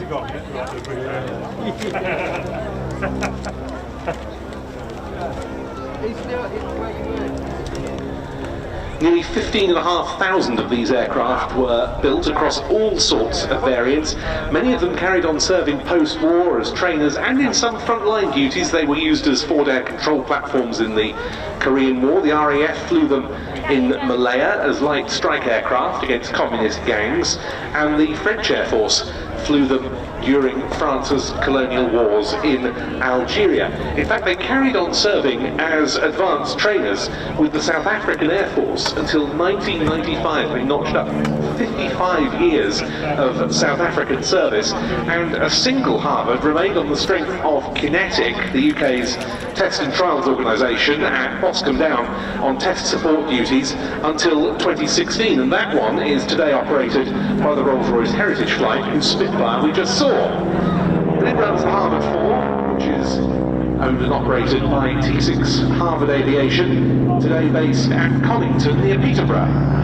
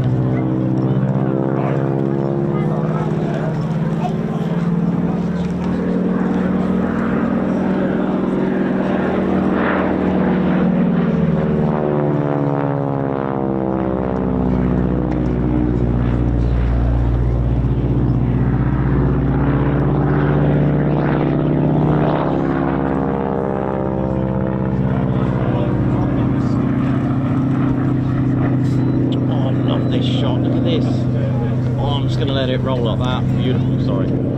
Sorry, bit of photography coming back in there now.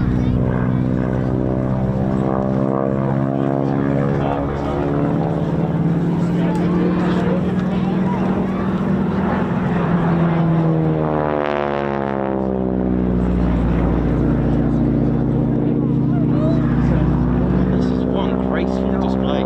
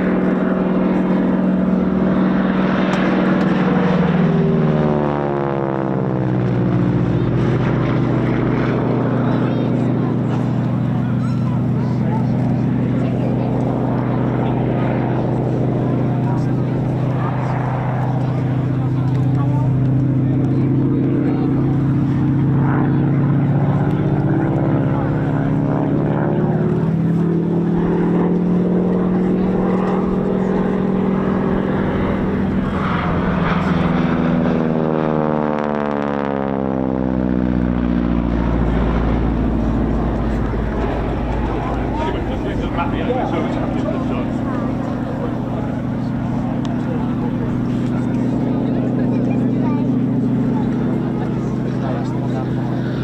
pass coming up then for the Harvard 4.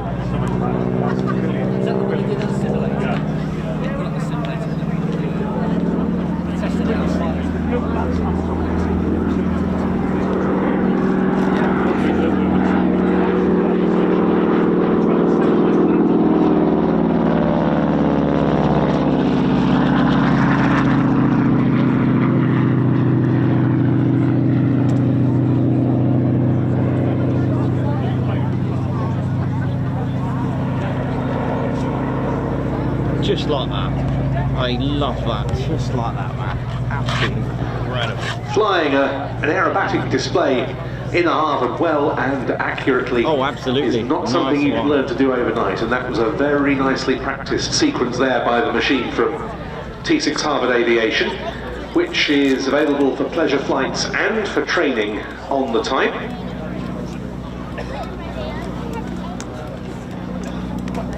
Well, I hope you enjoyed that, ladies, gents and teddy bears. I certainly did, and I certainly enjoyed that flag with it as well. Incredible.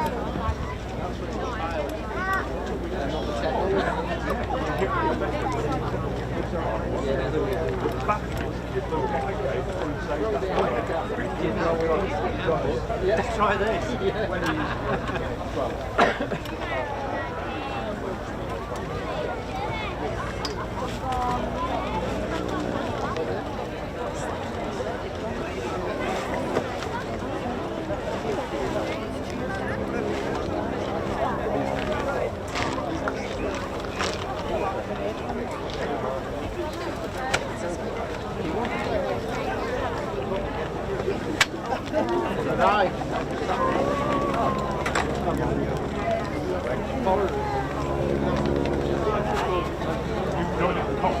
Oh yeah, yeah. Cockpit straight.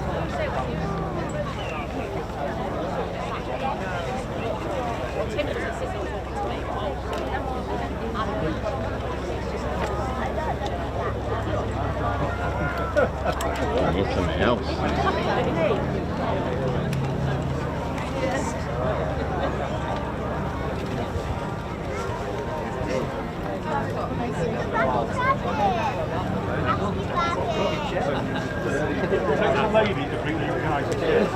And coming into land, after that very nice showing of the Harvard, David Petters, we saw him earlier on in one of the vintage pair chipmunks. A man with a very, very high total of hours on Boeing 737s from his airline career, in excess of 12,500, but he's got more than 1,500 on vintage tail draggers such as this. That before you begin considering the time he spends taxiing the Lancaster here at East Kirkby. From one North American design to another, and again an example of the type, however, that is not a product of North American itself, but one of the other factories that built the famous fighter that we're about to enjoy. And this is the newest example of this type on the British display circuit. It's owned by Fighter Aviation Engineering, operated by Ultimate Warbird Flights from Sywell in Northamptonshire, and its colour scheme salutes a very famous American unit and a very famous American ace. We know it as the P-51, but in this Australian built form, it's the Commonwealth Aircraft Corporation Mustang Mark 21.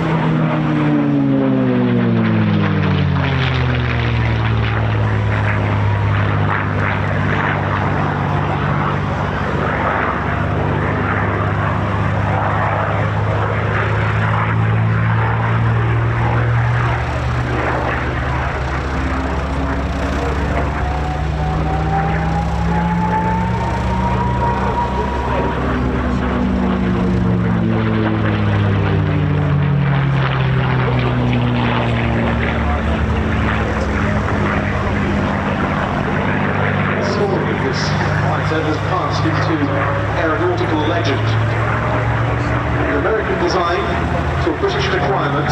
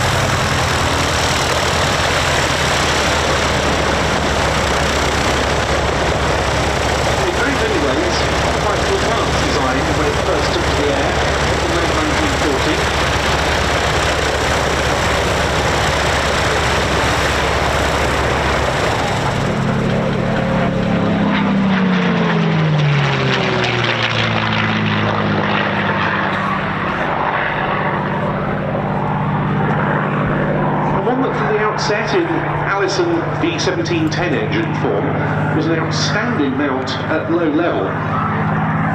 One that for the high altitude long range bomber escort role needed a different power plant. The Rolls-Royce Merlin was the choice. The aircraft was transformed, and production Merlin engine Mustangs used the American Packard built version of that famous engine.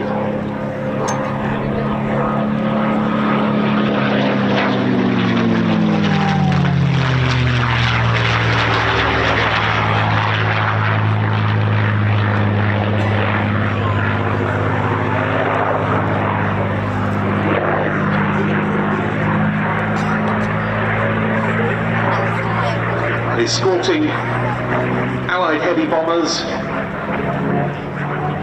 not just B-17s like Sally B that we saw earlier and B-24s, but also RAF Halifaxes and Lancasters.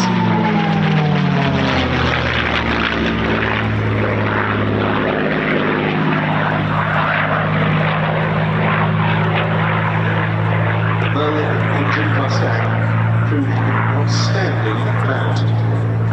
And the colour scheme applied to this aircraft salutes one of its famous exponents with the US 8th Air Force.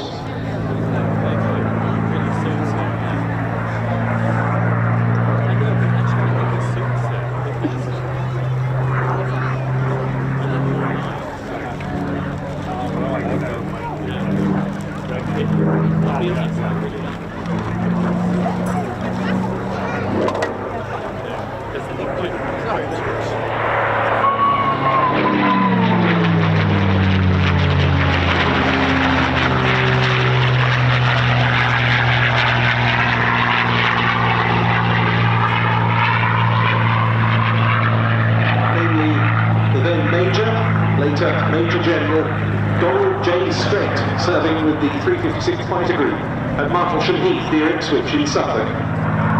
He hailed from New Jersey, and his personal aeroplane ended up being named Jersey Jerk, and that is the colour scheme this aeroplane wears today.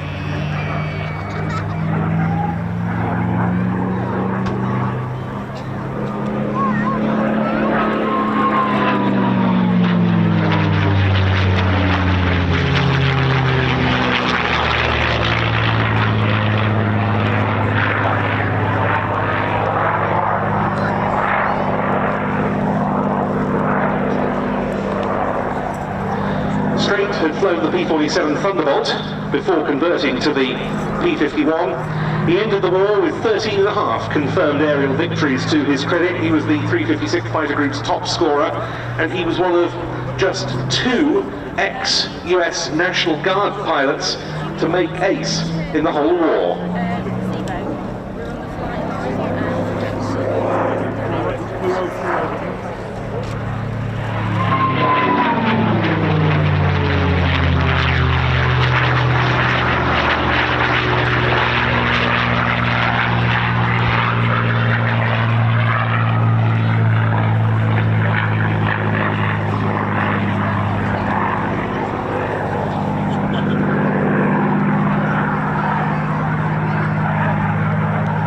The aircraft in its first displayed season in the UK since being imported from Australia. Made its first flight from Britain in early May of this year.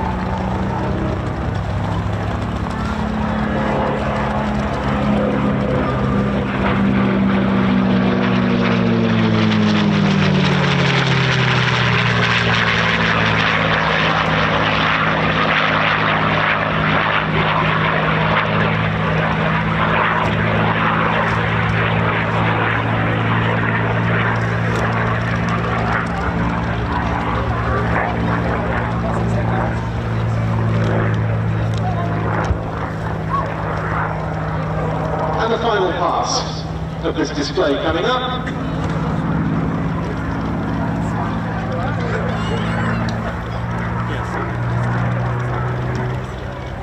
From Fighter Aviation Engineering, the Mustang named Jersey Jerk.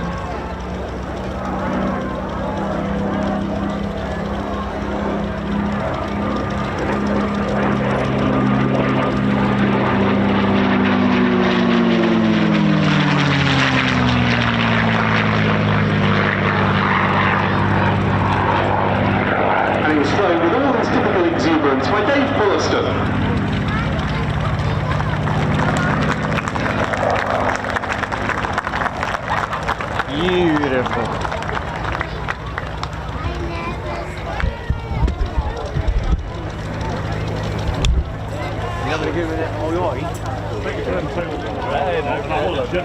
Still shouting, oi oi. Oi, oi, how you doing? Yeah, cool, just go for it, man.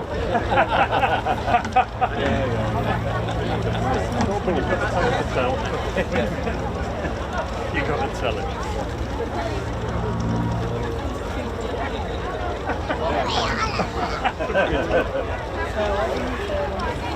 Don't forget, ladies and gents, teddy bears, to join us and support us by subscribing to our channel. It's free as well, and if you are subscribed, don't forget to hit that notification bell button as well and select all as well.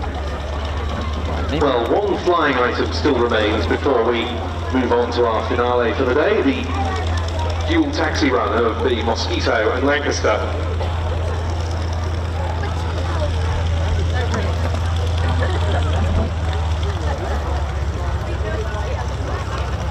It's an airplane that's quite a late addition to the programme, replacing the planned Bristol Blenheim. But it definitely, to my mind, counts as one of the single most significant airworthy historic aeroplanes that you'll see anywhere in the UK or anywhere else, for that matter. A very elegant, twin-engine small airliner that first flew in June 1936 in prototype form, and for its time was highly advanced. All metal construction at top speed of 225 miles an hour and very long range, about 800 miles with standard fuel tankage. It was intended as a feeder liner. The idea being that it would be used by airlines around the United States for that purpose. Yeah, take care, bye. But the very aircraft we're about to see went on to play a very different role. See you later. See ya.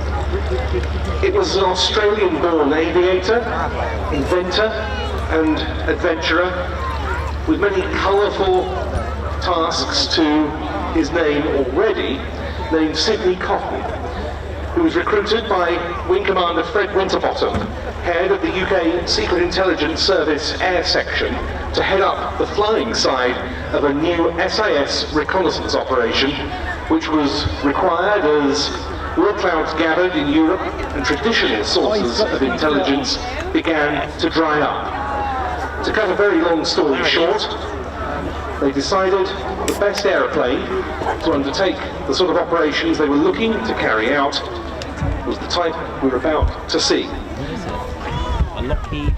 Is it a Lockheed? They were put to use in an operation that started life as a bilateral arrangement with the French, and the SIS bought the aircraft with a French financial contribution. Oh, what is this?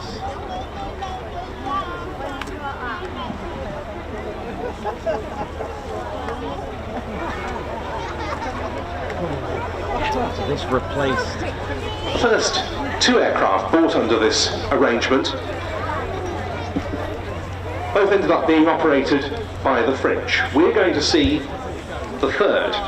The first one operated exclusively on behalf of the Secret Intelligence Service.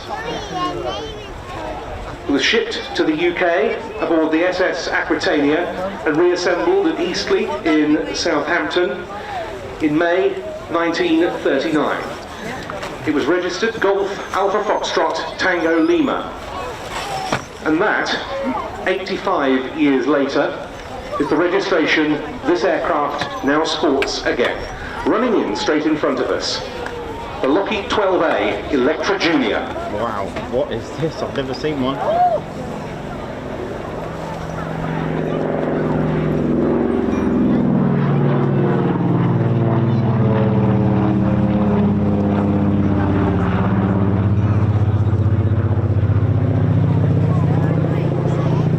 This aircraft almost immediately was converted for reconnaissance work by the Cunliffe Owen and Airwork companies. Between them they installed two 16-inch square camera ports in the bottom of the fuselage for a pair of F-24 reconnaissance cameras which had 10% overlap between them. In the cabin door they installed an aperture for a handheld camera, and there were even small camera ports added in the wing leading edges between the engines and the fuselage, each for a single forward-facing Leica camera.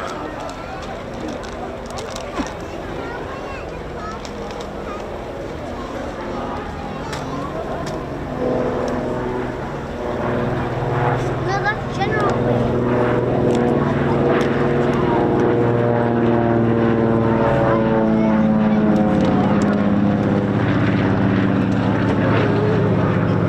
Cotton's assistant photographer, one Patricia Martin, who devised two further modifications which would be crucial to this aircraft's effectiveness. One of them was a teardrop window on the port side of the cockpit, which could act as another position for a handheld camera. And she also had the idea of fitting pipework to divert hot air from the engine exhausts across the lens of the starboard belly-mounted camera to stop it fogging up at higher altitudes. It went on to be flown operationally by Cotton himself and his co-pilot, the Canadian-born flying officer Bob Niven. And Niven's logbooks, which survive to this day, reveal the secret missions this aeroplane carried out.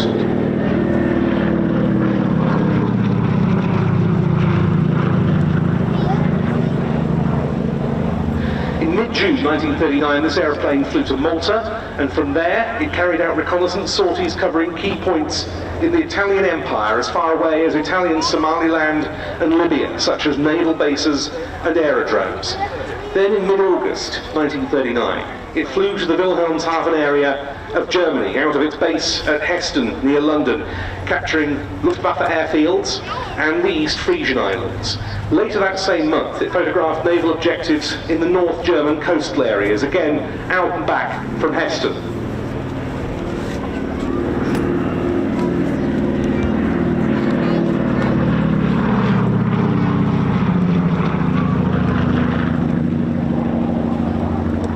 It also flew several times to Berlin's famous Tempelhof Airport on business associated with Sidney Cotton's cover story, which was as a representative of a manufacturer of colour photographic film. But it seems unlikely that it carried out any photography on those trips. It also visited a major international air rally in Frankfurt, again probably without photography. We know this because the camera doors had to be operated manually. And so it was impossible for the aeroplane to carry out truly clandestine reconnaissance work. But nonetheless, these are fascinating flights.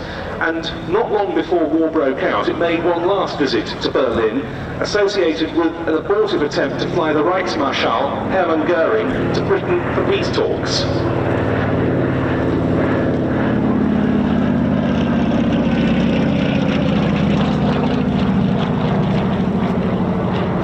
When war broke out, obviously the aircraft couldn't fly over Germany anymore, but it was still useful. It flew to Ireland's west coast to check on reports of German U-boats refuelling there, and to Dutch and Belgian ports to see whether they had boom defences.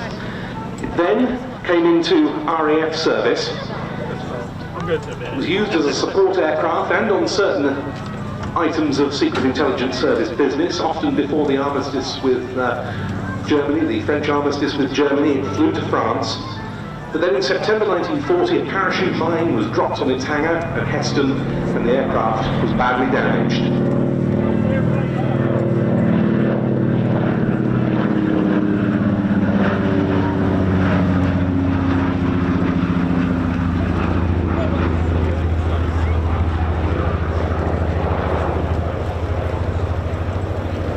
then went back to the USA for repair. Not until it sailed to Fighter Aviation Engineering and its subsequent restoration to flight at Sywell by Air Leasing did it fly again in the UK. That wasn't for another 83 years. Its maiden flight following its latest restoration was on the 27th of March last year.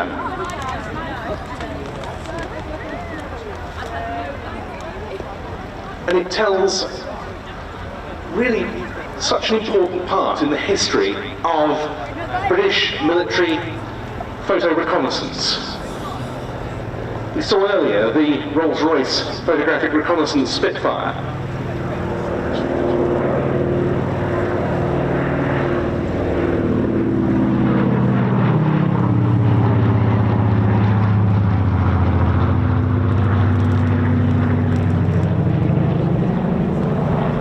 Well, you can trace a direct line from the initial decision to purchase the Lockheed 12 on behalf of the Secret Intelligence Service through to the establishment of the high-flying, unarmed, long-range photographic reconnaissance capability the RAF would enjoy from 1940 onwards with different marks of Spitfire.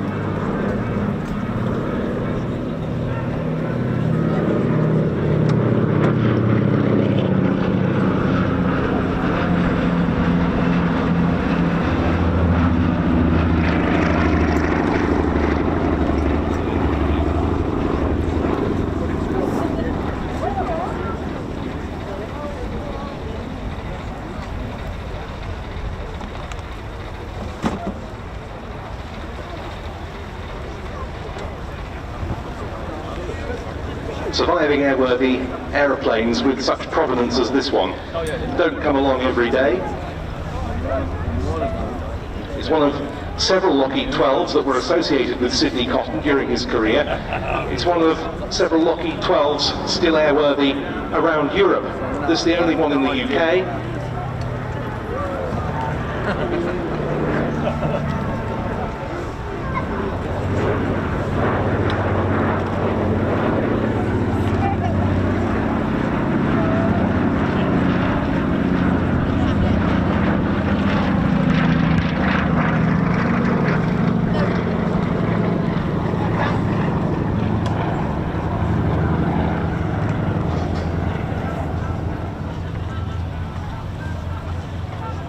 And this is going to be its final pass coming up before it heads on back to its base at Duxford. Absolutely incredible aircraft.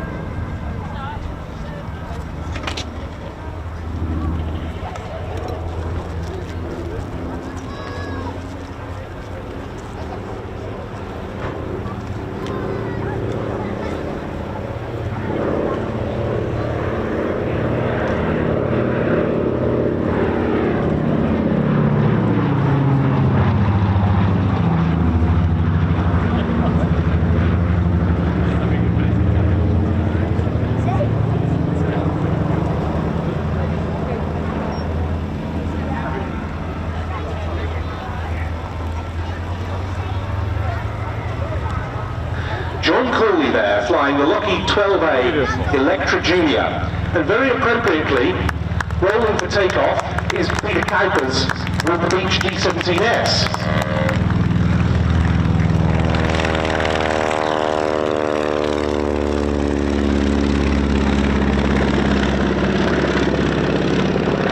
And I say very appropriately because it wasn't just this Lockheed 12 that was used by the Secret Intelligence Service aerial reconnaissance operation.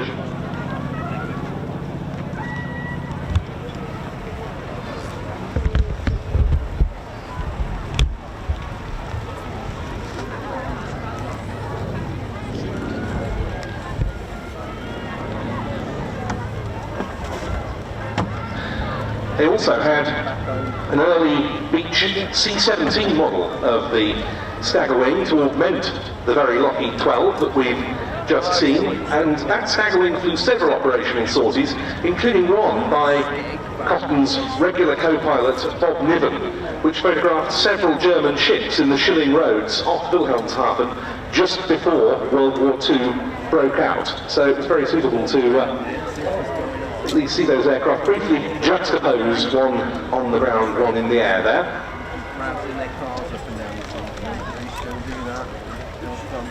But of course, the entertainment for today is far from over, because we'll soon be bringing out both the Lancaster and the Mosquito for their final run of the day. Nice, here we go then. While we have a moment though, it's definitely worthwhile mentioning a very notable charity effort which has been supported during today's display.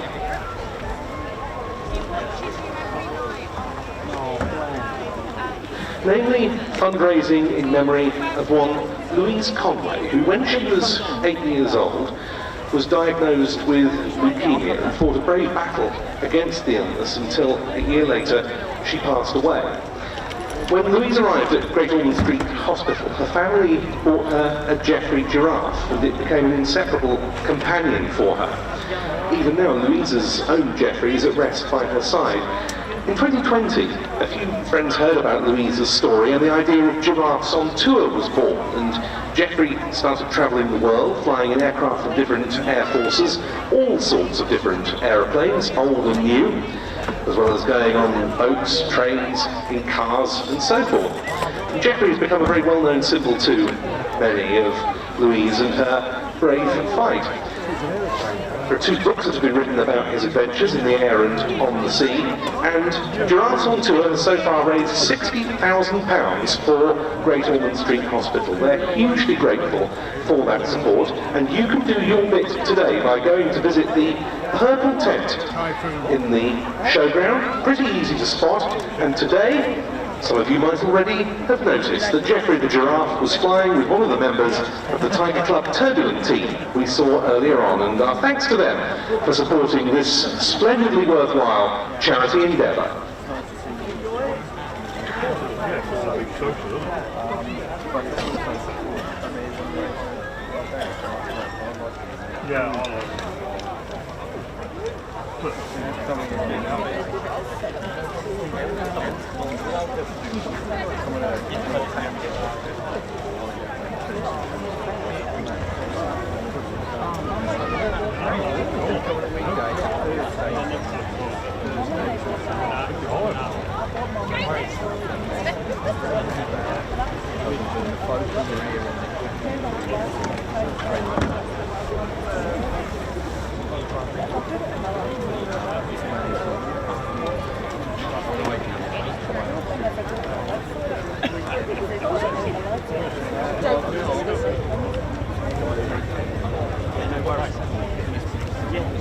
No, you don't want to miss that.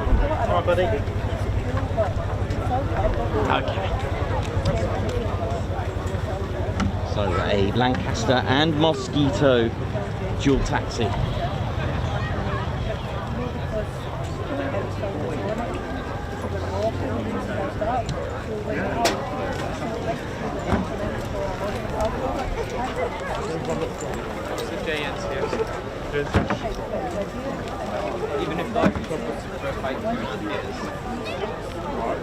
Just Jane, the Lancaster, being positioned out on the airfield first. Ever since the opening of the Lincolnshire Aviation Heritage Centre in 1989, its flagship, the centre memorialising the in excess of 55,500 men of Bomber Command who lost their lives during World War II, and with the addition in the past few years of Tony Agar's Mosquito, it's shortly to be put out onto the airfield alongside the Lancaster. Well, the commemoration that it's possible to undertake here at East Kirkby has only become more poignant. And as I always say on these occasions, it's lovely to come here for the air shows, but there are a few more powerful experiences in aviation heritage, I contend, than coming here on a quiet day, perhaps during the depths of winter, and exploring everything the centre here has to offer, particularly the individual memorials to the fallen of Bomber Command in both war and peace. And it all serves to underline the fact that the average age of the command's aircrew during World War II was just 22, and less than a quarter of them would complete their first tour of the designated 30 operations. This is just one of the many reasons the Lincolnshire Aviation Heritage Centre exists and why its work is so vital as a means of remembrance. And to be able to remember those brave men on a former Bomber Command airfield, part of number 5 group, that retains its original control tower from the war years, and where today's main hangar is built on the site of the original wartime main hangar on this airfield, only makes the experience even more potent.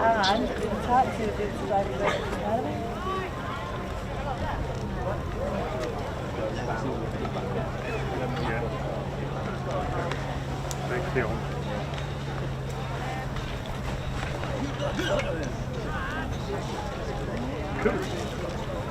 Nice.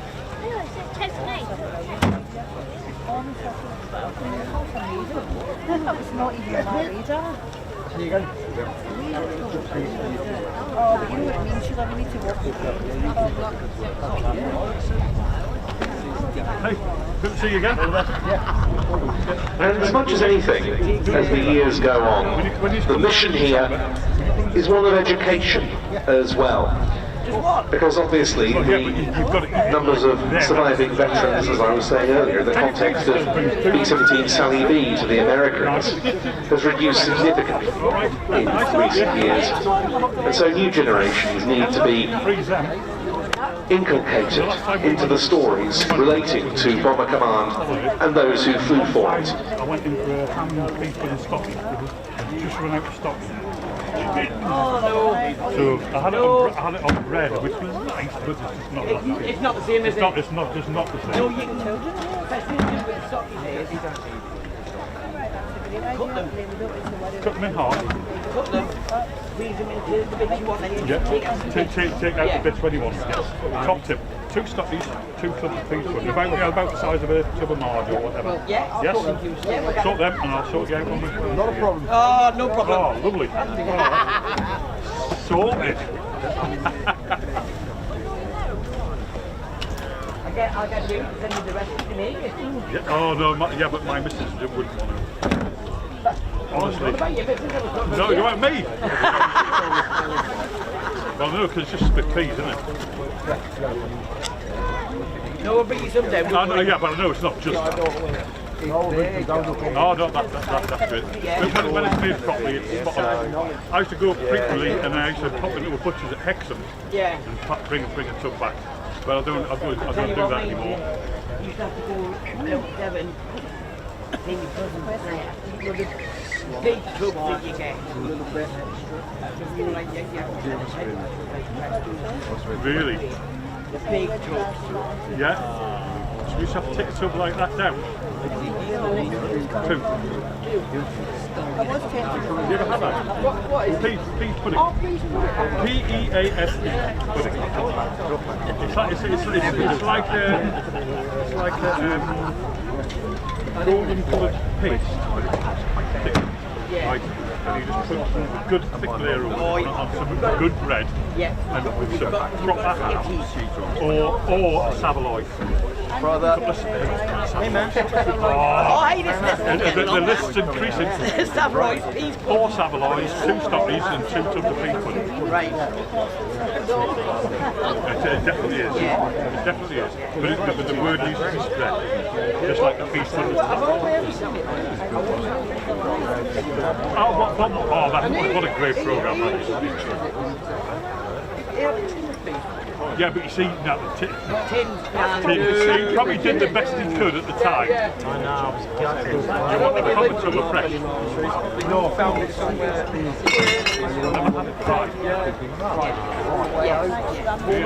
Yeah, I used to Percy Street in Newton, and I used to look down with carrots. Remember carrots? Yeah? Yeah. So I used to get pork, spawn stuff and Savile people. Right, matey. Take care, man. See you, buddy.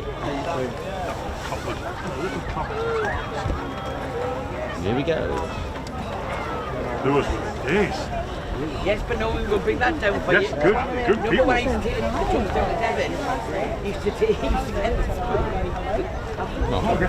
Grand finale of these two taxiing out. He's large new How you been? How you been? How you all doing? People like queued up at the door. And he'd go and he'd have the tub and he'd get like a teaspoon.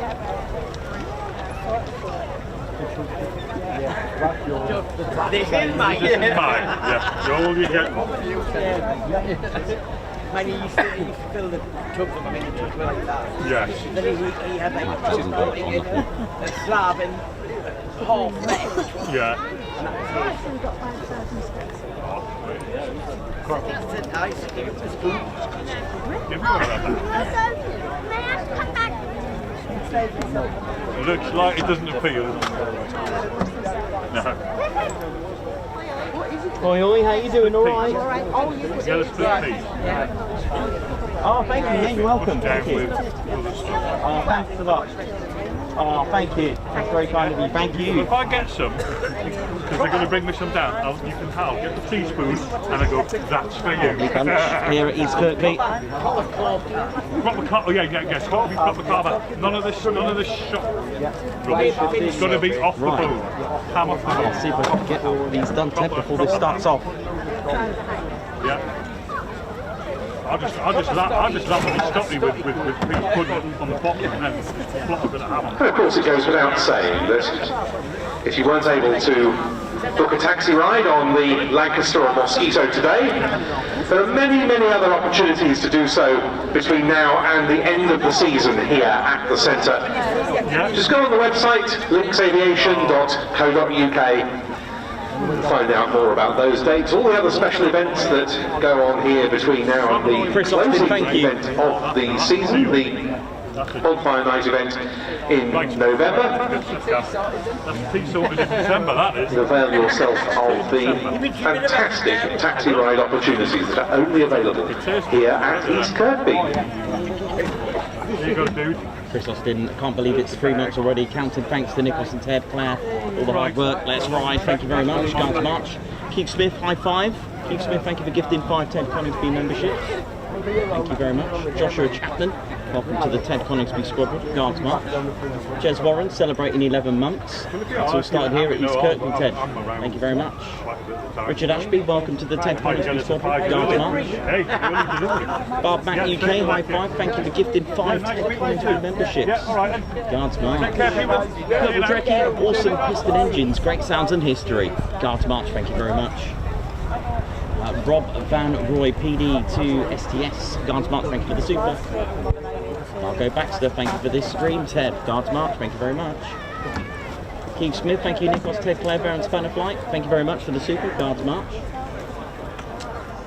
Wilco 601st, come on, press the like, 1k, nearly there. We did it though.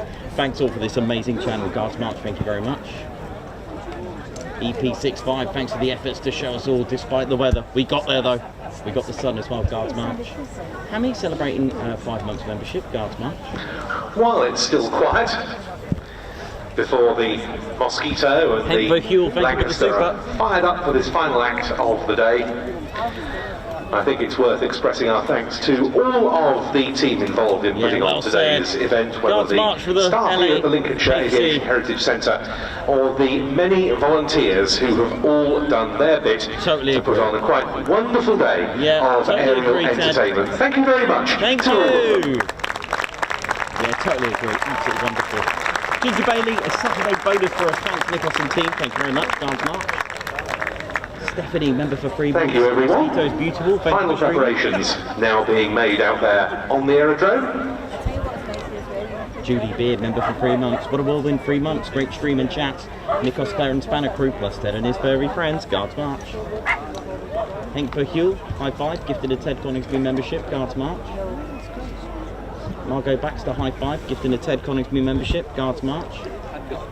Purple Drecky, thank you very much. Great stream. Nikos, lovely piston engine sound. Guards March. Mac UK, thanks for the super. Guards March. It was a good idea. Hazel Ra's been celebrating 2 months of membership. My dad's favourite, the Spitfire. Miss you, Dad. Oh, Guards March. Nick Jeffrey, welcome to the TCS Posh Officers. Marco Baxter, high five. Thank you for gifting 10 Ted Coningsby memberships. Thank you very much. Marco also with the super. Guards March. Also, Marcus, thank you for the coverage today. It's been very enjoyable. Guards March to you. And again, just a big thank you to everyone involved here at the Lincolnshire Aviation Heritage Centre. Thank you for letting us be here. Thank you. I hope our viewers as well. Guards March to all our viewers. Thank you very much. Hope you've enjoyed. Here we go.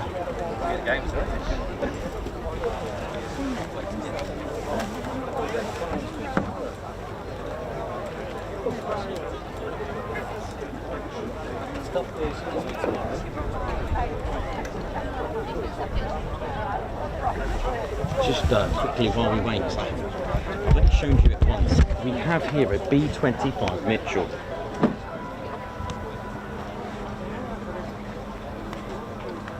It's part of the Lincolnshire Aviation Heritage Centre. How cool is that?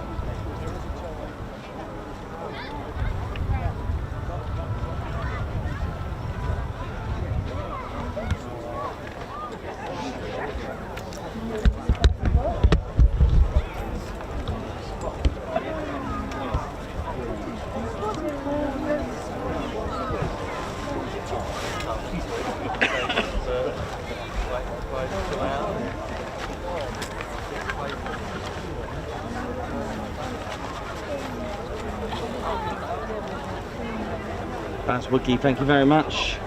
Freddie O, Sharky, Purple Drecky. Thanks a lot, Phil's model making. Oh, absolutely, cannot thank all the staff, organisers, and all that are part of the Lincolnshire Aviation Heritage Centre here in East Kirkby. It's just phenomenal. Love coming here. So my usual annual stream here, and it's just superb. Absolutely fantastic.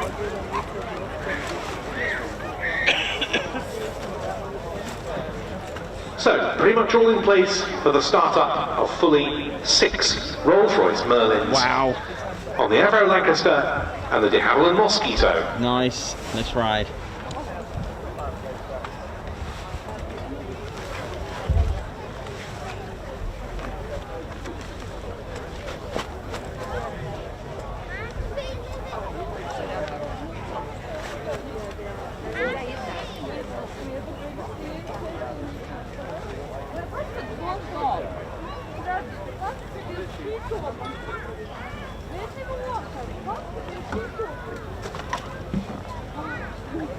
Hiya.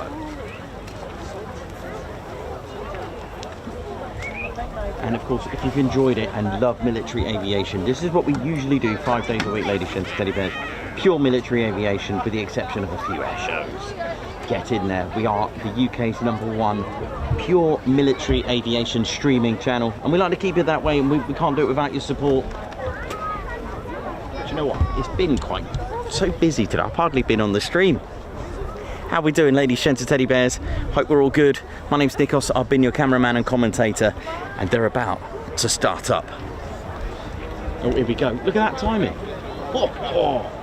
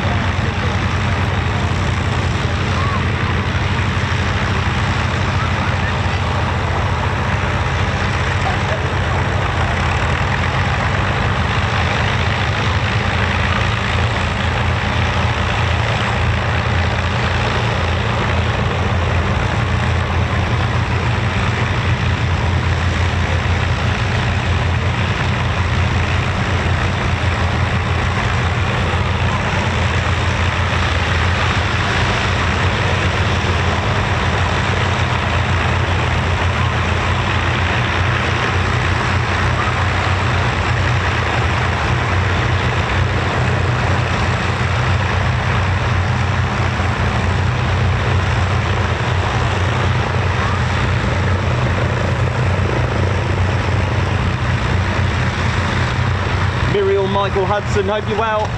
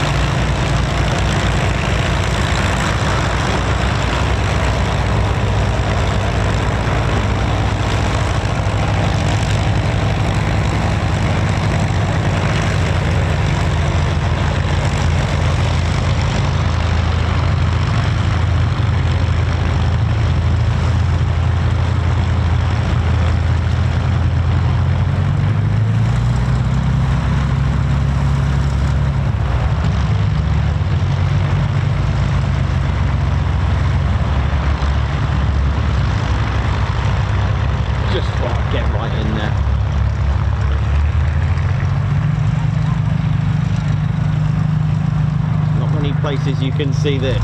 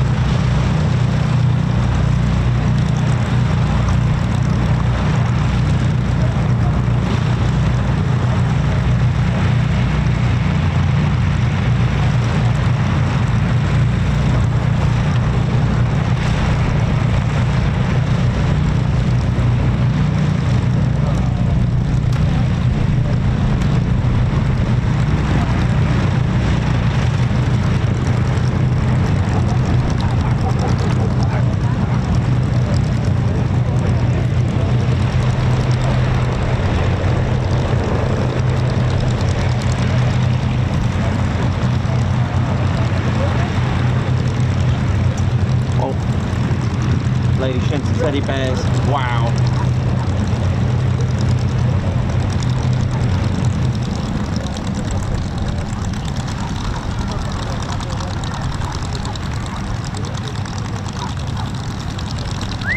Nice one.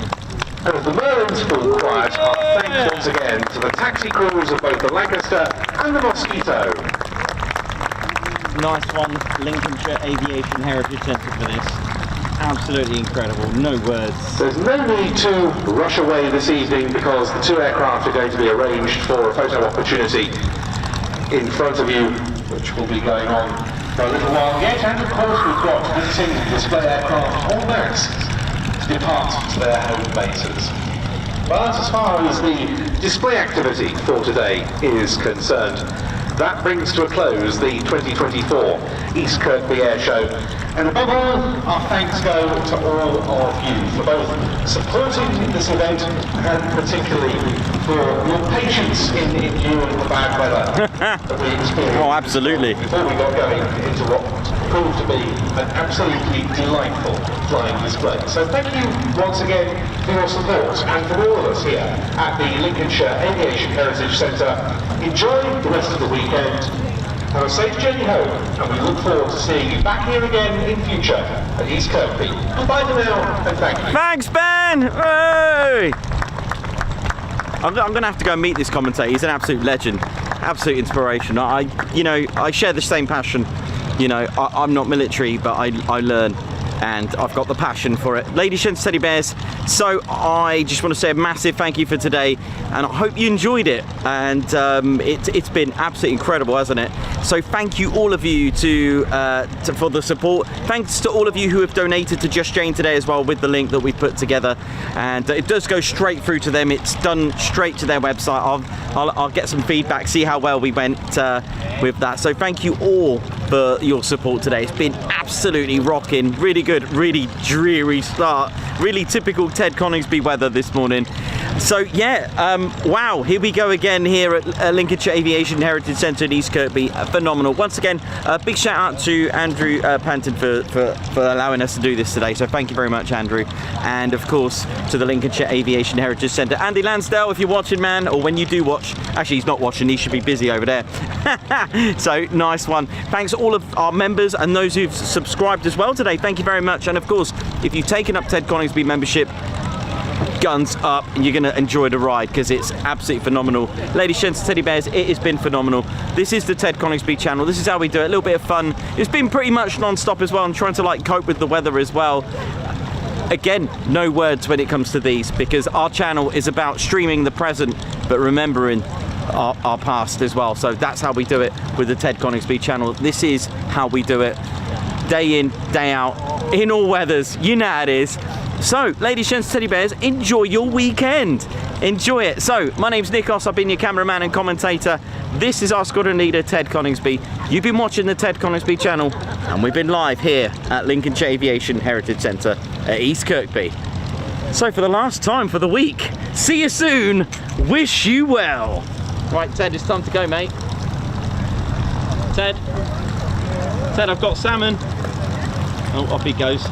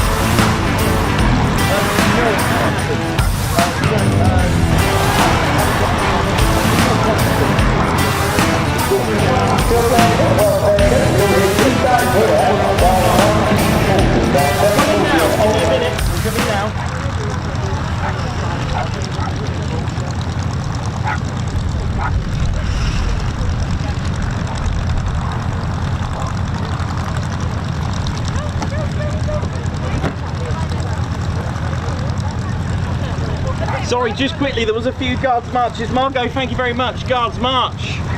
And Anne Cox, who's put, hi Nikos and squadron leader Ted and Claire Bear. Hopefully you had a great day. I'll watch when I get home. Some sweets, chicken and prawns for the bears. Coffee for Nicholas and Claire. Thank you very much. Thank you, Ash Watts. Thank you for 7-month membership.